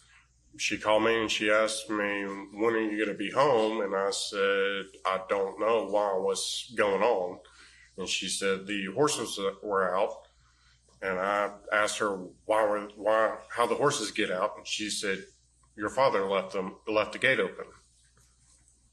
And she said, you need to get home and help get them up. And I said, well, I'll be on my way shortly. Scott, you did it again. And I noticed this. And do you notice this? You didn't remember anything about your day. Very little conversation-wise. You don't remember what you said to your dad. You don't remember what your dad said to you. You don't remember any of those things, but you remember every word, allegedly, from that conversation with your mom on that night. Word for word. Is that not odd? That's the question.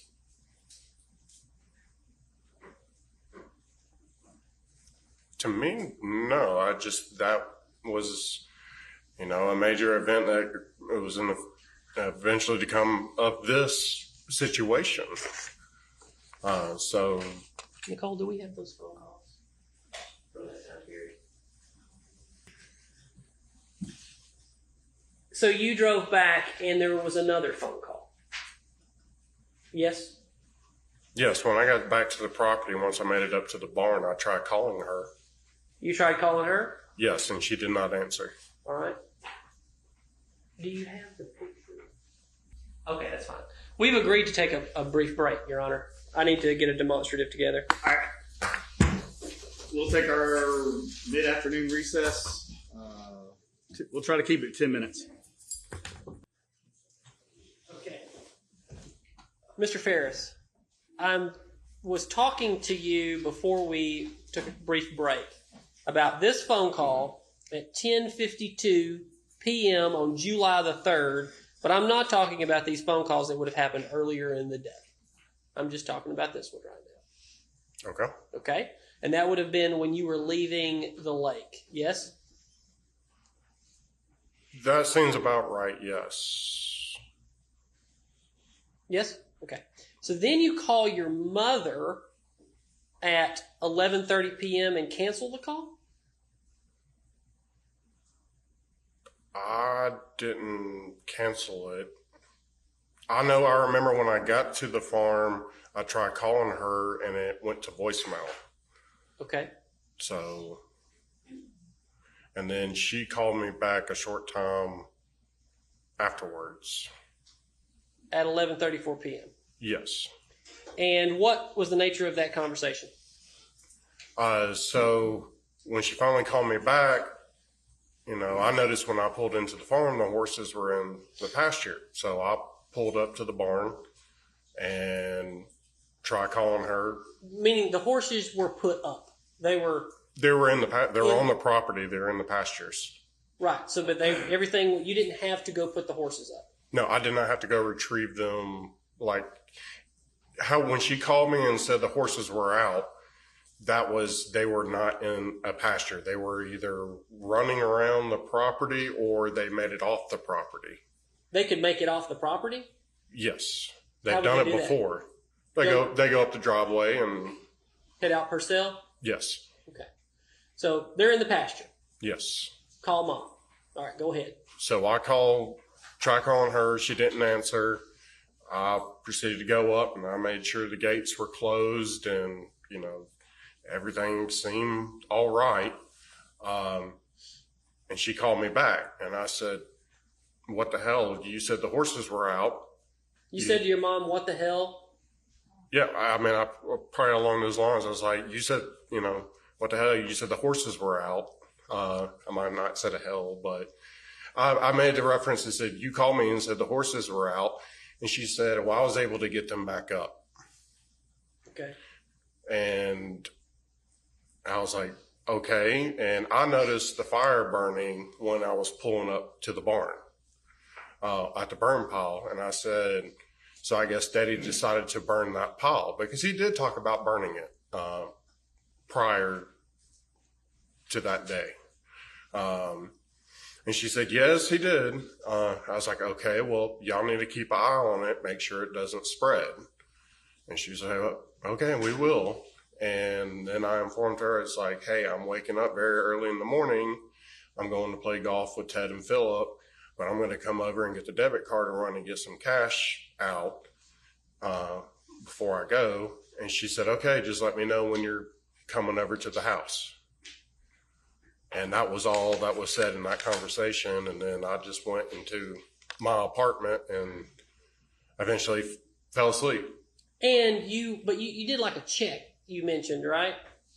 I checked the gates where the horses were at, make sure they were closed so they wouldn't get out again if they were out. Other animals you said earlier you checked on some other things. Yeah, I made sure the goats were in the actual goat pen and, the chicken coop door was closed. So. Which chicken coop? The one there at the barn. So you didn't go over to the house? No, I never went over to the house that night. Because you mentioned earlier for the first time that you went and checked the chicken coop. You'd never mentioned that in any of your other interviews. Okay. I checked everything in vicinity of the barn. Okay. So, you just kind of did a brief rundown of this 4-minute phone call. That's 4 minutes? That's rather long. It's almost 5 minutes. It's 4 minutes. Do you remember anything else that you talked about in this 4-minute phone call? At 11:34 p.m.? No, I don't remember anything else. Okay.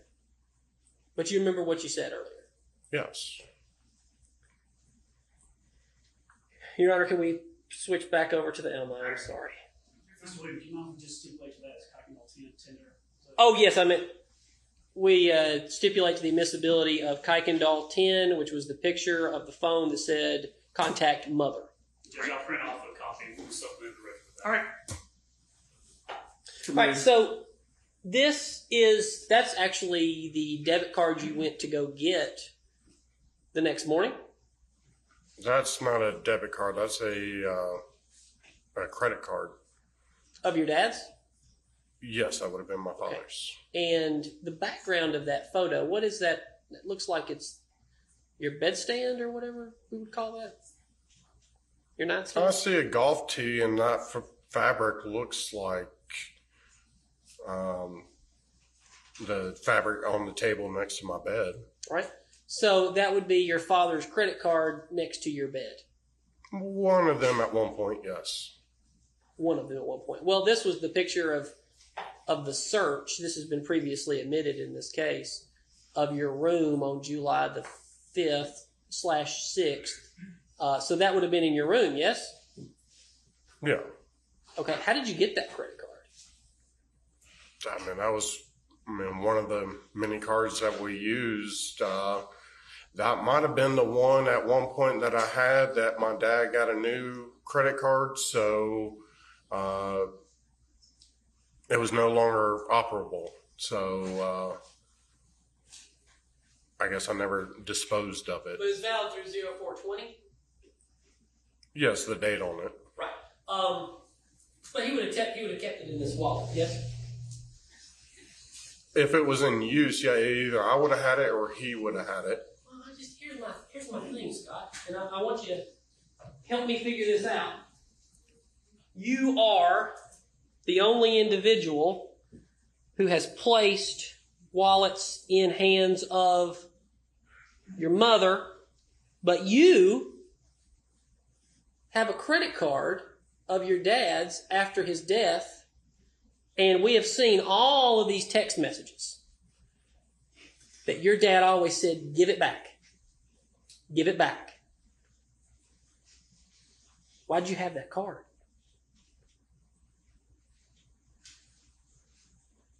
I mean, like I said, I don't remember when that card was used because, sometimes he would get new cards and, when you get a new card, they cancel out the other one but, with him asking for the card back, that's, I would have had it and he needed it back for something else. See, I think this is where you made a mistake, Scott. Don't you? No. See, the next morning you went to go get the card from your mother. Yes? I said I was going to come over and get a debit card. But you knew that you couldn't get the debit card, which you're not supposed to have this card.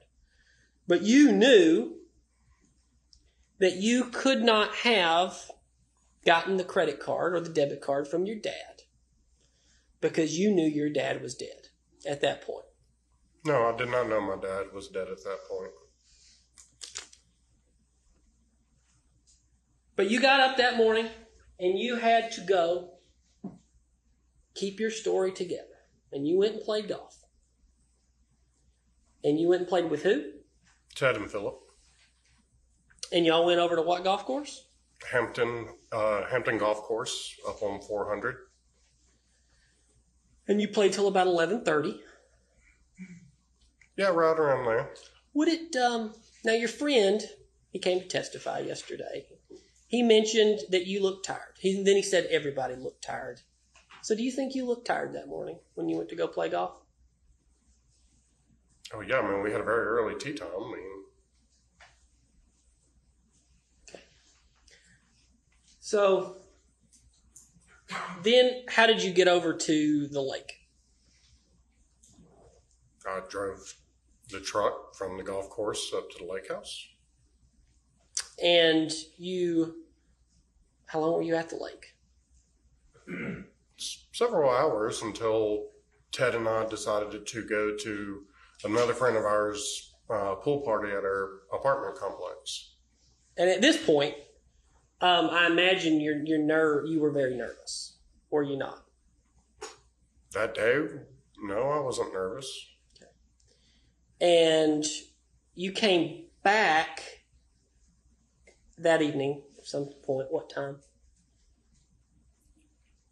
Back to the farm? The farm.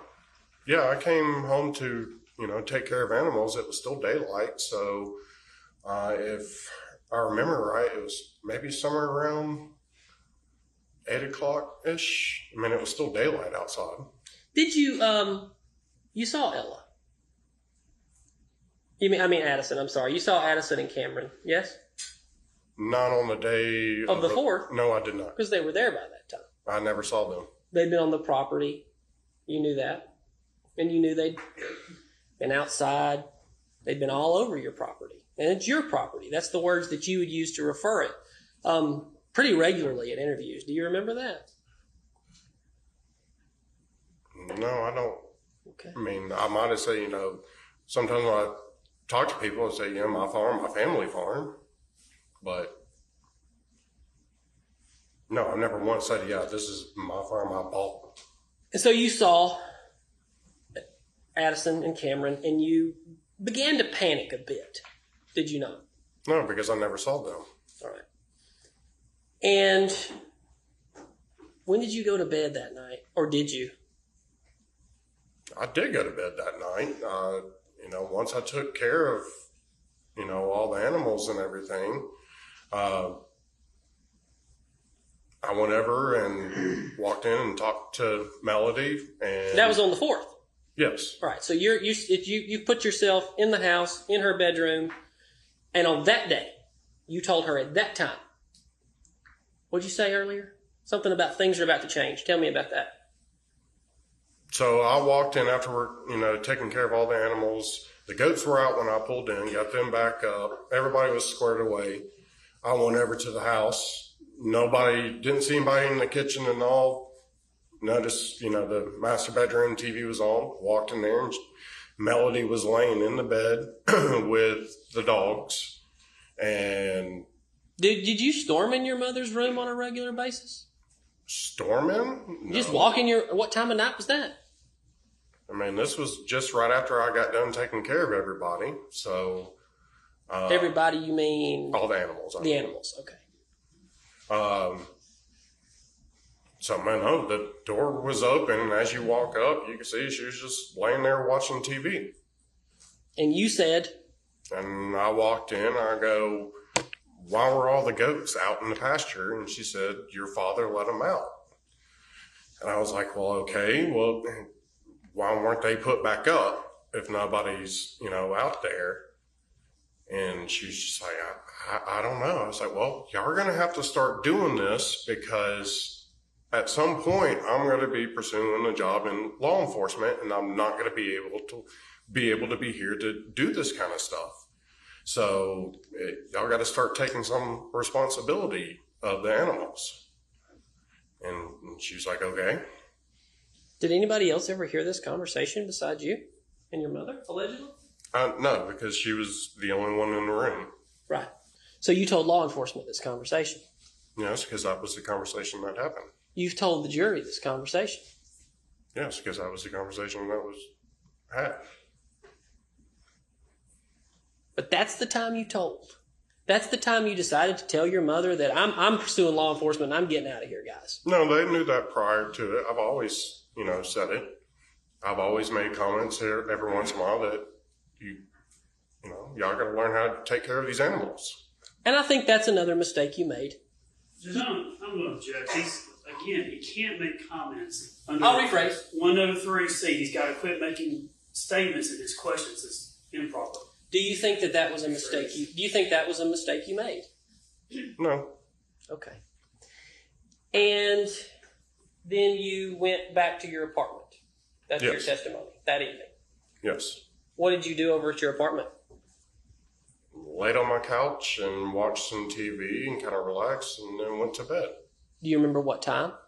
No, I did not. Were you beginning to panic at that point? No, I was never panicking. Because no one had looked for your father. At that time, I was unaware that anything happened to my father. There was no reason to panic for anything. And the next morning, you woke up and what did you do? So the next morning, woke up, had my morning coffee, took care of the animals. Was planning on going to get my hair cut and was going to meet Ted at the... Get some golf clubs made. I was going to get into a simulator, computer simulator and swing clubs, and they would have been able to give me a printout of what type of clubs I needed to get and stuff like that. I wasn't going to purchase golf clubs then, but I was just getting into the simulator. That was the plan. But when I was leaving out to go do that, I saw Amanda's vehicle up at the house, so I decided to go say hey to her really quick. And she was there to get Cameron? I believe so. Chad's daughter? Yes. And you'd met Cameron before, yes? Yes. Okay. And that's when you walked up. I mean, surely, were you not terrified that no one had realized yet that your father was missing? And once again, I had no clue anything happened to my father. Right. That was not part of your plan, correct? I never had a plan. You walked over and saw them sitting there talking. And what did you say? I walked up and immediately I was asked if I knew where my father was. Okay. And what did you say? I said, no, I haven't seen him. What do you mean? They're like, well, we can't find him. And then there's the window into the garage. I was like, well, there's his Mercedes, the RTV sitting right there. He's got to be here. Right. Where'd you go next? Back to the barn? No, not at that moment. Eventually, I had to go back up there to try to start searching for him. but we tried to figure out where he could have possibly gone. And you testified earlier that you went down towards the burn pile, yes?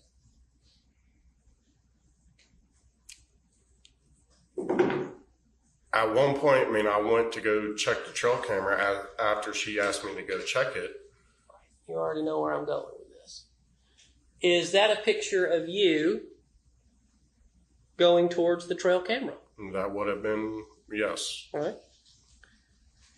And that was at 12, roughly, yes? Time stamp on that, yes. All right. And is that a picture of you going towards it or backing away from the trail camera? I would be walking towards it. All right. So is that the moment when you looked at the trail camera by your testimony? Yes, I was going to check the SD card on it. And then you deleted it at that point, right? I think your word was habit, yes? I checked what pictures were on there, and then, yes, out of habit, I deleted it. I didn't see anything out of the, normal. I went to go, the sole purpose of me going to look to see if my dad might have walked in front of it to see if he could have walked down that way. That's why she asked me to go check it to see if there was anything on it. But you deleted it at that time. And Yeah. did anybody else ever hear you? Did anybody else hear this conversation between you and your mother? Amanda was there. I know that for sure. Okay.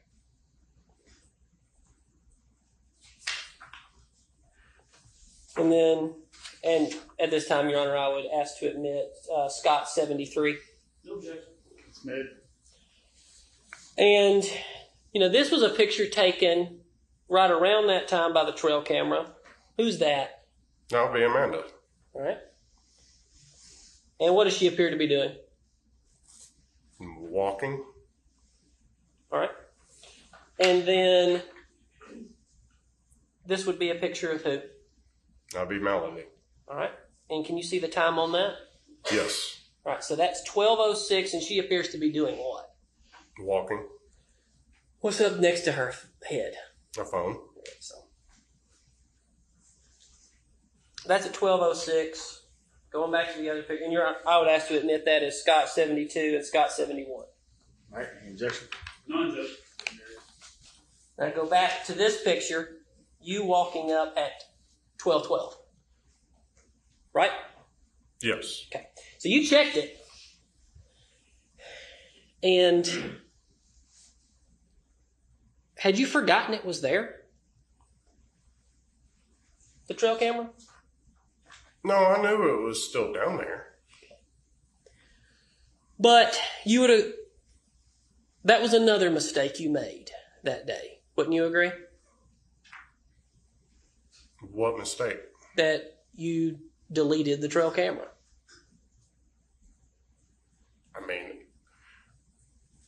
I don't think it's a mistake because once again, anytime I check the trail camera, I always delete it to free up that. But at that time, we still haven't even discovered my dad. So I checked it because to see if maybe my dad walked by to see if he could have been walking down the property edge because we were trying to figure out where he could have been. At this point, had you told anybody about the missing gun? No, I have not brought that up. Okay.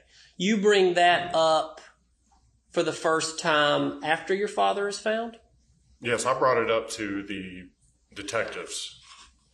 And so how long after that picture would you say you found your father?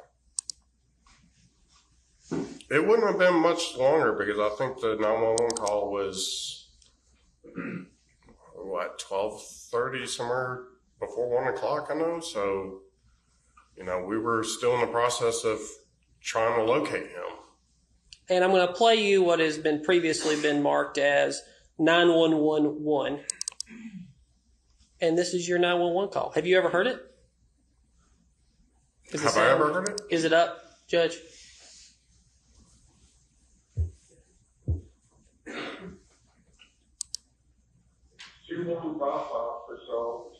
Wayne.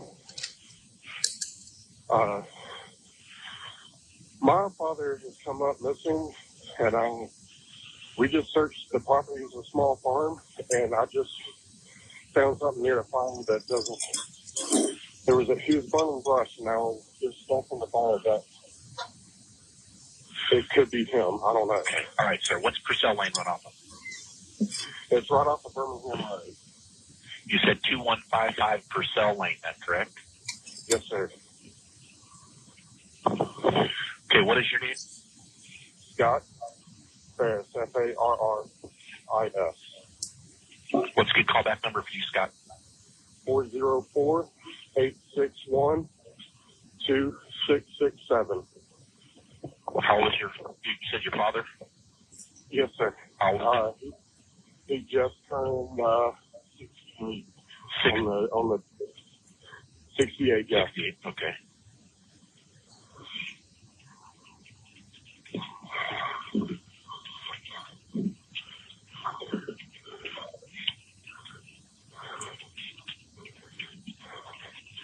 Now I'm calling you to say that we've been walking around looking for him, and I went where the fire's still smoldering. And I'm ex-military. I was deployed to Iraq. I've seen what burned up bodies look like, and this looks like a body.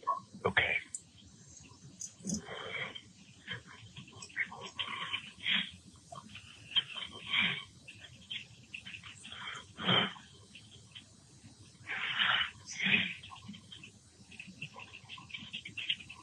All right, sir. I've got him on the way out there for you. I'm going to send the police and the fire department out there. Just try and lead everything that you can, the way you found it down there, and we've got him on the way out there for you. Okay. Okay. Okay. Is there anything else I can do for you, sir? No, that'll be it. All right, sir. Thank you. All right. Bye-bye. Bye-bye.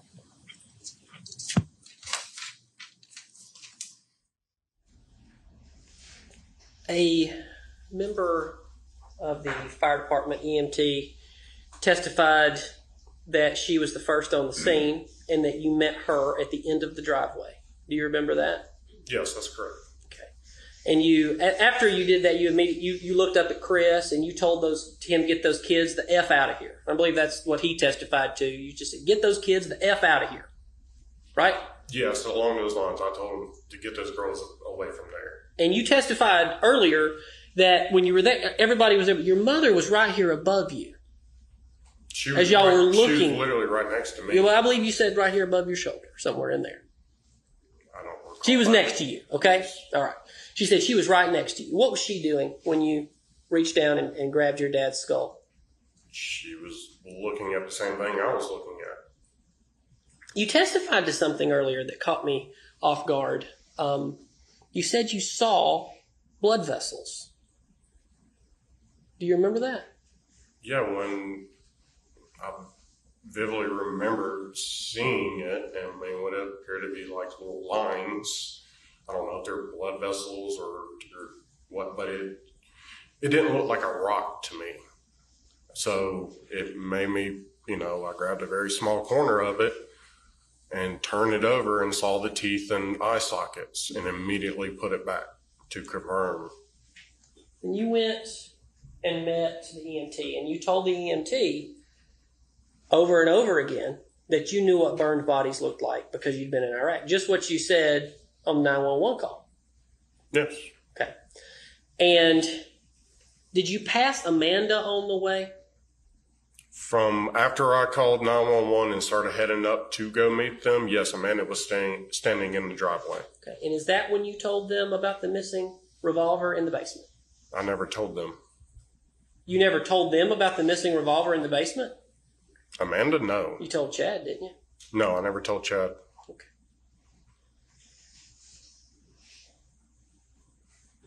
And eventually, what appears to be every member of, at some point, we got a witness list in this case that covered essentially Cherokee County shows up, right? All of Cherokee County law enforcement, EMTs, fire department, everybody shows up on this scene.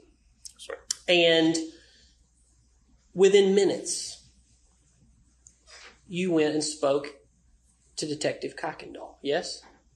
You remember him? Tall guy. Nice guy. Yeah. Always would apologize before he had to ask you a question, or anybody a question for that matter. Remember him? Not him. The other guy. Tall guy. Yeah, I mean, You got in the car with him. yes, I got in a vehicle with 3 other people. 1 person in the driver, 2 in the back, I believe. Okay.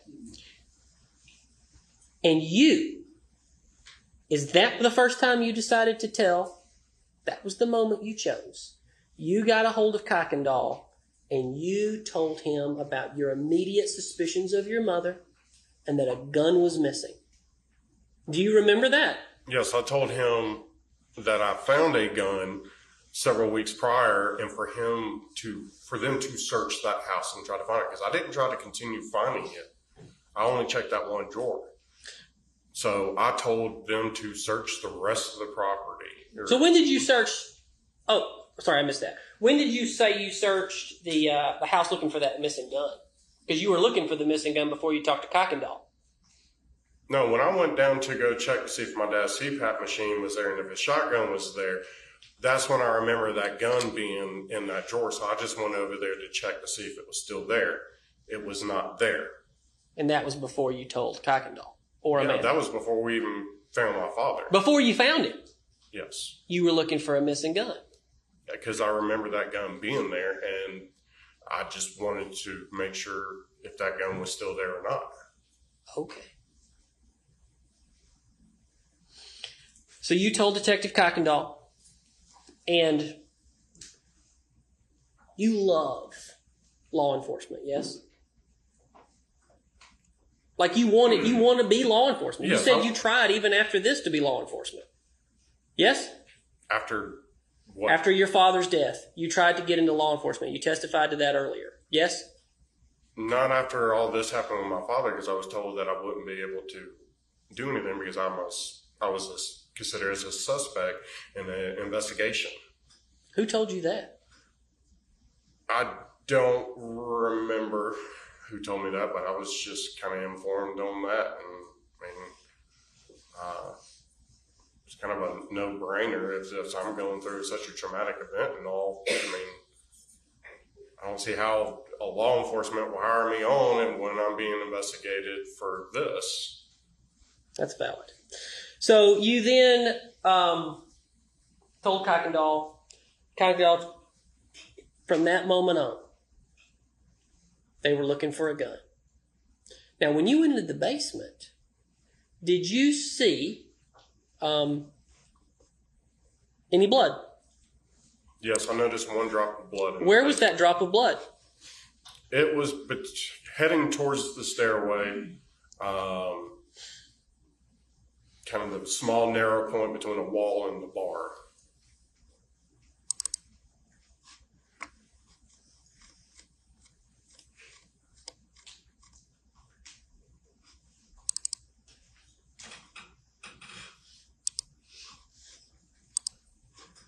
Was it one of these drops of blood? It would have been number 4.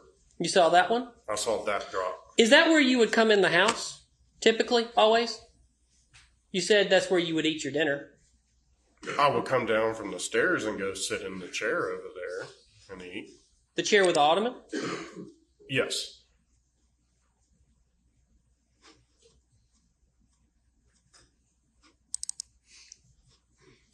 This chair? Yes. Where that bullet is? Do you see that bullet? Have you ever seen that bullet before? No, I've never seen that bullet before.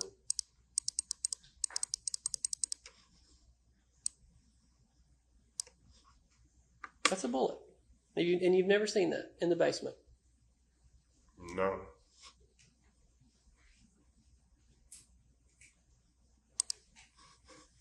So you say you saw this droplet of blood. Now, I do want to go back and note, you, days before, you were bit by a snake. And it sounds that you enter and exit through the basement door, or the American doors, as Mr. Fogus puts it. Would it not have made sense that you entered through the basement and gone up the stairs to get the iodine there? I never would have entered through the basement. If I ever came over to the house, I came in through the garage or the front door.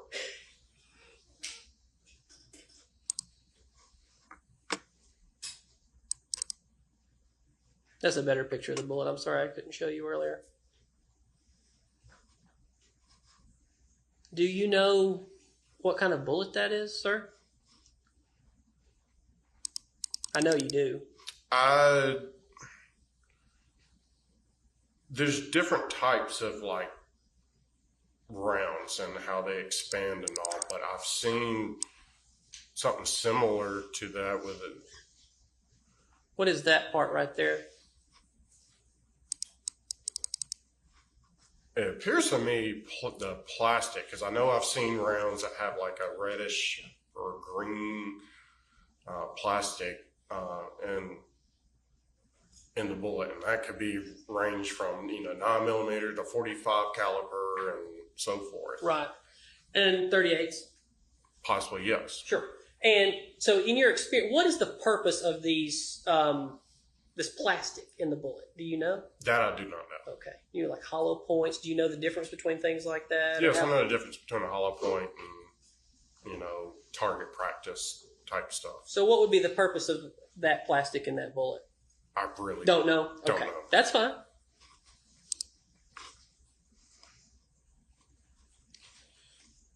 But as you walked up the stairs, you saw no other blood, yes? No, I saw no other blood. So, and at the top of the stairs,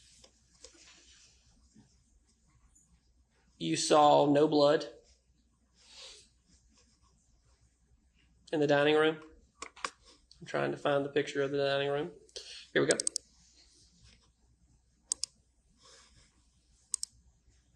Up here, you saw no blood? No, sir, I did not. No blood here? No, sir. No blood on this chair? No, sir. Anywhere on this rug? No.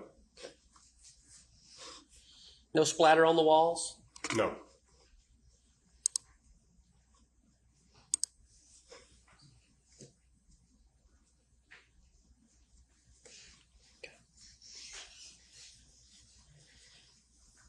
And you then continued to tell the story of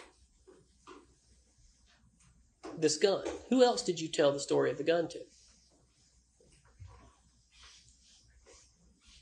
That day? That day.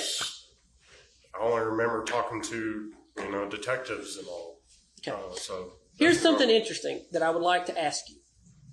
So you've just found out that your father, well, you just allegedly found out, that your father has been burned to death on a burn pile. Yes? I knew there was human remains in the burn pile. My father was missing, and it had to be a very good percentage chance that it was going to be him. But your instant thoughts, you go downstairs, you're looking for an alleged gun that was somewhere in the basement that only you saw. Your father's burned to death. You don't think, well, we should probably look to see what accelerants might have been used. You don't go looking for gasoline, do you? Or anything for that matter. You immediately went to a gun. You went and looked for a gun. Yes? No, I went to try to figure out where my father was, and when I went to go check for the shotgun, I remember that gun being there. It just, something wanted me to go make sure that it was still there or not. I didn't know if it was anywhere else in the house. Where I last saw it, that's where I went to go check because of her behavior and everything. It was very fishy about the whole situation. Right, and that is what you've told everyone for 6 years. But you didn't go look for a missing knife. Yes or no? No, I didn't. You didn't. You have a property that is a farm property. And on that farm property, I imagine there's some kind of poisons. Yes? Sure, there's some kind of chemical that if somebody drank it will cause harm. Okay. But in all of this, and you've testified that you had no idea that there was a bullet in your father until about midnight. And I mean, we've had previous witnesses come into this case and say when they found the bullet in your father's rib. But 10 hours, 12 hours before this bullet is found, you have set them off looking for things. You have been controlling where they go and what they do, have you not?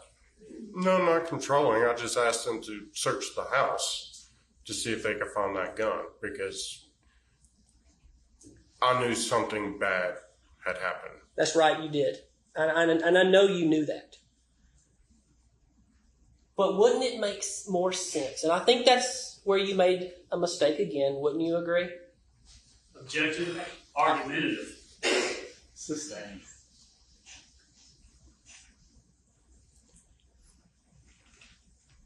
You didn't go looking for anything else that possibly could have caused the death of your father. Correct? No.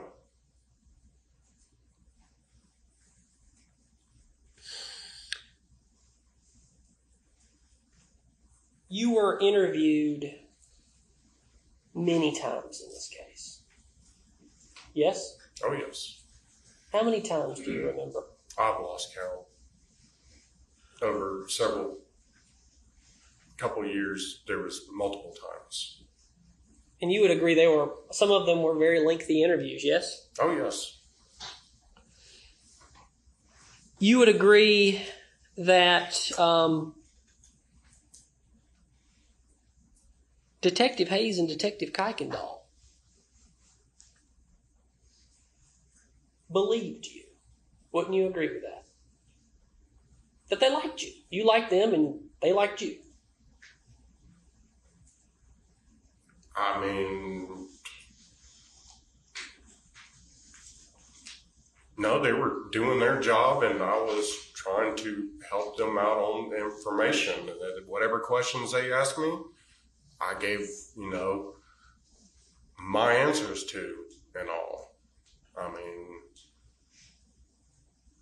I was trying to help find out what happened to my father. Earlier, you stated that your mother, in the year following this, she was trying to constantly make things up about you. Have you arrested or something to that effect? But isn't it true that you called 911 multiple times on your mother that year? You remember that? I have the recordings if you'd like to listen to them. I do not remember calling 911 on her. I know there's a couple times I've had to call 911. When one, the trailer came up missing, and two, when Chad started harassing me that day at the driveway. Do you remember calling 911 saying that your mother had gone through your apartment? So on my apartment, when I called 911 for that, she actually called me and told me that my apartment was ransacked. Someone broke into my apartment. So I was working for my friend Justin at the nursery at that time. So I ran up to him and was like, dude, I gotta go. Somebody broke into my house. So I went home and my apartment was ransacked. So I called 911. And there was accusations at one point that you threatened your mother over that year. Do you remember that? 2019. After we've moved on from the 5th. Do you remember that? That I threatened my mother? You were under investigation by the city of Woodstock because Cherokee could not investigate you. The kind of as a impartial third party, Woodstock investigated that. Yes? Do you remember that? Yes, I remember having to go out to Woodstock Police Department and talk with them. They said I threatened her, but that never happened. Okay.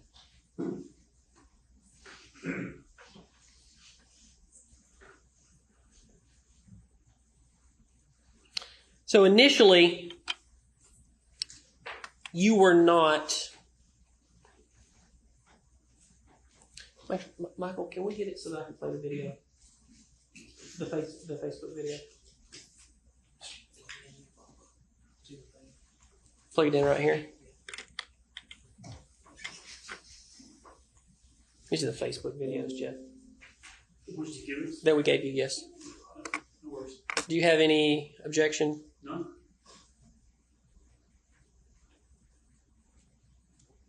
Talking about guns. Yes. You testified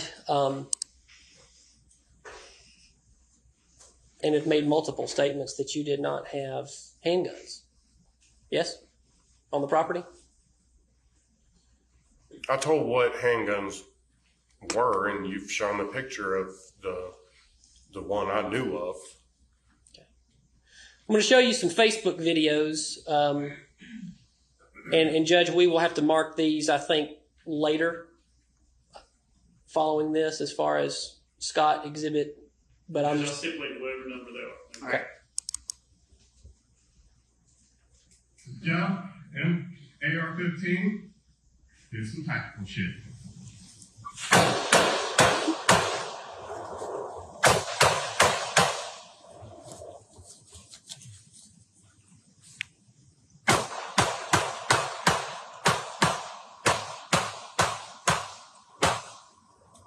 I don't think I hit any of those targets.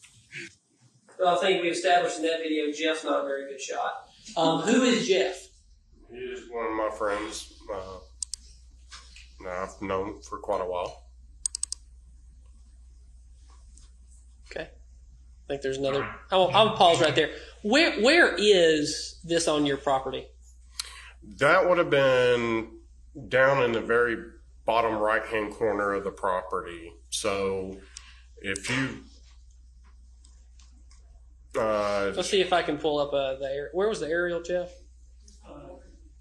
The board? I don't know that that's going to show. Man, I can pinpoint on the area. Right, I would like to do that. Michael, could you help me? It's under all the areas. Yeah.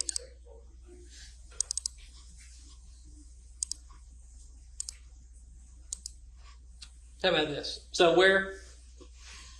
Okay, move the mouse, go to the dam on the pond. Okay. Keep going up towards that corner. No, the other way. So yeah, you would have to gain access there. And then if you go left, keep going left. Along this fence line? Yes, sir. That's the edge of the property. So eventually right. But doesn't it turn and come back up this way? Yeah, because so down right in there is where the two property lines meet. So up in this corner somewhere. Yeah, so it's now going downhill into a creek. And then it starts going back uphill. So you have trees and everything. No houses back there.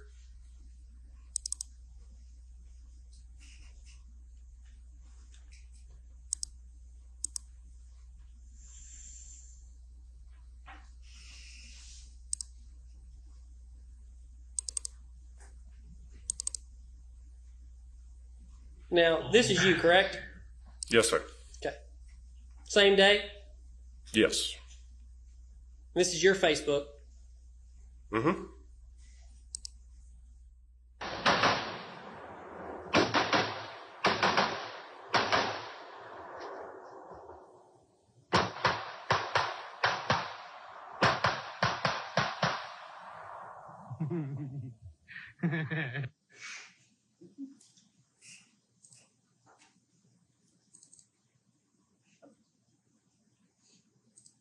I'm showing you another video.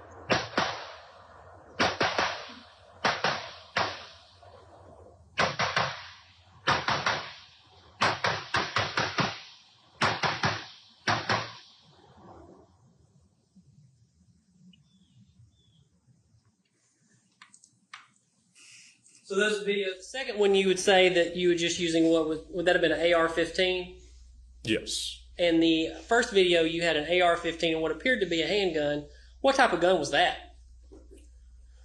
That was Jeff's gun. I really want to say that was a 9mm. I'm not 100% certain on what caliber it was, but both those guns were his. And that would be a form of shooting, tactical shooting. Yeah, I mean, the way I was doing it, yeah, that had a lot of, my training on how I would shoot. Just the terrain that we had and what I was wearing, I wouldn't call it very tactical. But yes.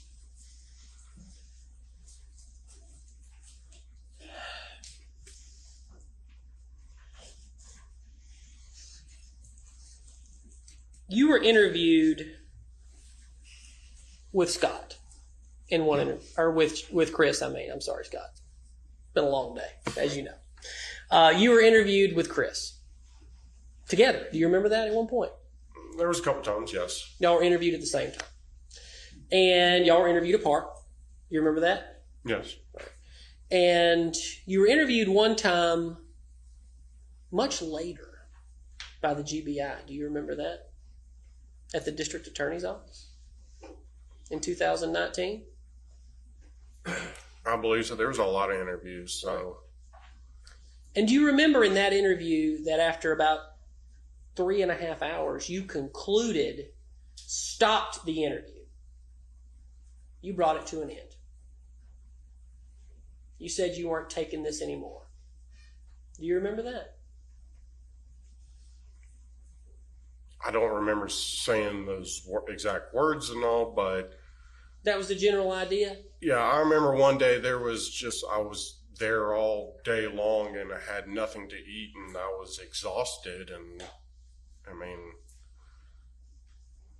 I said everything that I could think of. I mean... Did you consider yourself a suspect at that point?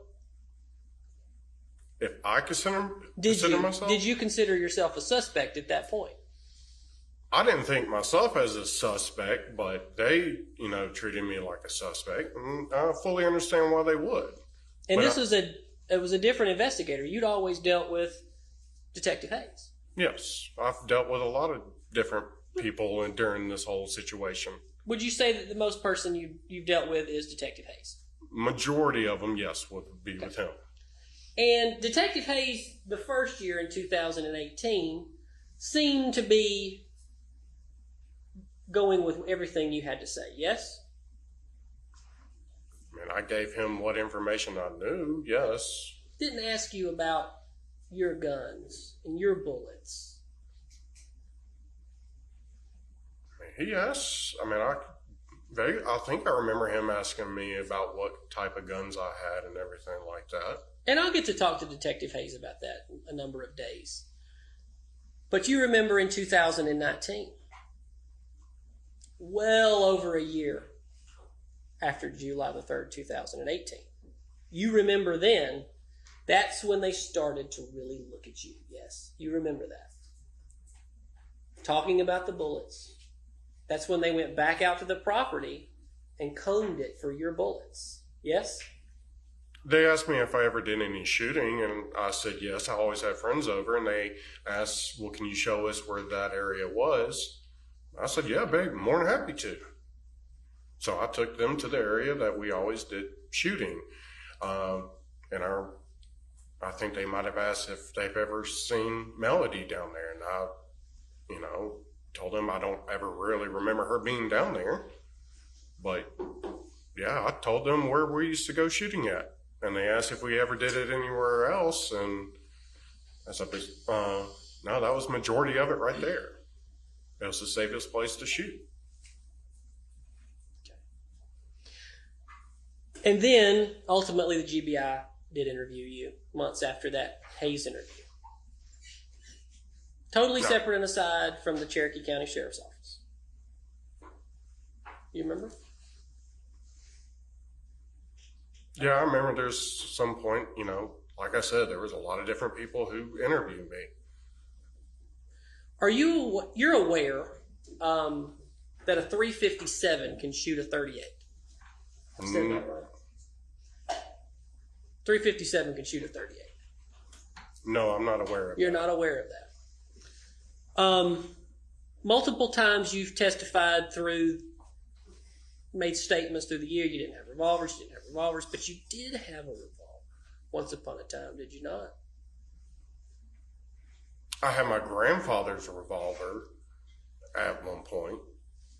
It was a .357 revolver, Right. long barrel. Yes, I took it with me down to Fort Benning because I did deer hunting and hog hunting down there, and I wanted to use it to hunt hogs with. And I believe you told Detective Hayes in 2020 that it was stolen from you when you were down in Columbus, when you lived in Columbus. Yes. Would it shock you, and that would have been about 2012, but would it shock you that my office, and I believe the state has agreed to admit these, that my office conducted an open records request of the Cherokee County Sheriff's Office, as well as the Columbus Police Department. And so at this time, I would ask to admit Scott 100, Scott 99, Scott 98, Scott 97. No, Judge. No, Judge. Can we switch over to the Elmo one last time, Judge?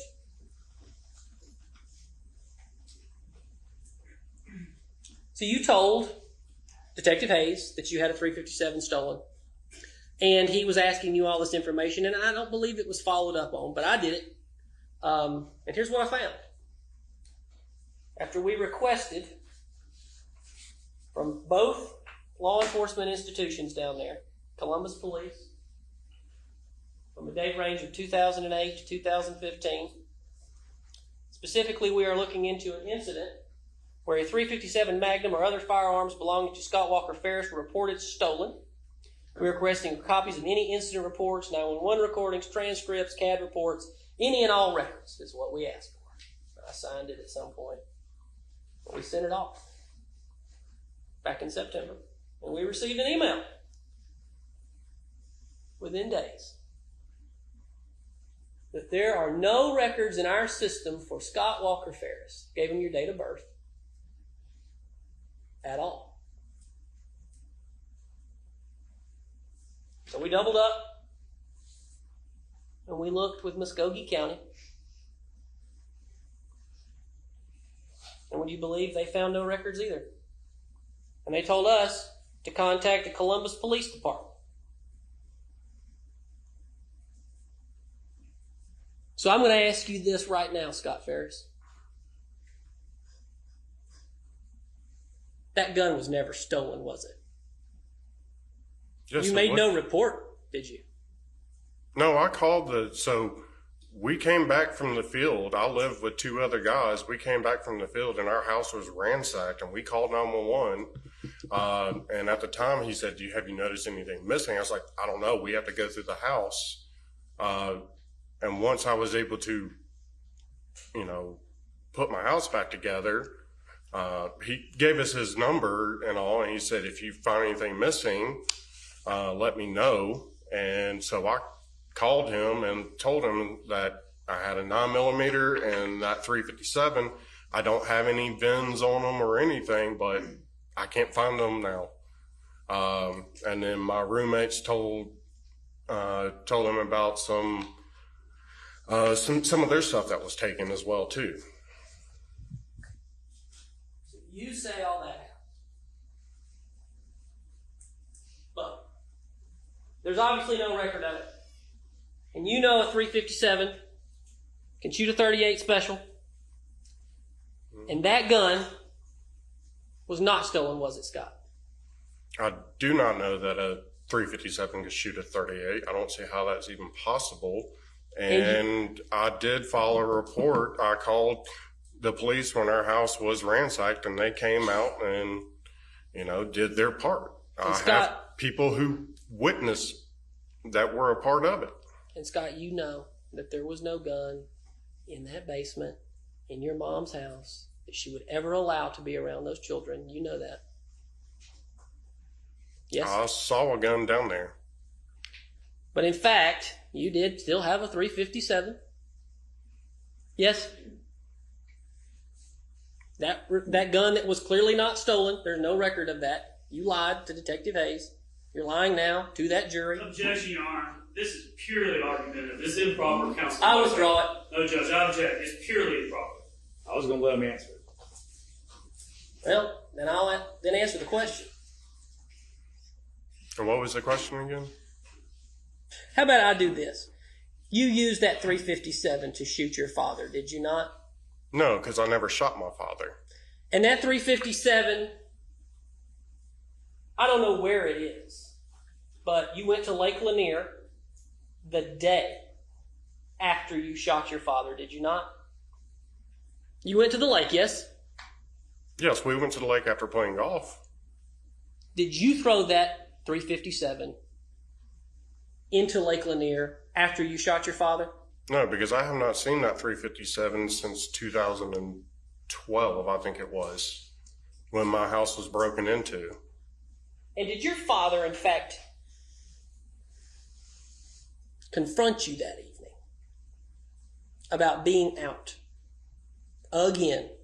Because through the text messages, we clearly have seen that you're constantly hiding from your father to go play golf, to go hang with your friends and not do your job. And he was always controlling your money, yes?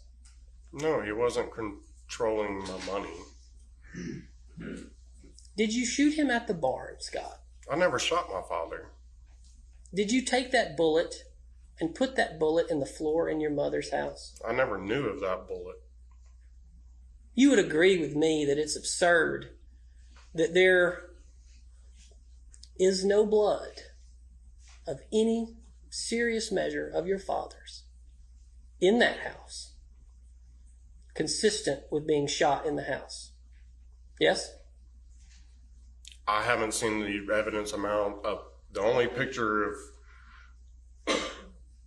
blood that I've seen is what you've come across the screen. I haven't been told about how much blood was found in the house. All I know is the one drop of blood that I noticed, but I don't know. You knew how to work a fire. Yes? You worked fires with your dad. You put one out. Remember? You went in there and you stuck your hand through the wall and you were trying to put the fire out in the wall years before. You remember that, yes? Yes. Were the hairs on your hands singed? Can you hold your hands up?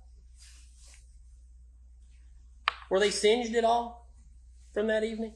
I don't remember.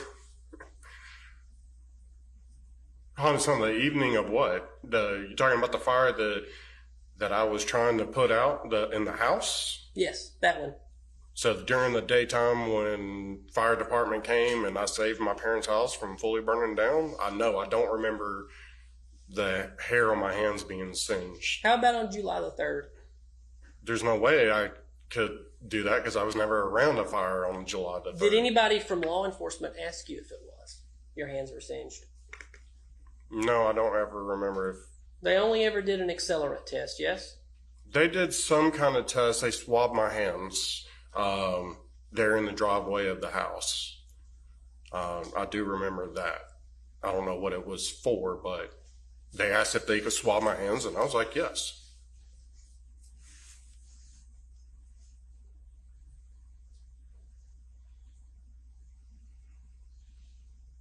You are how tall?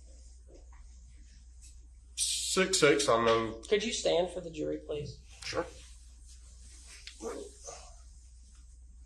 And how much do you weigh? Currently I'm about 280. You can have a seat.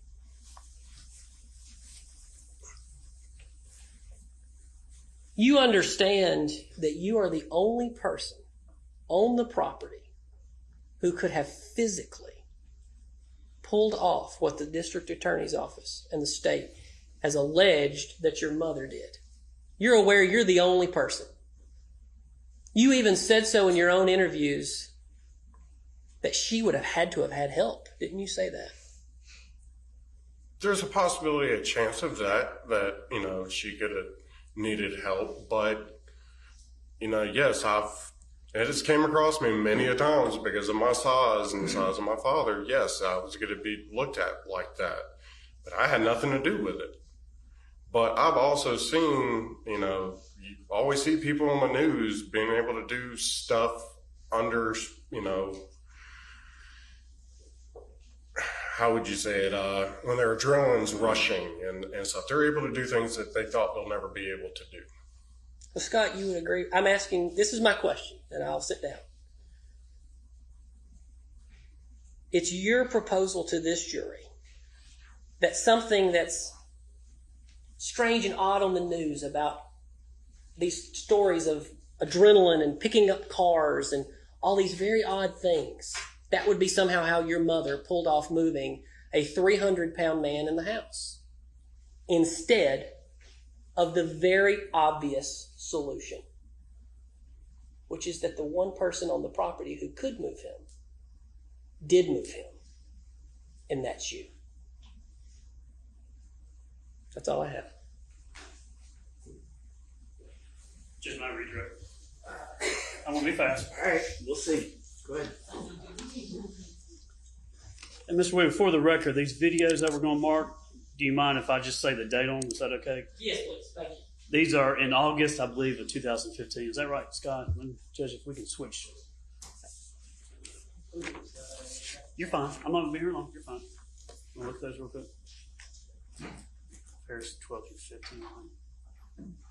So Okay, yeah. what you do. Yeah, no objection. Judge, at this time I'm continuing into evidence S. Farris 12 through S. Farris 15. Any objection? I don't think so. Any objections? No. All right. You're in there.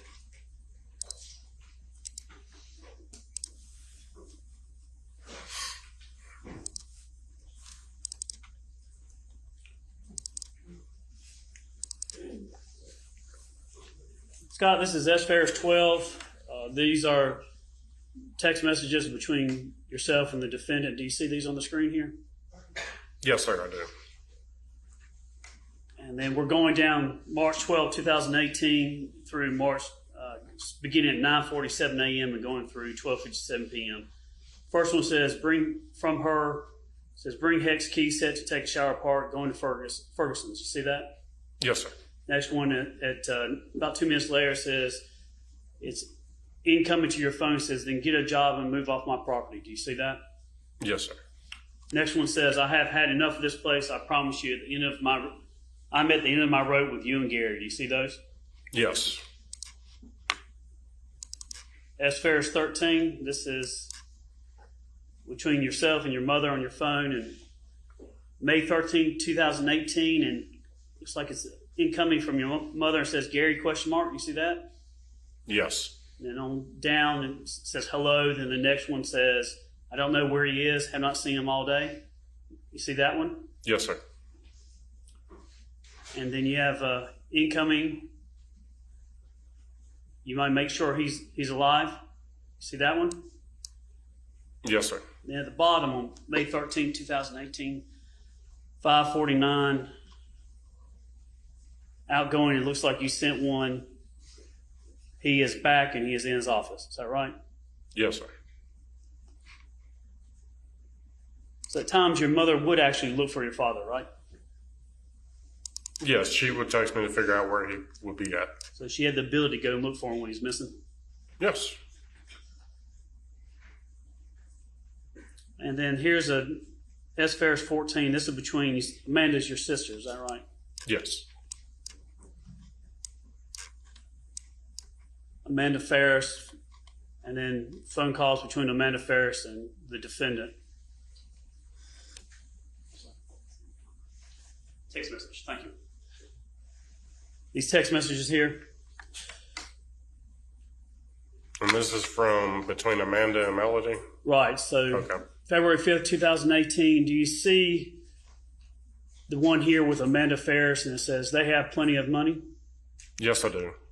Next one says, but Gary was going to do that wedding to spite me. So here's comma.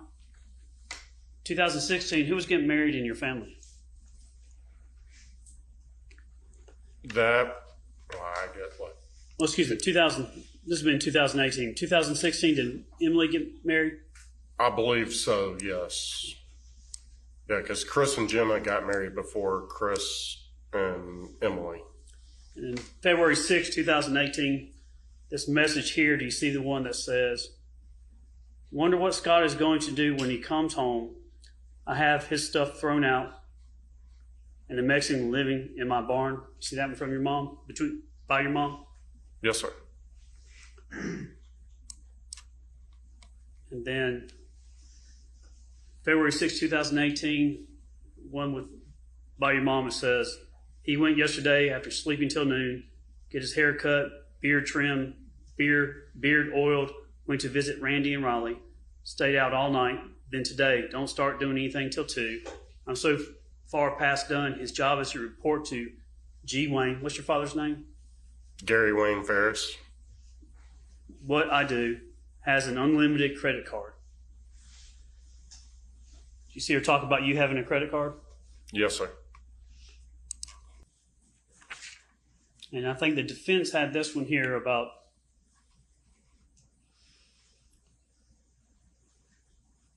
my patience with you is gone. I promise you things are going to change here.